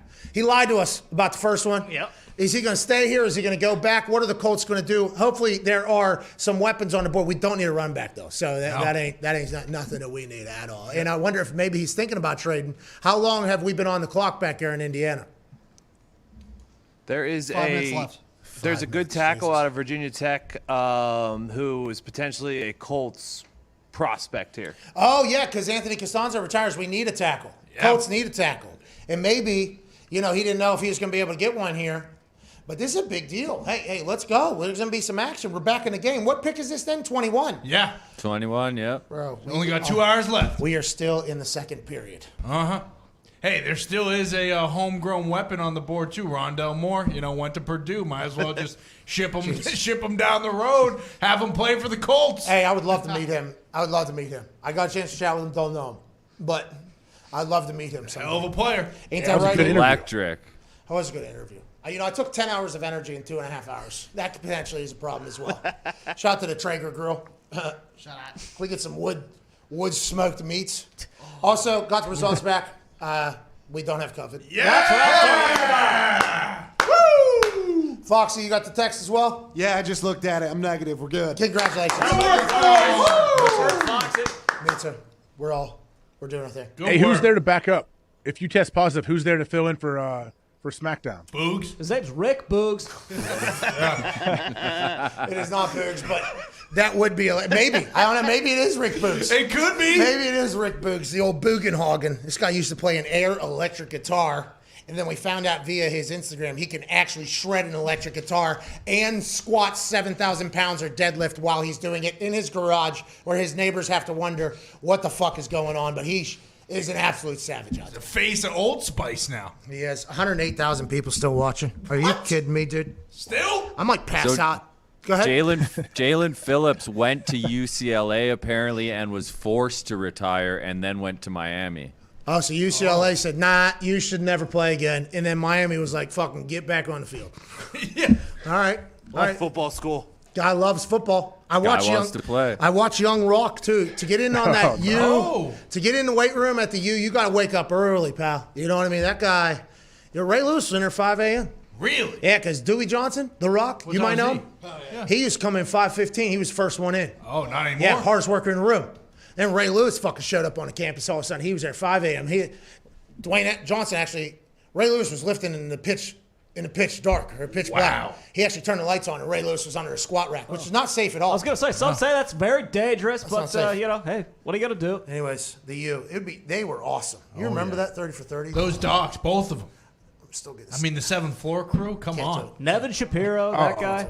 Yeah, Nev. Yeah. Yeah. What's your name, G-Wag? What you do? Get head. How you doing? Uh-huh. See, third leg, Hey, true.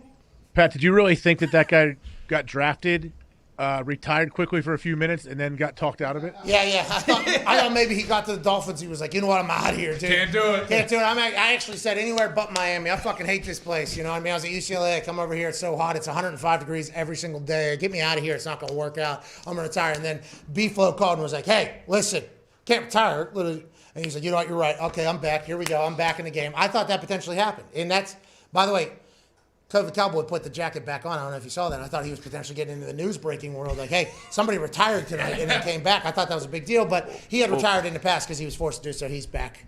Shout out to him, dude. The Steelers pick is coming up, so I figured I'd get dressed back up for it. Did the Colts make a pick? What did we do? Not yet. It's in. The pick is in. They're fist bumping in their team room, but they don't know who it is. Oh, hey. With the next pick is a documentary series. I assume we'll get a chance to see Chris Ballard, Frank Reich, Jim Irsay, and team be like, hey, this is what we're going to do. This is what we're going to do. We're fist bumping. We're happy. At 21, they take that tackle out of Virginia Tech. Is that what's going on here? I don't know. You asking me? Sign of the pick. That's what it smells like, though. Somebody keep us updated. It's Colts. Guy started as a true freshman. He's a player. Well, yeah, look, it could be a tackle, could be a receiver. There are a couple good receivers left on the board Who's still. that? Who's that, Mad Mel? What's his name? The kid from Ole Miss. Shit, I don't know. My heart Elijah feels- Moore. Elijah Moore. I'll be honest with you Bateman's guys. left, too. I haven't had a Red Bull in a really long time. This is my second big boy that I've drank today. I feel like my fucking heart's gonna explode. Appreciate your service. Did a 5-hour energy on top of it. Not smart. That's what I'm saying. I needed juice though. Needed the fucking juice. This has been a long day. Not a lot of sleep last night either because it was draft spectacular day. My chest fucking kills right now. Hey, Mad Mel, we hope you survive. So do I. I'll tell you what, tonight, there was people asking if we were going to stick around after the 32nd pick. I might fall asleep on this fucking floor right here. I might pass out immediately. AJ, you're traveling, aren't you, after this? Yeah, I may not make it through the whole first round here on the show. I'll be traveling right afterwards, but we may lose you and Ty both tonight. Yeah, I'm probably sleep in tomorrow. I can't sleep here because there's no goddamn TV. I need a TV to fall asleep, and I'm a 33-year-old person about to be 34, and I've learned something about me. If I don't have a TV in the room, I'm fucked. I'm with you. I'm with you 100%. You need an iPad. You need to get on the Wi-Fi and watch something on your iPad. Best Buy open right now? Could run over there. Times at 10:52. They're definitely closed. Okay. Matt Mel knows Pick everything. is in, Pat. Circuit City? The Colts pick is in. They were fist bumping. What did the Indianapolis Colts do with their first pick in the 2021 NFL Draft now that Carson Wentz is their quarterback after Philly Rivers retires after leading them to the playoffs just a season ago?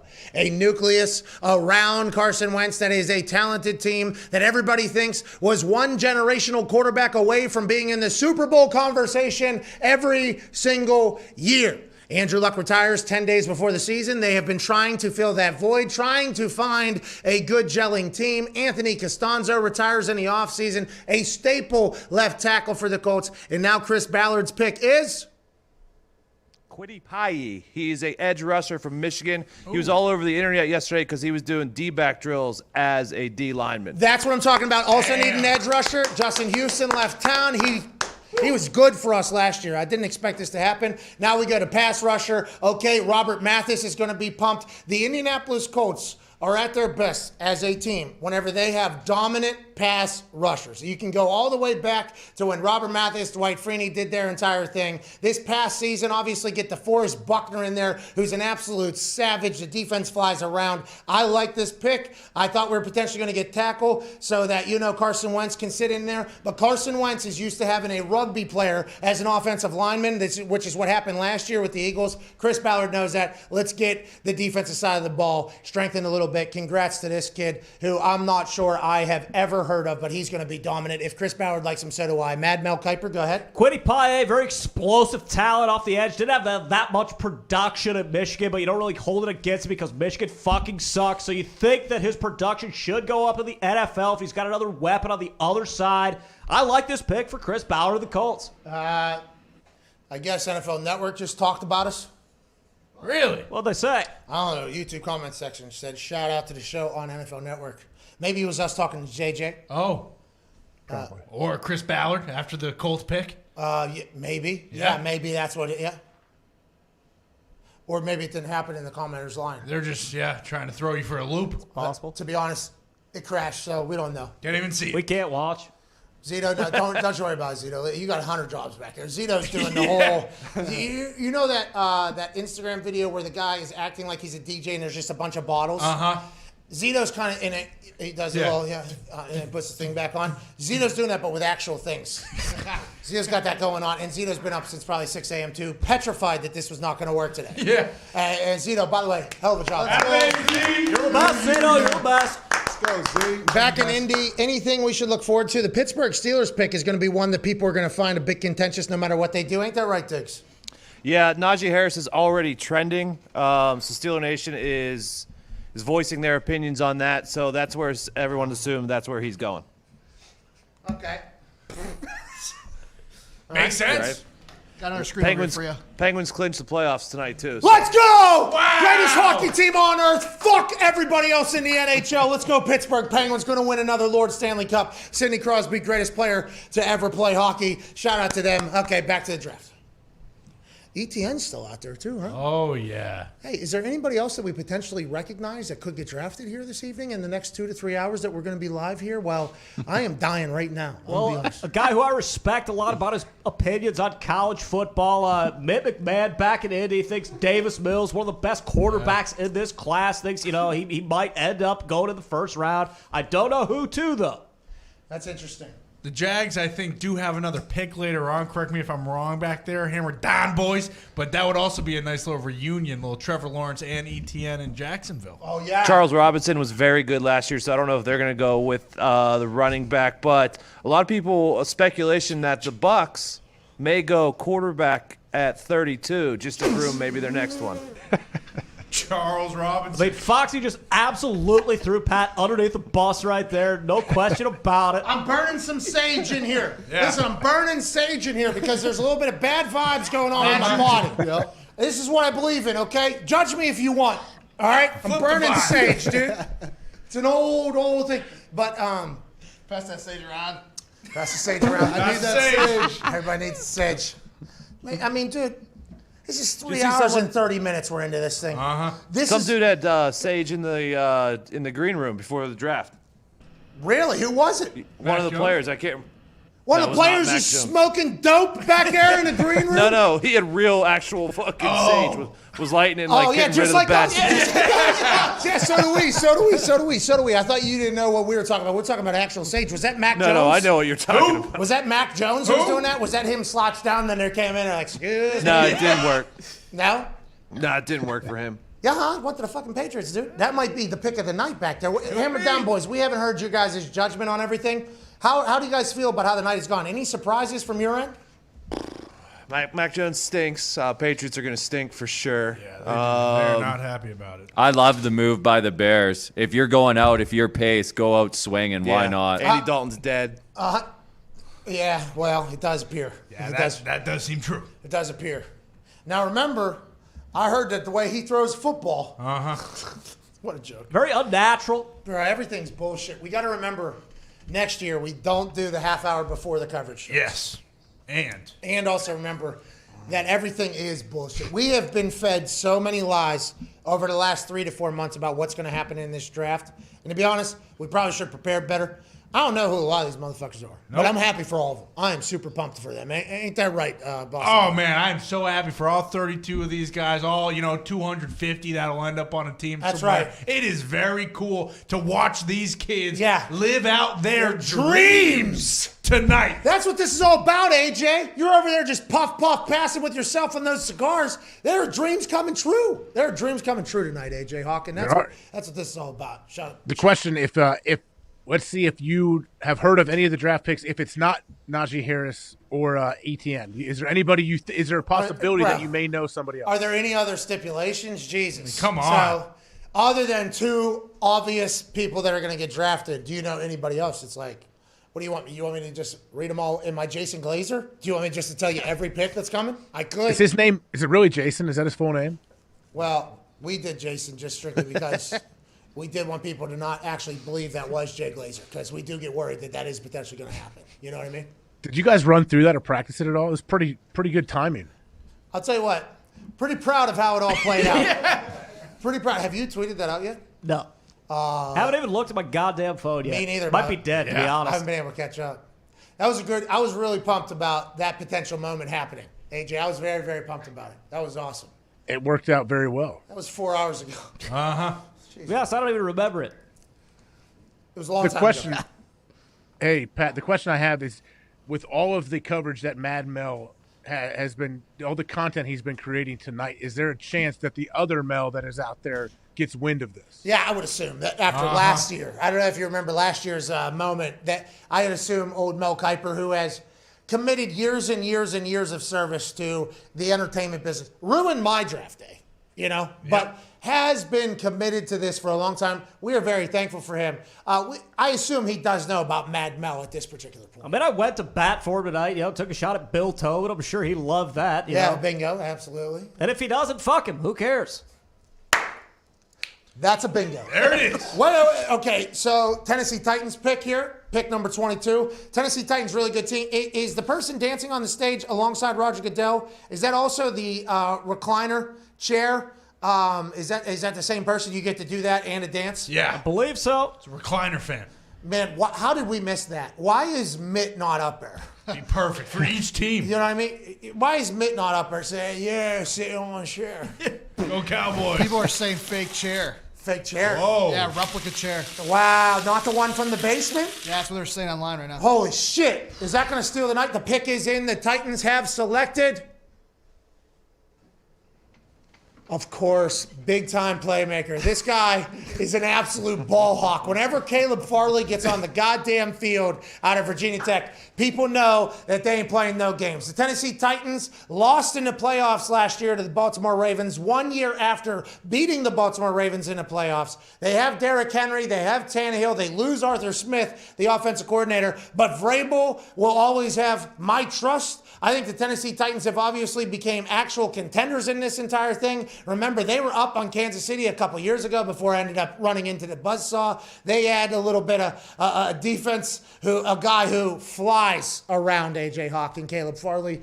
Good move for the Titans, obviously, we think, at this particular point. Mad Mel, did you know this guy existed? Absolutely. I love this. It's a great value pick. A lot of people had him go a lot higher. A little bit of injury history in the past, but if he could stay healthy, I'll tell you what, Tennessee is getting an absolute steal at 22. This guy's a great player. You did real research, I think, huh? I actually did, yeah. I mean, I forgot most of it, but, I looked up the guy's names, read a little bit on him, see, looked for the one or two descriptive words that most people were saying about him, so. It's the fact that you know everything. Yeah, long, rangy, tough, athletic, road grader. This guy's a mean son of a bitch. Gritty. Fly around. Yep. Loves good the game. base of power. Yeah. Good off the edge. Loves competitor. Yeah. Loves the game. You get it. They had to replace Adoree Jackson, so the pick made sense. Oh, Mad Mel knew yeah, that. I do remember that. Adoree Jackson got paid, what, $700 million at the Giants or something like that? Correct, yes. That was awesome. Lombardi was not happy about that. No, he was not. He was not happy about that whole thing. Changed the market. Is that Caleb Farley in his bedroom there, or was that a Tennessee Titan fan? No, that was him. He does has have COVID. He has COVID, yeah. He was going to go, and they Hey, were not allowed let's to. hope he survives this thing. Good luck. I did not know that. It's a little bit of a red flag. Don't know if I would have reached out him knowing that he does have COVID sitting at home. I mean, hey, more power to Vrabel of the Titans, but guy's got COVID. Hey, let's talk about his mental toughness. Diggs, you called us a couple times from the COVID cave. You had no energy at all. The fact that that guy was dancing on camera, we got to think a little mental toughness is shining through, and let's hope he survives and becomes an unicorn like you, but that energy is admirable, isn't it, from a COVID survivor back there? It is, but let's not give him that much credit. He is asymptomatic. I was B-symptomatic. I had all the symptoms. So let's give me more credit for that. That's almost desymptomatic, all of the above, right? Correct, absolutely. Yeah, now that we think about it, yeah, you are symptomatic. That's serious business. That is serious. You do not business. want that. By the way, I do love the fact that they were like, okay, you got COVID, so you can't be around anybody. You can't do anything really cool. Will you just post up in your bedroom or whatever? He's like, yeah, you got it. He had a bunch of hats. I'd assume he's just chilling. Congrats to Caleb Farley. I mean, I watched so much film on this guy. Yeah. And what's that, AJ? No, I mean, I want you to elaborate on all the film you watched. Well, it was tough because, there was some injuries, I do believe. Mm-hmm. And you don't have to really look at the games he missed and think, wow, would he have done well in this thing? What you got to think is when he played and he had to play, how'd he play? And I'll tell you, whenever you talk to the Tennessee Titans people for the last couple weeks now leading into this draft, they said, hey, this guy plays. Okay, he plays good football. It's hard. This guy is a never give up team first guy. Yep. Big team, little me guy. And Vrabel's like, listen, when I put on the boxing gloves in practice, Caleb's going to put the boxing gloves on right next to me. And that's the type of guy we want as a Titan. Play as a Titan today. And when we go dancing on shields and logos and things like that, Caleb Farley's going to be on that shield as well, and that's what we want to build here. So I saw that on film. I talked to the Tennessee Titans, my sources, and here we are. And I just can't be more proud of that guy that I definitely knew who it was when I saw him pop up on the screen. Well, earlier in the week, you had to wear those glasses because you were watching so much film. And the first thing you said when you came in was, I put on the Caleb Farley tape. I couldn't turn it off. I did. By the way, I didn't run in fast forward or slow mo. No. Just let it play in real time.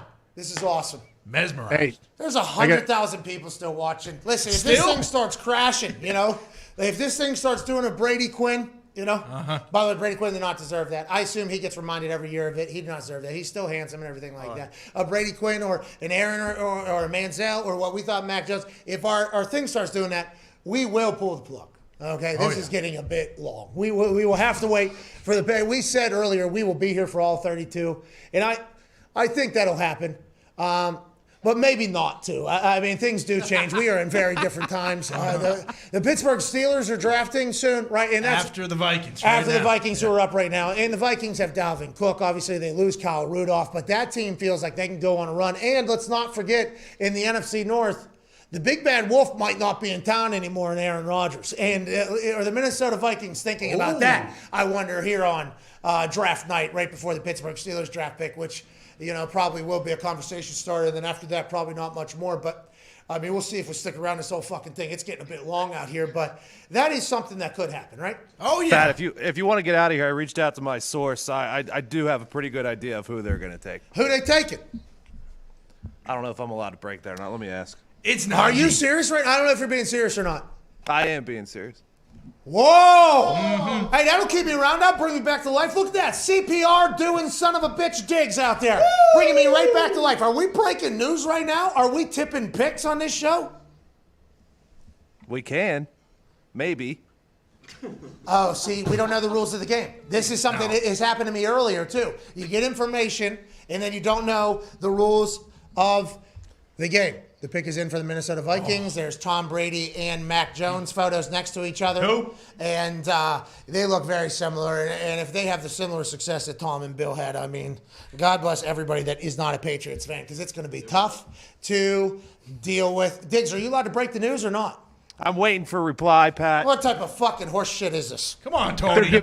If they're giving you the info, then they understand you work on this show that you can put it out. Well, hey, that's coming from this guy, inside source himself here. Yeah.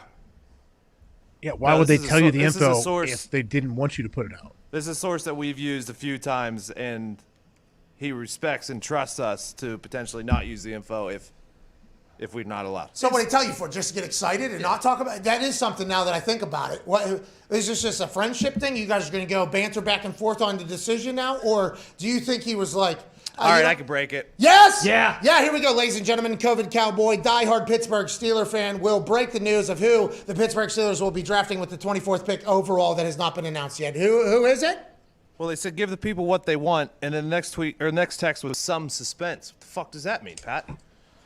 It means tell us who they're picking, Tony. Is it because the Vikings just selected Christian Darrisaw from Virginia Tech tackle? Was that potentially who the Steelers were thinking about drafting? That's why there is now some suspense? No. That is not who it was. What song and dance are we doing? It's Najee. Well, Tony, if you can't break it, will you at least tell him to put the pick in right away so we don't have to fucking sit wait. around for 10 minutes? Jesus Christ. I mean, what are we doing here? Is this a decision maker? The Steelers fans are getting what they want. Yep. There it is. Najee Harris to the Pittsburgh Steelers. Wow. The run game last year for the Pittsburgh Steelers was something that everybody knew, even when they were going 11-0, could potentially bite them in the ass. They cannot run the ball. They threw the ball 700 times a game. Was that Ben Roethlisberger choosing to do that? Was that Randy Fichtner? Was that entire situation? We'll never know. Now they get a running back who we enjoyed the hell out of on our show, and a guy that it could potentially be a game changer for the Pittsburgh Steelers Steelers and Ben Roethlisberger. At COVID Cowboy Tone Diggs, are you pumped about this as a Pittsburgh Steeler fan? You wanted ETN over Najee Harris. Najee Harris is now in town. Are you pumped or pissed about this entire thing? I don't remember saying that, Pat. Yeah, you did. I always want the guy who's basically a mixture between Derrick Henry and Le'Veon Bell. He's going to be incredible in the backfield for at least 3 to 4 years before he demands too much money and we won't pay him it. But for those 3 to 4 years, it's going to be an awesome pick as long as the next pick is O-line, Pat. Okay, thank you, Tone Diggs. AJ Hawk, how do you feel about running back to the Pittsburgh Steelers? Kind of expected. This is one of those mock drafts selections that has been for like 3 weeks. Yeah. I think Steelers fans were tweeting Najee Harris like maybe a month ago and kind of expecting him to go here. This is one of those things we've heard about and does come to fruition in the draft. I mean, I think it's a good pick. I think the guy is obviously a winner. He comes from Alabama, but Diggs is right. I thought the next move, you got to find a way to shore up that offensive line a little bit. Yeah, because listen, 11-0, 11-0. That's right. 11-0 will just find your fans with a lot of hope, and then inevitability, a big crash. And that happened last year for the Steelers. Some retirements happened. Yeah. I mean, this could be a tough year. This could be a tough year, but Najee Harris could be a workhorse. Go ahead and put the ball in the guy's hands and let him take over. Mad Mel, Travis Etienne, Najee Harris, your thoughts? Absolutely explosive player, real three-down back. And the other thing you got to love about Najee Harris is if Ben Roethlisberger does find his browser's password somewhere, he's a great pass catcher out of the backfield. If he needs to dump it down, if he gets a little tennis elbow, jerking his baloney too much, you know that Najee Harris is going to be there waiting in the wings, catch a ball, take it upfield with power and ferocity. Yeah, you're damn right. You are damn right, Mad Mel. Thank you for that deep take there. Some people in the comments section are saying that there's no way AJ is going to be able to make this drive after this show. I'm leaving. I meant to tell you that after this Jacksonville pick, I think I'm going to have to take off. Dude. Good luck out there, dude. Hey, honestly, thank you for your service. Attaboy, AJ. Thank you, AJ. We're almost 4 hours into this fucking thing, dude. Drive safe, AJ. A lot of shitty drivers at night. Yeah, true. True. Think about it. And Very true. Very true. Yeah, and 2-foot drivers are notoriously terrible. Safe travels out there. Have fun. You know, you're probably going to be privy to some information. Good luck holding that in over the weekend, too. You know what I mean? I mean, that's why he wanted, nothing to happen with the Packers because he didn't want his goddamn horse weekend to be ruined. I think it is going to be fascinating how you guys handle this weekend. Yeah. I think this is going to be fascinating. I'm very pumped. I think it's fascinating that you think that Aaron will get bullied into doing an interview with somebody. I promise you that will not happen. I did not. I never said that. No. Hey, excuse me. I never said that. Don't you, please. I never said that. I never said that. But what? There's 17 hours of coverage over there. There's going to be a Hawkeye camera on you guys at all times. Not me. I won't. No, I won't be there Saturday. Friday isn't even on TV. I'm only there Friday. Oh, you don't think TMZ? You don't think Harvey Levin isn't going to be there just trying to get the scoop, dude? You didn't want to name the other Harvey again? What's that, dude? Oh, your boy Weinstein? Whoa. Was that the guy from Columbus? Is he from Columbus? No, I don't think. Who's the Weinstein from Columbus? What's his name? Who's tied to that whole thing? Waxman or whatever the fuck his name is? What was his name? Yeah, you got it. Les Waxman. He's got it. I know it's close to that, AJ. Quit yanking my leg. What's his name? Les Wexner. Your guy. What's wrong, Pat? I'm just trying to stay afloat over here. It's a long time. Yeah, when you think about it, too, you're really going on hour 7 here when you look at the whole day. Yeah, and I had to drive through Tampa, which is impossible. This city is the worst designed city in the history of roads. Exits off of exits. If you miss it, you're gone forever. That's a 45-minute trip back. Circles upon circles. I mean, it was quite a task. Now, granted, I didn't have COVID while doing it, which is good news. How about that? But we have been rolling here. Not as long as Zito, though. Let's not. Oh. Zito was up long before I was in here plugging things in and figuring shit out. It's a wild time for sure. 97,000 people. So this is fucking absurd, dude. What are you guys doing, dude?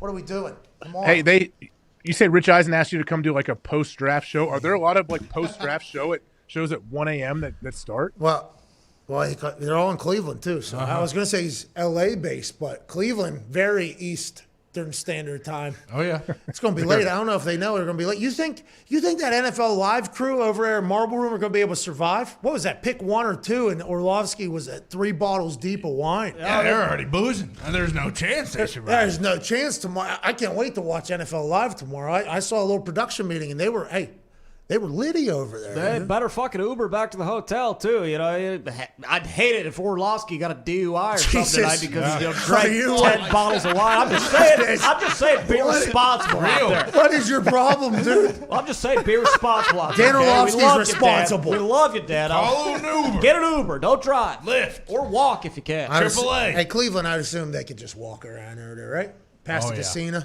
Down into the lake, Rock and Roll Hall of Fame, Marble Room, wine bottle. Rich Eisen's still looking very sharp. David Shaw's still going, by the way. They have been going the exact same amount of time as us. Have they had commercial breaks? Probably. Have they been able to maybe eat something? Potentially. Have they almost pissed their pants? Probably not, like us. What's going on, Ty? Sorry, Mad Mel. Well, I completely forgot that we haven't eaten. By the time this thing's over, we're not going to be able to eat either. So we are really in a pickle. That just hit me. Yeah, we fucking dropped the ball there. Big time. Yeah, I got some protein bars in my backpack, though, boys. So you guys will be all right. Show her some Zaz. It's 11:15 too. If there's a fucking za place still delivering, that'd be awesome. I don't know where we are, by the way. I don't know. Nope. I don't know if that's happening. That's what it is. That's why I'm dying. Yeah. We didn't eat a single thing. No. What a fucking idiot. You know, you have to eat. That's what you got to do. Mm-hmm. You got to have at least some sort of consumption of something to have your body operate, especially on longest day of year. When you forget that there is 75 minutes of pre-draft bullshit and you forget about that whenever you decide to launch this thing, we can't do it. There's a lot of things we'll learn from this year and we'll carry into next year. Yeah. Most importantly, let's eat some food. It's hard to remember when you're fasting, too. That's the toughest thing about it is, hey, you still need food to keep it running. Hey, by the way, I still live in this fitness lifestyle, dude. Don't worry about it. Are you? Yeah, man, you see. Hey, why don't you become you're already an influencer on social media. Why don't you become a fitness influencer and jump into that world? It might help me on Instagram. Now, you become an Instagram influencer quickly. I don't know how it works over there. I have no idea. But I'll tell you what, I'll start deadlifting 600, 700 pounds. Why not? I mean, I'll go do a leg press thing, put all the humans we have in the office on it, because I think those are the videos that go, right? Yeah. This is when Mad Mel's standing on it, Boston Connor's on the other side, Mitt's potentially standing there like he's Captain Morgan on top of that thing, and I'm just pushing it. Maybe that's what we start doing. You're right, because I am potentially a fitness influencer now with how much I intermittent fast and not almost die on camera because I don't eat like a fucking idiot. Well, I mean, shit, YouTube, I don't think you needed to get the YouTube going. It might not matter. This is so dumb, dude. There was over 100,000 people watching this for 3.5 hours. It's a fucking big house. Do you know that, dude? I don't think people understand, I guess, like, what's if someone gets 10,000 concurrent, that's a lot of people, right? I think so. Yeah. When we got 10,000 concurrents, we were fucking pumped when that happened. Like, absolutely pumped. And there's a lot that goes into that in some places, I think, and that'll potentially pop up. But yeah, that's absurd. That is one of the most absurd things of all time. I assume there is a screenshot of me wearing a bow tie, okay, in a tank top doing something, you with a cigar in your mouth, and there will be some other draftathon will be going on, and there'll be Tom Brady, there'll be something like that, and the number will just be very different. And it makes no sense, but we appreciate the fuck out of everybody who does. Yeah. Love you. Do you want Wawa sandwiches? Once again, remember, utilize the hashtag draft. Yes, we do. Spectacular. Hashtag draft spectacular. I think this is a good time to announce that we're giving away $10,000 to the viewers from AJ Huck. Wow. I'm going to give away $10,000 to the viewers in the comment section. Right now, when you use when you guess this morning what sandwich, okay, what sandwich in the YouTube comment section will Mad Mel be eating later, okay?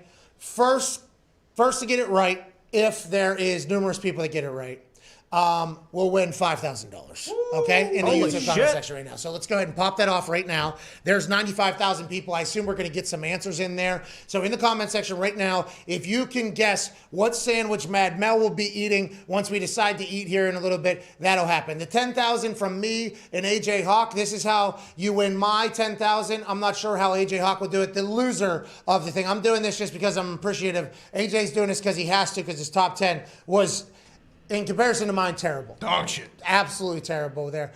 You utilize the hashtag Draft Spectacular and also take a picture of where you're at.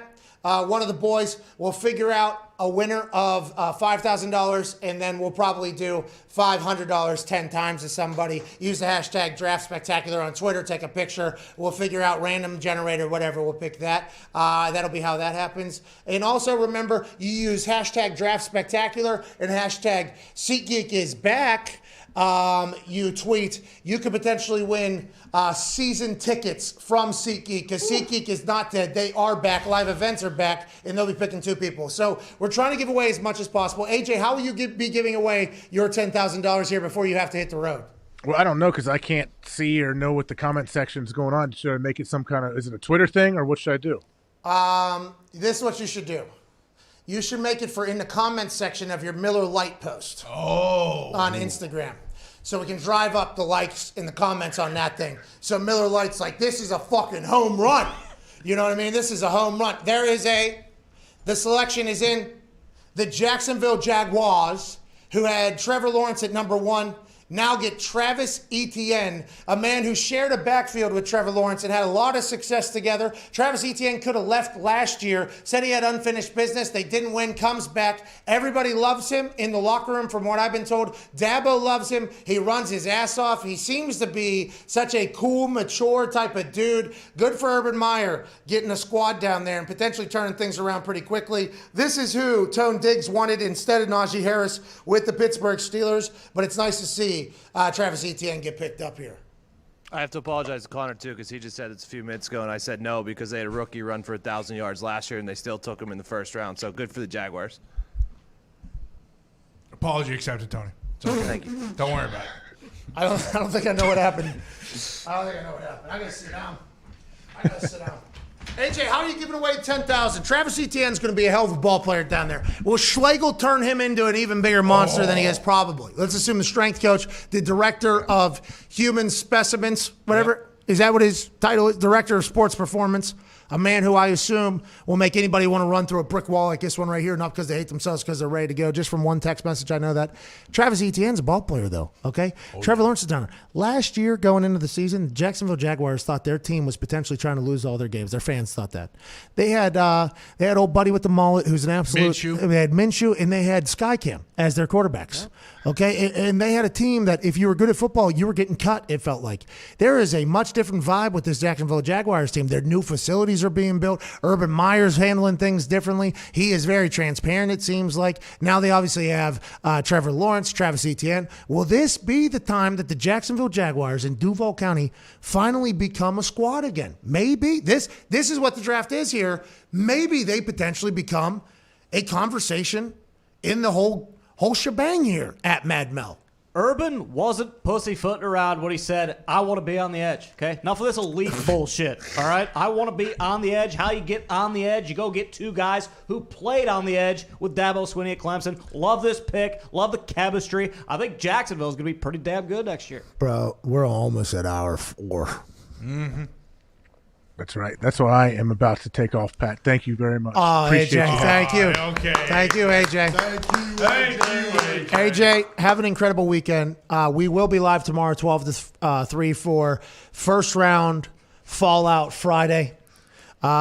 To win your $10,000 that you have to give away because you lost the mock draft, the top 10 mock with AJ Hawk loss, will you tell them what they have to put in the comment section, and obviously like that post on your Instagram Miller Lite entire operation there?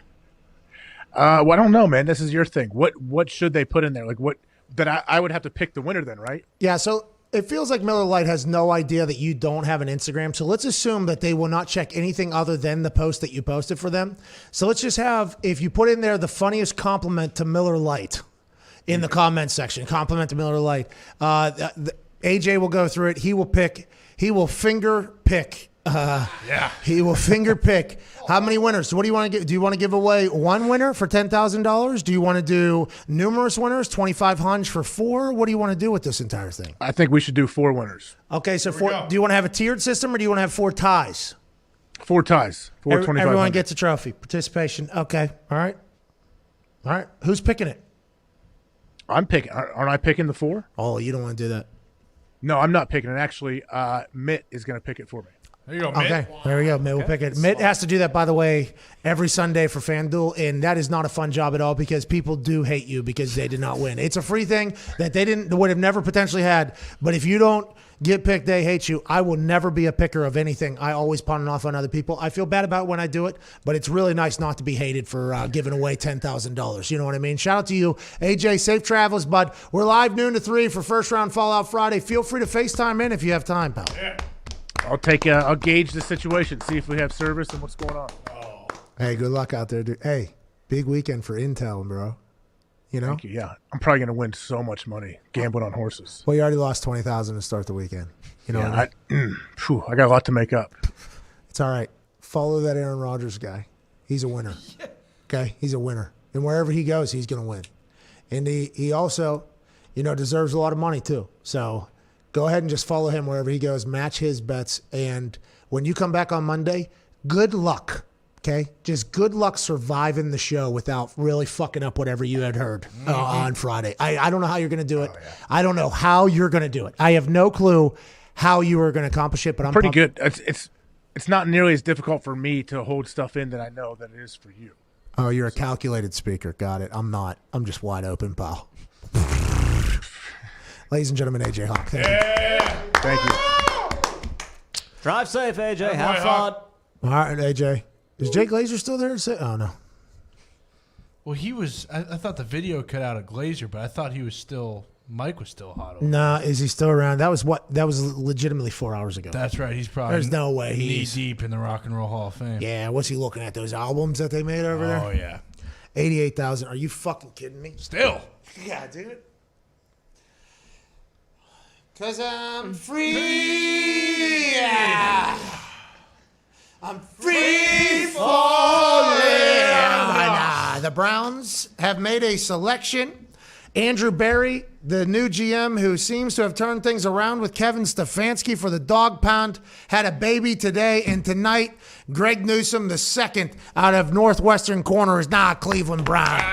Oh, that pick stinks, dude. Well. That pick stinks. You don't know anything about the 6'1", 192 Greg Newsome. Listen, when I did my film study, Mad Mel, and you might see this thing, this dude's an efficient mover. You know what I mean? When I saw him, that's what I thought. Efficient mover. And he has some durability concerns. Ain't that right, Mad Mel? He does. He does have a couple durability concerns, but I know you're just getting to this. Incredible ball skills as well. Yeah. Incredible ball skills. This guy's going to create some turnovers. He's a ball hog. He's going to be around the ball. I like this pick for Andrew Berry, the Browns. Hey, the Browns digs back there, by the way, in the AFC North, they beat the dog shit out of the Steelers in the playoffs. Smacked them around. Right in the mouth. Yeah. What's that, Diggs? Go ahead.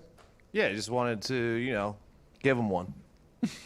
It's Pouncey's fault. He snapped the ball over Ben's head, screwed the whole game up. Is that what they're saying in Pittsburgh? Yeah, he's gone. Don't worry about it. He retired because of it. Is that what you guys are saying? That's unbelievable. Is that really how Pittsburgh feels? A couple people.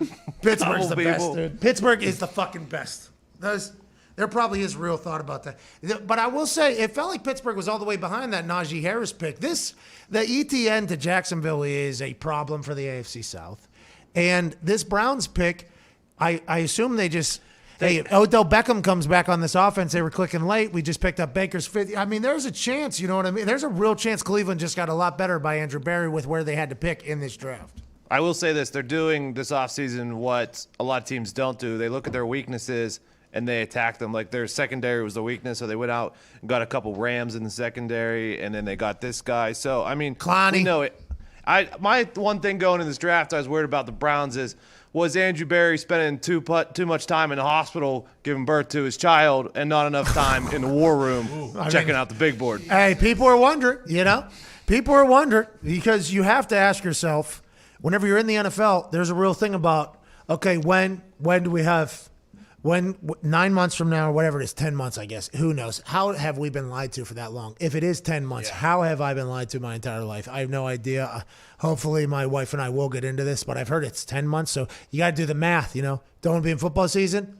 Don't want to be on Draft Spectacular Day. Nope. So Andrew Berry's young. He'll learn from this. He'll learn from that. You're right, though, Diggs. Maybe he had the decision already made, and Andrew Berry is one of the smartest human beings I've ever encountered in my life.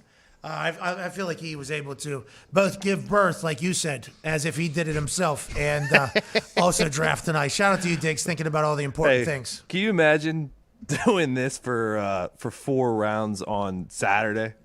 3 through 7. Or Rather whatever. eat a bullet. 4 for the 7. Dude, do you remember? That was a conversation. Yeah. That was a conversation. And I got canceled on it. It wasn't like I turned that down. I was actually thinking about it.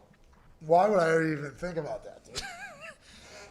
Well, I assume in that situation that you at least get a fucking sandwich and, some stuff like that to kind of get you through it. Porta potty. Got some PAs you can fucking order around. Hey, go give me a fucking coffee. I got to take a piss. I got to leave. We don't have that luxury here, What has it been? 4 hours exactly at this point. Jeez, please. As a Colts backer. 84,000 people Still. What are they doing? I'm excited. They probably fell asleep. Live playback's already at 1.065 million. It's a pretty good night. That's not bad. Traeger, shout out to Traeger. Shout out. Traeger, sorry. Traeger new. Hey, by the way, go to Traeger.com, use promo code PAT, and you get free shipping. That's right. On your Traeger grill. Shout out to Traeger. We love Traeger. And what were you going to get to there? You were going to say something incredibly awesome. I was, something riveting. And also SeatGeek promo code. He's back. Yeah, that's SeatGeek's back. I forgot that promo code. But how do you think our show's going to be tomorrow? Boy, it is going to stink. Tomorrow's show is going to stink. But, hey. I don't know. It might be better. A lot of calls. Has anybody guessed the sandwich yet, you think? Have you been keeping up with it? Do you know what sandwich Well, so that's what's interesting is I did put a sandwich order in. So whatever Zeke got for me is just, I'm going to have to like it. Hopefully there's no mayo on it. Did you get mayo or tomato on this thing, Zeke? Because I won't eat the fucking thing. No. You have to eat something. I'll eat it. You don't like mayo? I fucking hate mayo. If I'm starving, I will eat the mayo. But if I'm not, fucking get it away from me. You hate mayo? Hate mayo, hate ketchup, don't want anything to fucking do Are with them. you kidding me, dude? No, the shit stinks. No, it's because Red Gold was around out there in Iowa. If you had Heinz, No. you wouldn't hate ketchup. Don't you dare. I never had a fucking Red Gold bottle in my house. Ever. Okay? How about whipped cream? Well, a lot of people have said Pumpkin pie. I love the Whippets, but hey, that's neither here nor there, okay? That's bullshit, all right? I eat pumpkin pie every fucking morning. Doesn't matter what season, doesn't matter what day. Right. I eat pumpkin pie 365 days a year. I'm not fucking doing Whippets, All right, okay? so- Get off my back. Hey, now I don't know what's real and what isn't. You know what I mean? Now I don't know what's real and what isn't. Do you hate mayonnaise? No, yeah, or I not? legit do not like mayo or ketchup. Could you imagine being from Pittsburgh and not liking ketchup? No. The answer is No. no. When there was the potential ketchup shortage, there was an outcry by Pittsburgh people to Heinz telling them to take care of their city first. If there's going to be a shortage, take care of this city first. Listen, we've stood behind you for all these years, fucking turning down Hunts and all the other jag-off ketchup. So if there is a shortage, make sure it goes to where it belongs. 4 hours and 2 minutes into this thing. How have you guys survived back there? Have you just muted the mics and taken naps and shit? What have you guys been doing over there? We had a couple sandwiches. Windhorse was here eating all the mayonnaise, so we didn't have to deal with that. What's this all about? What's this all about? Why is this happening on this show? Windhorse does love mayo. Mitz had about 18 tall boys in the back. He can't even open his eyes. That Celsius? You should see his sweet outfit though. Mitt's got a great He's blacked out. Hey, it was tuxedo related. Is that a tux you got on there? Yeah. Yeah, this is a Jesus. Goodwill jacket. Yeah, boy. Nice.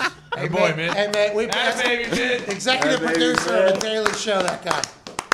All right, the Baltimore Ravens have made their selection at 20-7. It feels like 10 hours ago we were on pick 26, but here we are, 5 picks away from the end of this thing. The Baltimore Ravens, who have been in on every wide receiver conversation in free agency. Jay Glazer said he doesn't see Julio Jones going there. The Baltimore Ravens, after trading Orlando Brown, select Wide receiver Rashad Bateman out of Minnesota. This guy's a ball player. Oh yeah, Good ball player. You know, he's efficient in and out of breaks. Yep. That's what I've said to him. And by the way, remember, they started rowing a boat out there and having success because guys like Rashad Bateman went out there and absolutely balled out. And that guy that went to Tampa Bay was an absolute stud. Winfield Jr. PJ Fleck had them going. A weapon is what they have needed for a long time. They talked about it during the season last year. They talked about it in free agency. This is probably expected if we were to do a full 32 mock. Mad Mel, for those who maybe have no idea who this person is, what would you say about Rashad Bateman as a ball player? Say very explosive, can play in the slot a little bit better on the outside. Great production at Minnesota. One of the things I'm most excited to see is him get away from that fucking snake oil salesman in Minnesota. Get a coach who actually is going to get the most out of him. Hey, Harbaugh's a great coach. I think he's going to fit in very well in Baltimore. Mad Mel, listen, there's no need for that. Okay? What do you mean? PJ had the Farmers Alliance. Remember? Oh yeah. PJ had that Farmers Alliance, and anybody on our show that should have appreciated and respected that, it should have been you over there in Iowa with the Farmers Alliance. Your neighbor's farm is just as important as your farm. Get the fuck out of here with that. ANF, America needs farmers. Every Iowan knows what that's about. We don't need this fucking Farmers Alliance bullshit. I've never heard of that. His neighbor's farm had bodies buried underneath it. So. True. Oh, They don't yeah, you're care. right. John Wayne Gacy. He didn't live on a farm. He ran an Arby's. Yeah. Well, KFC. And he lived in a rural neighborhood, okay? He lived, nice little neighborhood. All right, Saints, let's get going, huh? Allegedly today, you were eyeballing the internet whenever you were going to trade up in the top 10 picks. There has been no such talk, I assume, in our world. I don't know if on the internet there has been. The Saints, who are they going to pick up? They had to cut 14 players because they were way over the salary cap. They signed Taysom Hill to a $160 million deal. All years voidable. They paid Jameis Winston shortly after Drew Brees told him, this is your team now. What will Sean Payton do with pick 28 of this never-ending draft spectacular? I mean, Sean Payton, he loves his weapons. Why not go get that Ole Miss guy, Elijah Moore, That's what we've been saying this whole time. Yeah. And maybe Sean Payton was going to make a move, but he's just like Bill Belichick. Oh, shit, our guy's coming. Don't matter. They lost Emmanuel Sanders. Our guy is coming. Emmanuel Sanders, by the way, will be wearing the number 1. Yeah. Which is dope. I love the number 1 getting into circulation. It's a good pick. The pick is in. Shout out to the Saints not spending all 10 minutes. We very much appreciate that. Thank you, Saints. Thank you. Thank you, Saints. Thank that? you also. Who that? Who that? Who that? Who that? Who that? Who that say gonna beat the Saints? Who that? Hey, we've been down there in the bayou a lot. Oh, yeah. I do love New Orleans people. It's awesome. New Orleans is the fucking best. Very sticky, ridiculously hot. A lot of pumpkin pie. I mean, it is what's that? Do they have pumpkin pie? I'm not 100% sure if pumpkin pie is a thing that is known for down there in New Orleans. Shout out to Zito in the back, who has been to New Orleans with us probably 4 times in the last 2 years as well. Always order pumpkin pie down there. They're very hospitable down there, but it is 7,000 degrees down there. Sticky, right? Beignets, though. Beignets, very good down there. Yeah, I agree. Mardi Gras. Hey, quick story. Mardi Gras was not created in New Orleans. What? It was created in Mobile, Alabama. Bama. Yeah. Mobile, Alabama created Mardi Gras. Fat Tuesday. Fun fact. Learned that when I was at the Senior Bowl. If y'all see Leprechaun, say yeah. Yeah, if you've seen the Leprechaun, yeah. Wasn't the French?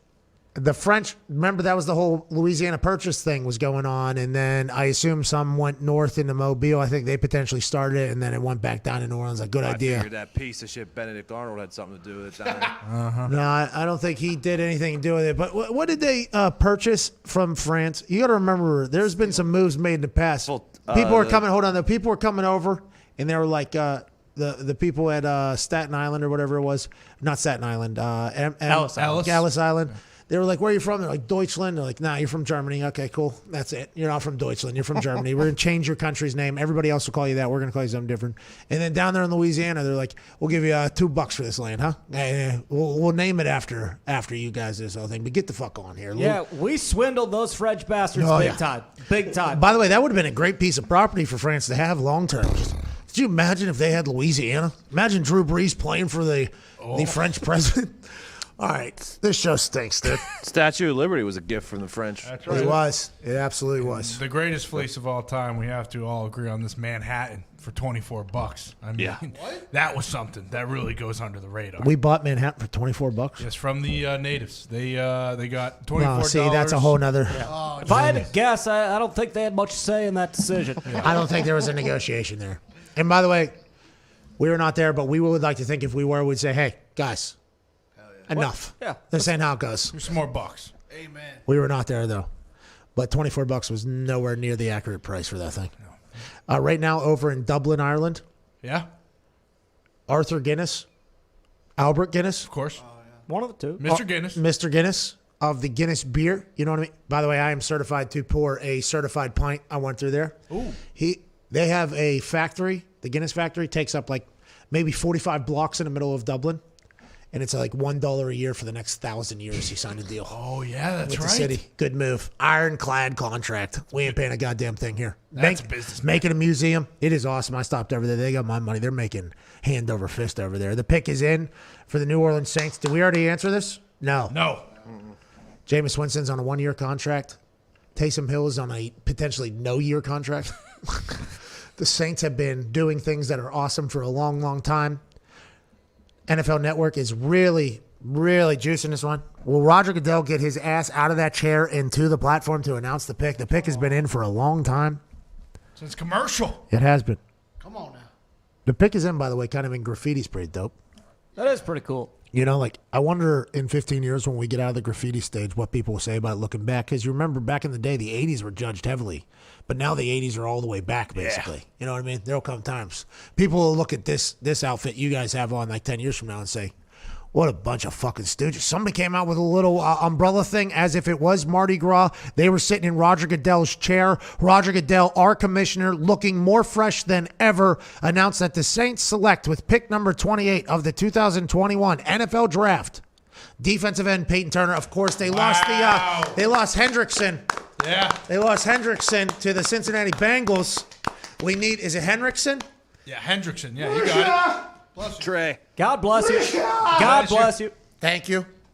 I went into the carriage here, by the way. Batman? Yeah. I'm out wearing hockey pads. But now, defensive end for the Saints. They have no idea what's going on at quarterback. I don't think any of us know. But anytime you can get a pass rusher in a pass-heavy league, especially in the NFC South with Tom Brady being at the top of the thing, I assume this was a good decision. Them going into the top 10, though, is never going to happen. No. And I'll be honest, I have no fucking idea who this guy is. Mad Mel, what are you talking about? I did a lot of research, looked at a lot of names. Fucking Peyton Turner never jumped up on the list. That's a shame. That's a shame because Peyton Turner's a ball player. Ian Rappaport just said the same thing, I think. Head shaking very heavily. Did not expect this. The Green Bay Packers pick is in. Here we are. Here we are. 29th overall pick. The pick is in. Chance to get a weapon. What are we doing? Who gives a fuck? I'll be honest. I don't fucking care at all. Wow. Have you just completely lost up because you have the mindset that Aaron Rodgers is not He's gone. He's gone. They are nice knowing you. Hey, the headlines are saying like he told him I ain't going back, so we're done with it. That's crazy if that's where it's at right now. I mean, AJ is going to be dependent upon maybe getting some information this weekend on that whole thing to clear it up a little bit more. But if that's what's going on, I don't know how you're going to get past it. And he holds all the cards. Guy does everything for a reason. I mean, there's no fucking coincidence. He said that today. That stuff came out today on the day of the draft. You know, I mean, he's still fucking pissed off, rightfully so. Who gives a shit who they get? I was just given an update that Roger Goodell did eat peanut M&Ms in his chair. Wow. It's huge, dude. It's huge. Raj. I think my body's starting to collapse. Yeah, my back and my legs hurt. I don't know if I'm going to be able to stand up from this thing. So we're going to be 8 hours live today at least, maybe 9 hours live in one day. My nose is starting to run. I mean, my body's starting to collapse. The head's getting light. But we get to do this. We don't have to do Hell this. yeah. What a dream. Participate Hey, in the good draft. luck. Hey, Hammer Down boys. What did you say you were going to talk about for about a minute and a half, 2 minutes, you said? The fact that the Packers probably aren't going to get Aaron Rodgers a weapon here because they don't care about him. They don't care about Ty's life and stuff like that. Fun fact: right now. I can't Nick piss. went Hold on, 6-0 tonight. Diggs, I'm sorry. I literally can't piss right now because. What do you mean? What are you pointing at? That bathroom right there. A little quick run. Go on that giant screen. See what happens. The pick is in right now, though, so it's like, what are we? What the hell is this? What is this going on here? I did notice that earlier. We were wearing pretty similar suits. Oh, wow. Wow. Is the pick in or not? Are they celebrating? They're shaking hands. Are you guys fucking slamming Dixie cups or Solo cups back there? What the hell's going Yeah, on? 2 Gatorade bottles fell over. Okay, classic. Yeah. Hey, Tone, you think the Stellars are going to go get a quarterback later in the draft or what? No, I really don't think so. I mean, you know what, though? Foxy talked. Lions got hell of a fucking steal tonight. Hey, yes, they did. Just in time for Aaron Rodgers to leave, too. That this is Dan No, I mean, they're still gonna Campbell's fucking- division now. Look, They're still going to fucking stink. No, but- no. Foxy said he was pumped on air, but he said right before the draft started, hey, look, we better get a weapon or we better get a quarterback, and if not, I'm going to be fucking pissed. He's lying back there. I said the he's not happy complete at all. opposite, okay? I said I wanted to build the trenches or trade back, and that's exactly what they did. No. He never said that. Why do they fucking do that? The pick's not in, okay? The pick was in 10 fucking minutes ago, and we haven't seen it yet, so don't fucking tell us the pick's in. Jesus Christ. Mad Mel, who are the rest of the people on your big board you expect to see go in the next 3 picks? I don't know, dude. I'm so fucking hungry, I feel like I'm going to throw I'm up. starving. Connor, would you have been more happy with Justin Fields or Mac Jones? Hey, look, I was pushing for Justin Fields. All day, all morning. All you were day, so all morning, excited. all week. But that's just because of the mobility factor, Fox. But look, we got the smartest QB in the draft by a country mile. That guy's The gonna kid has a stink. photographic memory. And plus, built if the like Bears like Justin Fields, that's all I got to know. I don't want him at all. Well, who's he You built guys are like, shaped Nick? like candy bars. Yeah, just the way I like him. Delicious. Here you go, Packers.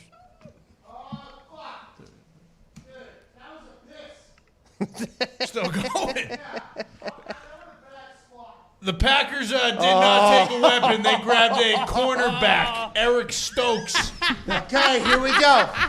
So just like everybody had hoped, including Aaron Rodgers, I assume, with the 29th overall pick, the Green Bay Packers, potentially the future Cleveland of the NFL, selecting cornerback Eric Stokes. So Aaron Rodgers is still a Green Bay Packer. Now there is a corner who is a Georgia Bulldog coming in to Green Bay to help out that defense. Here we go now, huh? Here we go, Mad Mel. Now we're talking. Now we're playing the game. I fucking love Stokesy. Okay, don't get me wrong. But again, I don't give a fuck. Who cares? Rodgers is. I mean, even if they would have drafted a wide receiver, it would have been like some guy fucking banging some floozy and then apologizing to his wife by giving her a $5 Starbucks gift card. Nothing they can do at this point is gonna fucking matter. They lost him. It's over. He runs a blazing 4.2 40 time. Who gives a fuck? Thanks, Dove. Who gives a shit? I just want to eat. Zito, did we get that food order in? Yeah, that's why. 5 minutes out. Perfect. Then, you know what? Great pick. I love Stokesy. Love the guy. This is awesome. The Green Bay Packers are trying to shore up a defense so they can make a Super Bowl run here. Back-to-back NFC championships. Quarterback won the MVP last year, got 45 seconds to speak about it at the NFL Honors Show. Matt LaFleur and he seem to be in a very good relationship, but the years and potentially most recent history that people are feeling is, underwhelming for Aaron Rodgers in what he should have. I don't think I've ever heard a situation more uniformly described by former NFL executives and other NFL executives via anonymous sources saying, if I had Aaron Rodgers, if we would have had Aaron Rodgers, if Aaron Rodgers was a quarterback for a team that I work for, we would be going all the fuck in around Aaron. Aaron Rodgers don't fall on trees or fall off of trees. They fall in the draft somehow, but they don't fall off of trees. That's just not the way it works. And him playing his best football, I would assume that at this point, knowing that Hole 18's on the horizon, he would expect at some point an organization to be like, let's go for it. Let's go and do it. The Packers don't do that. So they stand firm on it for whatever reason. But, man, it has to be a bit of a smack in the mouth to Packers fans, everything that has unfolded today, because he is 100% in the right as well. He's 100% in the right. NFL on CBS has tweeted the Packers have drafted one offensive player in the first round since 2012, Jordan Love. And then I believe also since 2002, it hasn't been a wide receiver or something like that. I'm not 100% sure. So, I mean, Ty, everybody's on Aaron's side, too. It's like, yeah, he fucking should be pissed. It's wild to think about, but it does feel like the team that you own, well, sorry, Matt. Yeah, Matt Mel owns, have dropped the ball with this. And this could be gloom and doom in the future. And Stokesy has no idea he's potentially going into a firestorm over. I mean, I guess if you think about it, it does make sense. You know, you got a fucking once-in-a-generation quarterback coming off an MVP season. So why don't you just, spit in his face, kick him in the nuts, and then fucking kick him to the curb? I mean, that does make the most sense if you love the guy behind him. Again, you know what? I'm just expecting Rodgers to be gone. Shit, you can't escape it. You've seen it all day. I mean, who gives a fuck? Honestly, I don't care. Whatever, Stokesy. Hope you're great, pal. Go Pack, go. Go Pack, go. Who gives a fuck? A lot of commenters have said that it feels like they're living in a dream because they get to watch your soul leave your body in back-to-back years. It feels like that is the gift that is going to continue to give probably for the next 10 years if we continue to do this draft spectacular. I mean, this year did, I don't fucking care. I mean, I lost Rodgers before the show. Who gives a shit? Jordan Love, yeah, that stunk last year, but at least Rodgers won an MVP. Got to see him go to an NFC championship. I mean, tonight, fuck, they could have drafted me in the first round. Who gives a shit? I don't care. It's not gonna matter. You lose Rodgers, you're gonna fucking stink. So, like I said, David Baker, they could have drafted him. I mean, it doesn't fucking matter.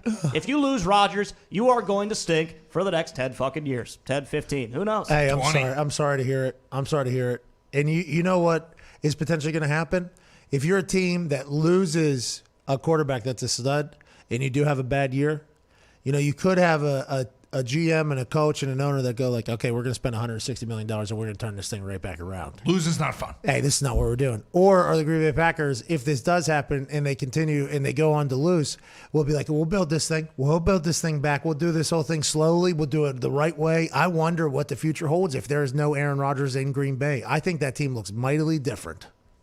This could be the complete collapse where it's no. Hey, look, we got to sell the team now. Oh, we need Bezos to come in and move this team out of town. How would they do that? They would just have to send their investment money back to all the owners? Is that how you would have to buy them out? Yeah, right. Or just have Bezos give each of them like $1 million. Being an owner doesn't mean shit. You get a fucking piece of paper. I mean, it's you pay $350 or whatever it is for basically a goddamn piece of paper from a gift shop. I mean, that's a pretty good little hustle, by the way. Yeah, mine was a gift. I'm glad I didn't fucking buy it. At this point, yeah. Should probably sell it now. Diggs. Yeah, Paul. Bro, are you guys just housing Celsiuses back there? Or what? How are you guys? Are you guys doing anything? I mean, Mitch drunk. Nick sounds like he's having time of his life. You guys ate some things, though, I guess. That's the thing. I mean, you guys are pretty entertaining, so, that's working for us. Diggs, I don't need your fucking pander, okay? This show is terrible. 85,000 other people. Just saw Bill's little fucking mole head pop up on the screen back there. Hey, Bill. I'm sorry, Diggs. But, Bill, it is good to see you out there. I'm sorry, Bill, you didn't deserve that. I'm fucking on edge. I'm very hungry. I got a headache. The Packers stink. Packers fucking stink. Hey, great show, guys. Thank you, Bill, we don't need your bullshit either. Okay? Listen, just do your thing back there. Go write the code for YouTube. We appreciate it. We love this place.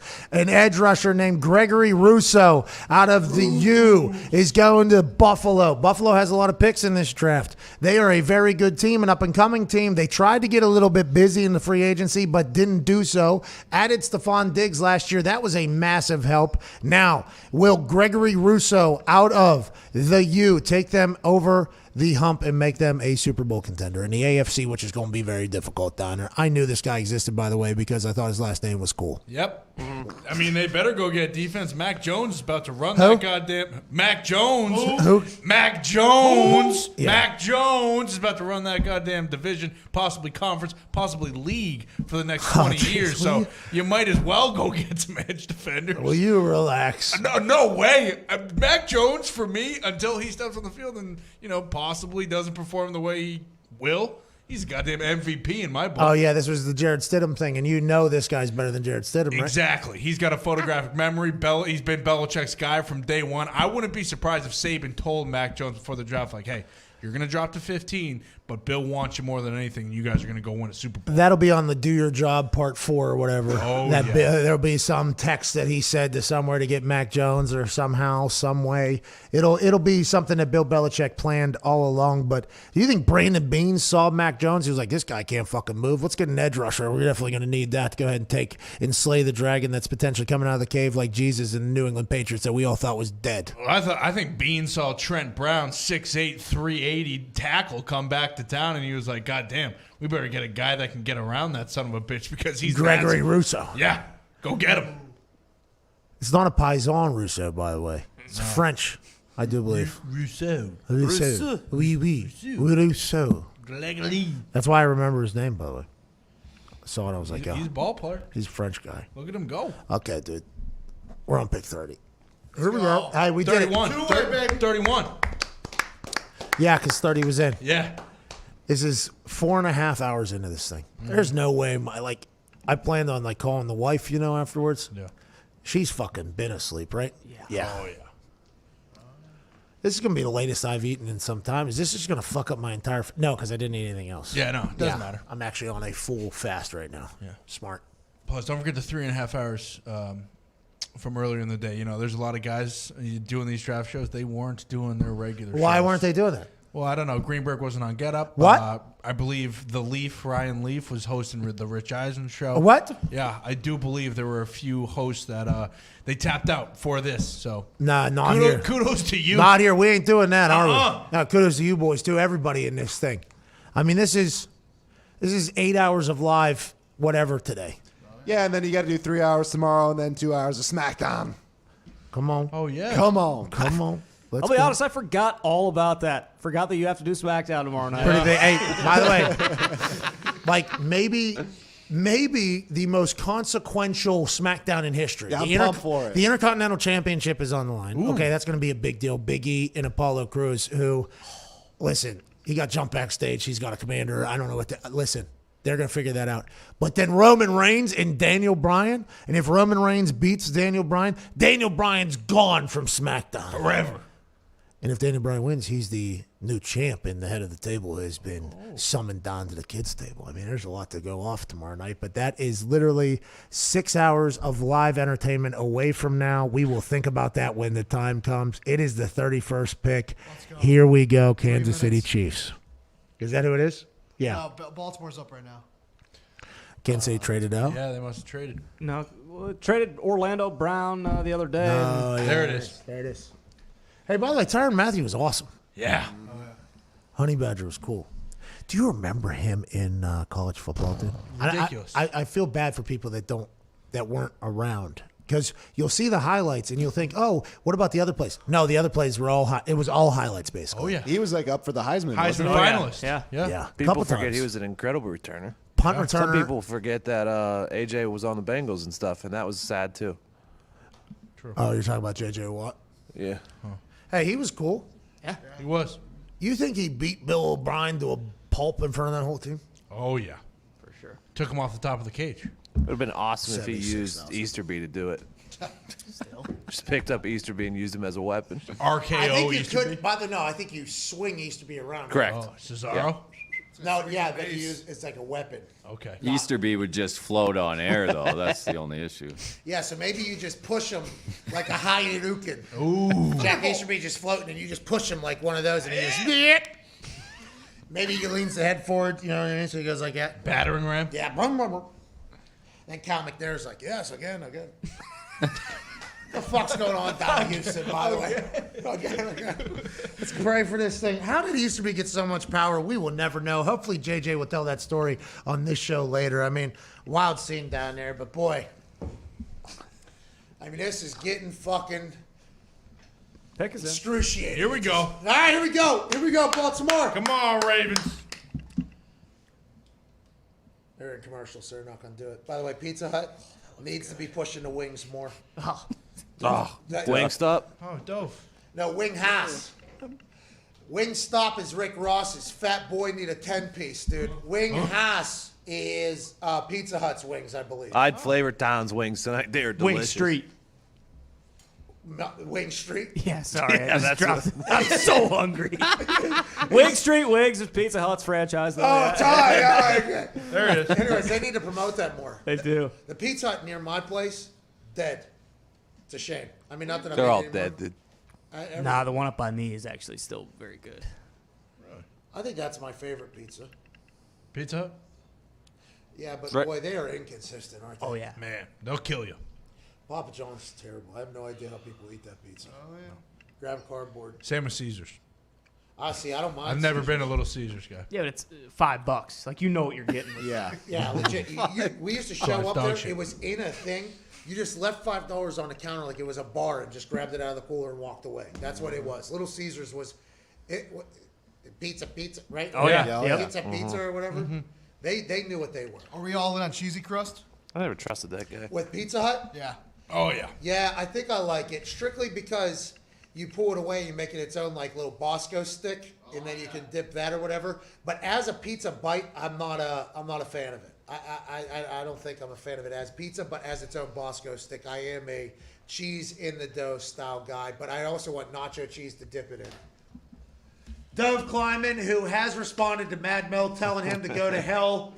The picking with the Ravens, they're selecting edge rusher Jason away out of Penn State. Away, no way. No way. No way. No way.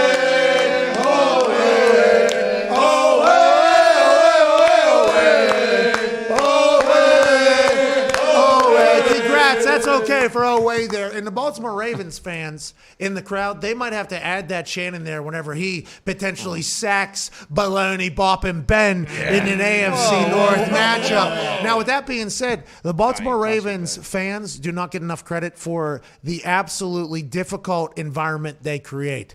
Boom, boom, boom, boom, boom, boom, boom, boom, boom, boom, boom, boom, boom. They do that. They're not the only team that does that, but their fans are very loud, and I don't think they get enough credit.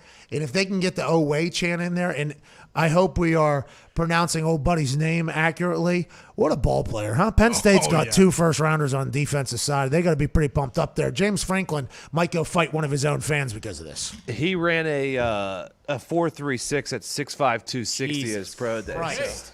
Okay, he might be playing on the offense. This guy a returner? This guy a goddamn returner? My wife just woke up. Can't believe you guys are still doing this. Yeah. Hey, by the way.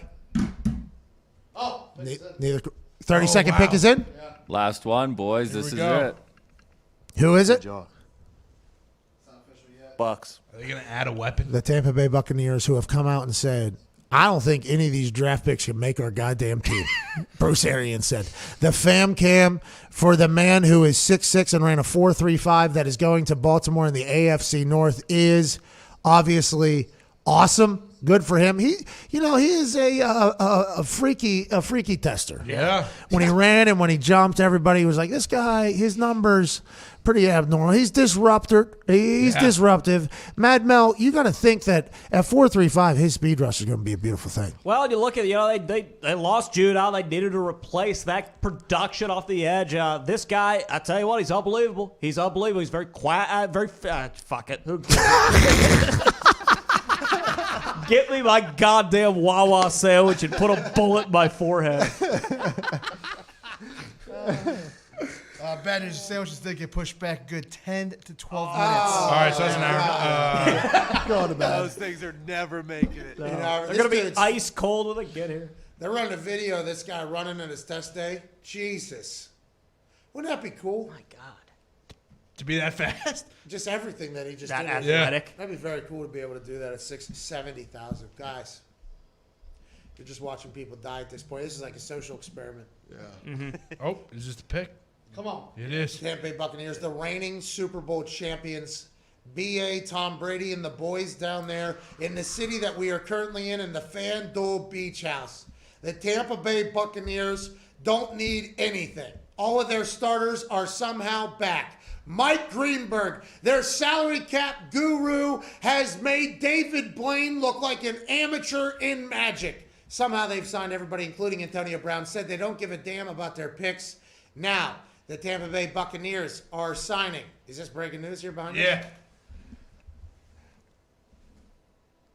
Buccaneers are selecting edge rusher Joe Tryon. Wow. Thank you, Dove Kleiman. Thank you, Dove. Thank you, Dove. Congrats to everybody that got drafted, especially old Big Joe. He ain't no average Joe. No.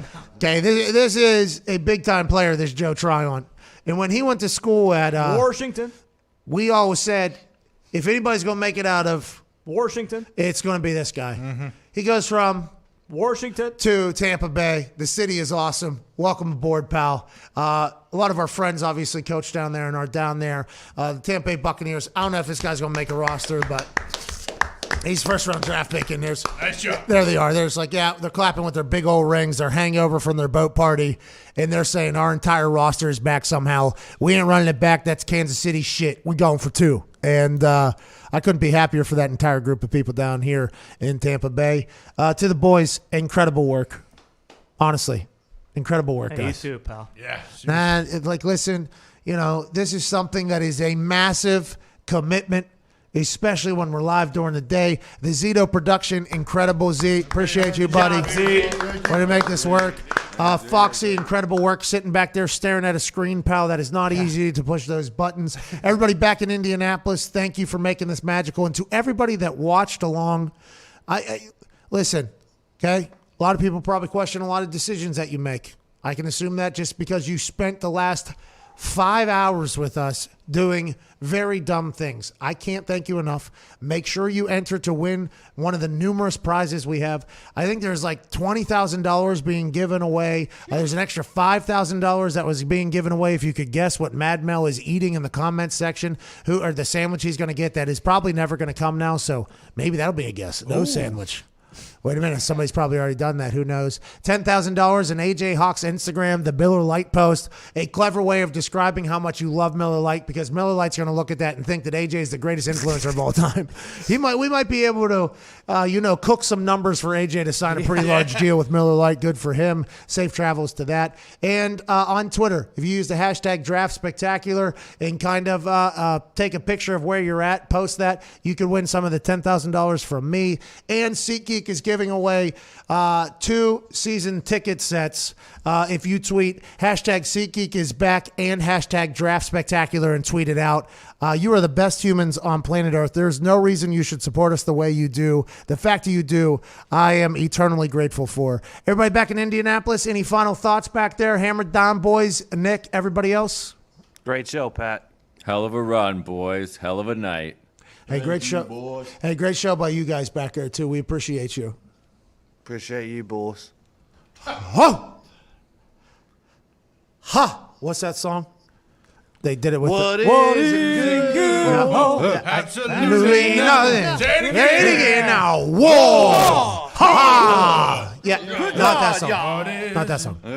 I was talking about the Mumford & Sons song. Where But if it was not your fault, but mine, no, not that one though. It was the one where I think. Little lion man. No, it wasn't that one either. It was the Ho Hey. It was the Ho Hey. Lumineers. Lumineers. That's Lumineers. Hey. Their beard group too, I think. Yeah. And by the way, Mumford & Sons did not deserve that disrespect. I think they're much better than Lumineers. And that Ho Hey song was really good. Really good. They got a couple. Yeah. Still bangs. I watched it. Yeah, that one. You and Yeah, you're right. You're right. And I was thinking of Blake Shelton dressed up like a chicken with Jimmy Fallon. I think they did a Ho Hey remix. Yeah, that's right. They did. That's what I thought in my head. So although whoa, ha is accurate, I was thinking of the ho. Boys, we'll see you in like 12 hours. That show's going to fucking stink. Huh? Isn't it? Feel Good Friday, baby. First round, Fallout, Feel Good Friday Let's tomorrow. go. Surprise guest coming on tomorrow that is going to electrify our audience. Feels like it might be a fun Friday. Phone It In Friday. So it is a first round Fallout, Feel Good, Phone It In Friday. Here we go. Then we're going into one of the biggest SmackDowns in the history, round 2 through whatever. I mean, we're lucky to do this. We're lucky you followed along. We'll see you in less than 12 hours. Thank you so much. Please enter to win all the prizes that we're giving away because we should do that. Shout out to Traeger, by the way. Go to TraegerGrills.com. TraegerGrills.com/Pat. Enter code Pat and get free shipping. Traeger grills are the best. You know it. You've heard it from everybody. We're not the first people to tell you that. They've completely revolutionized cooking out, grilling out. Oh, yeah.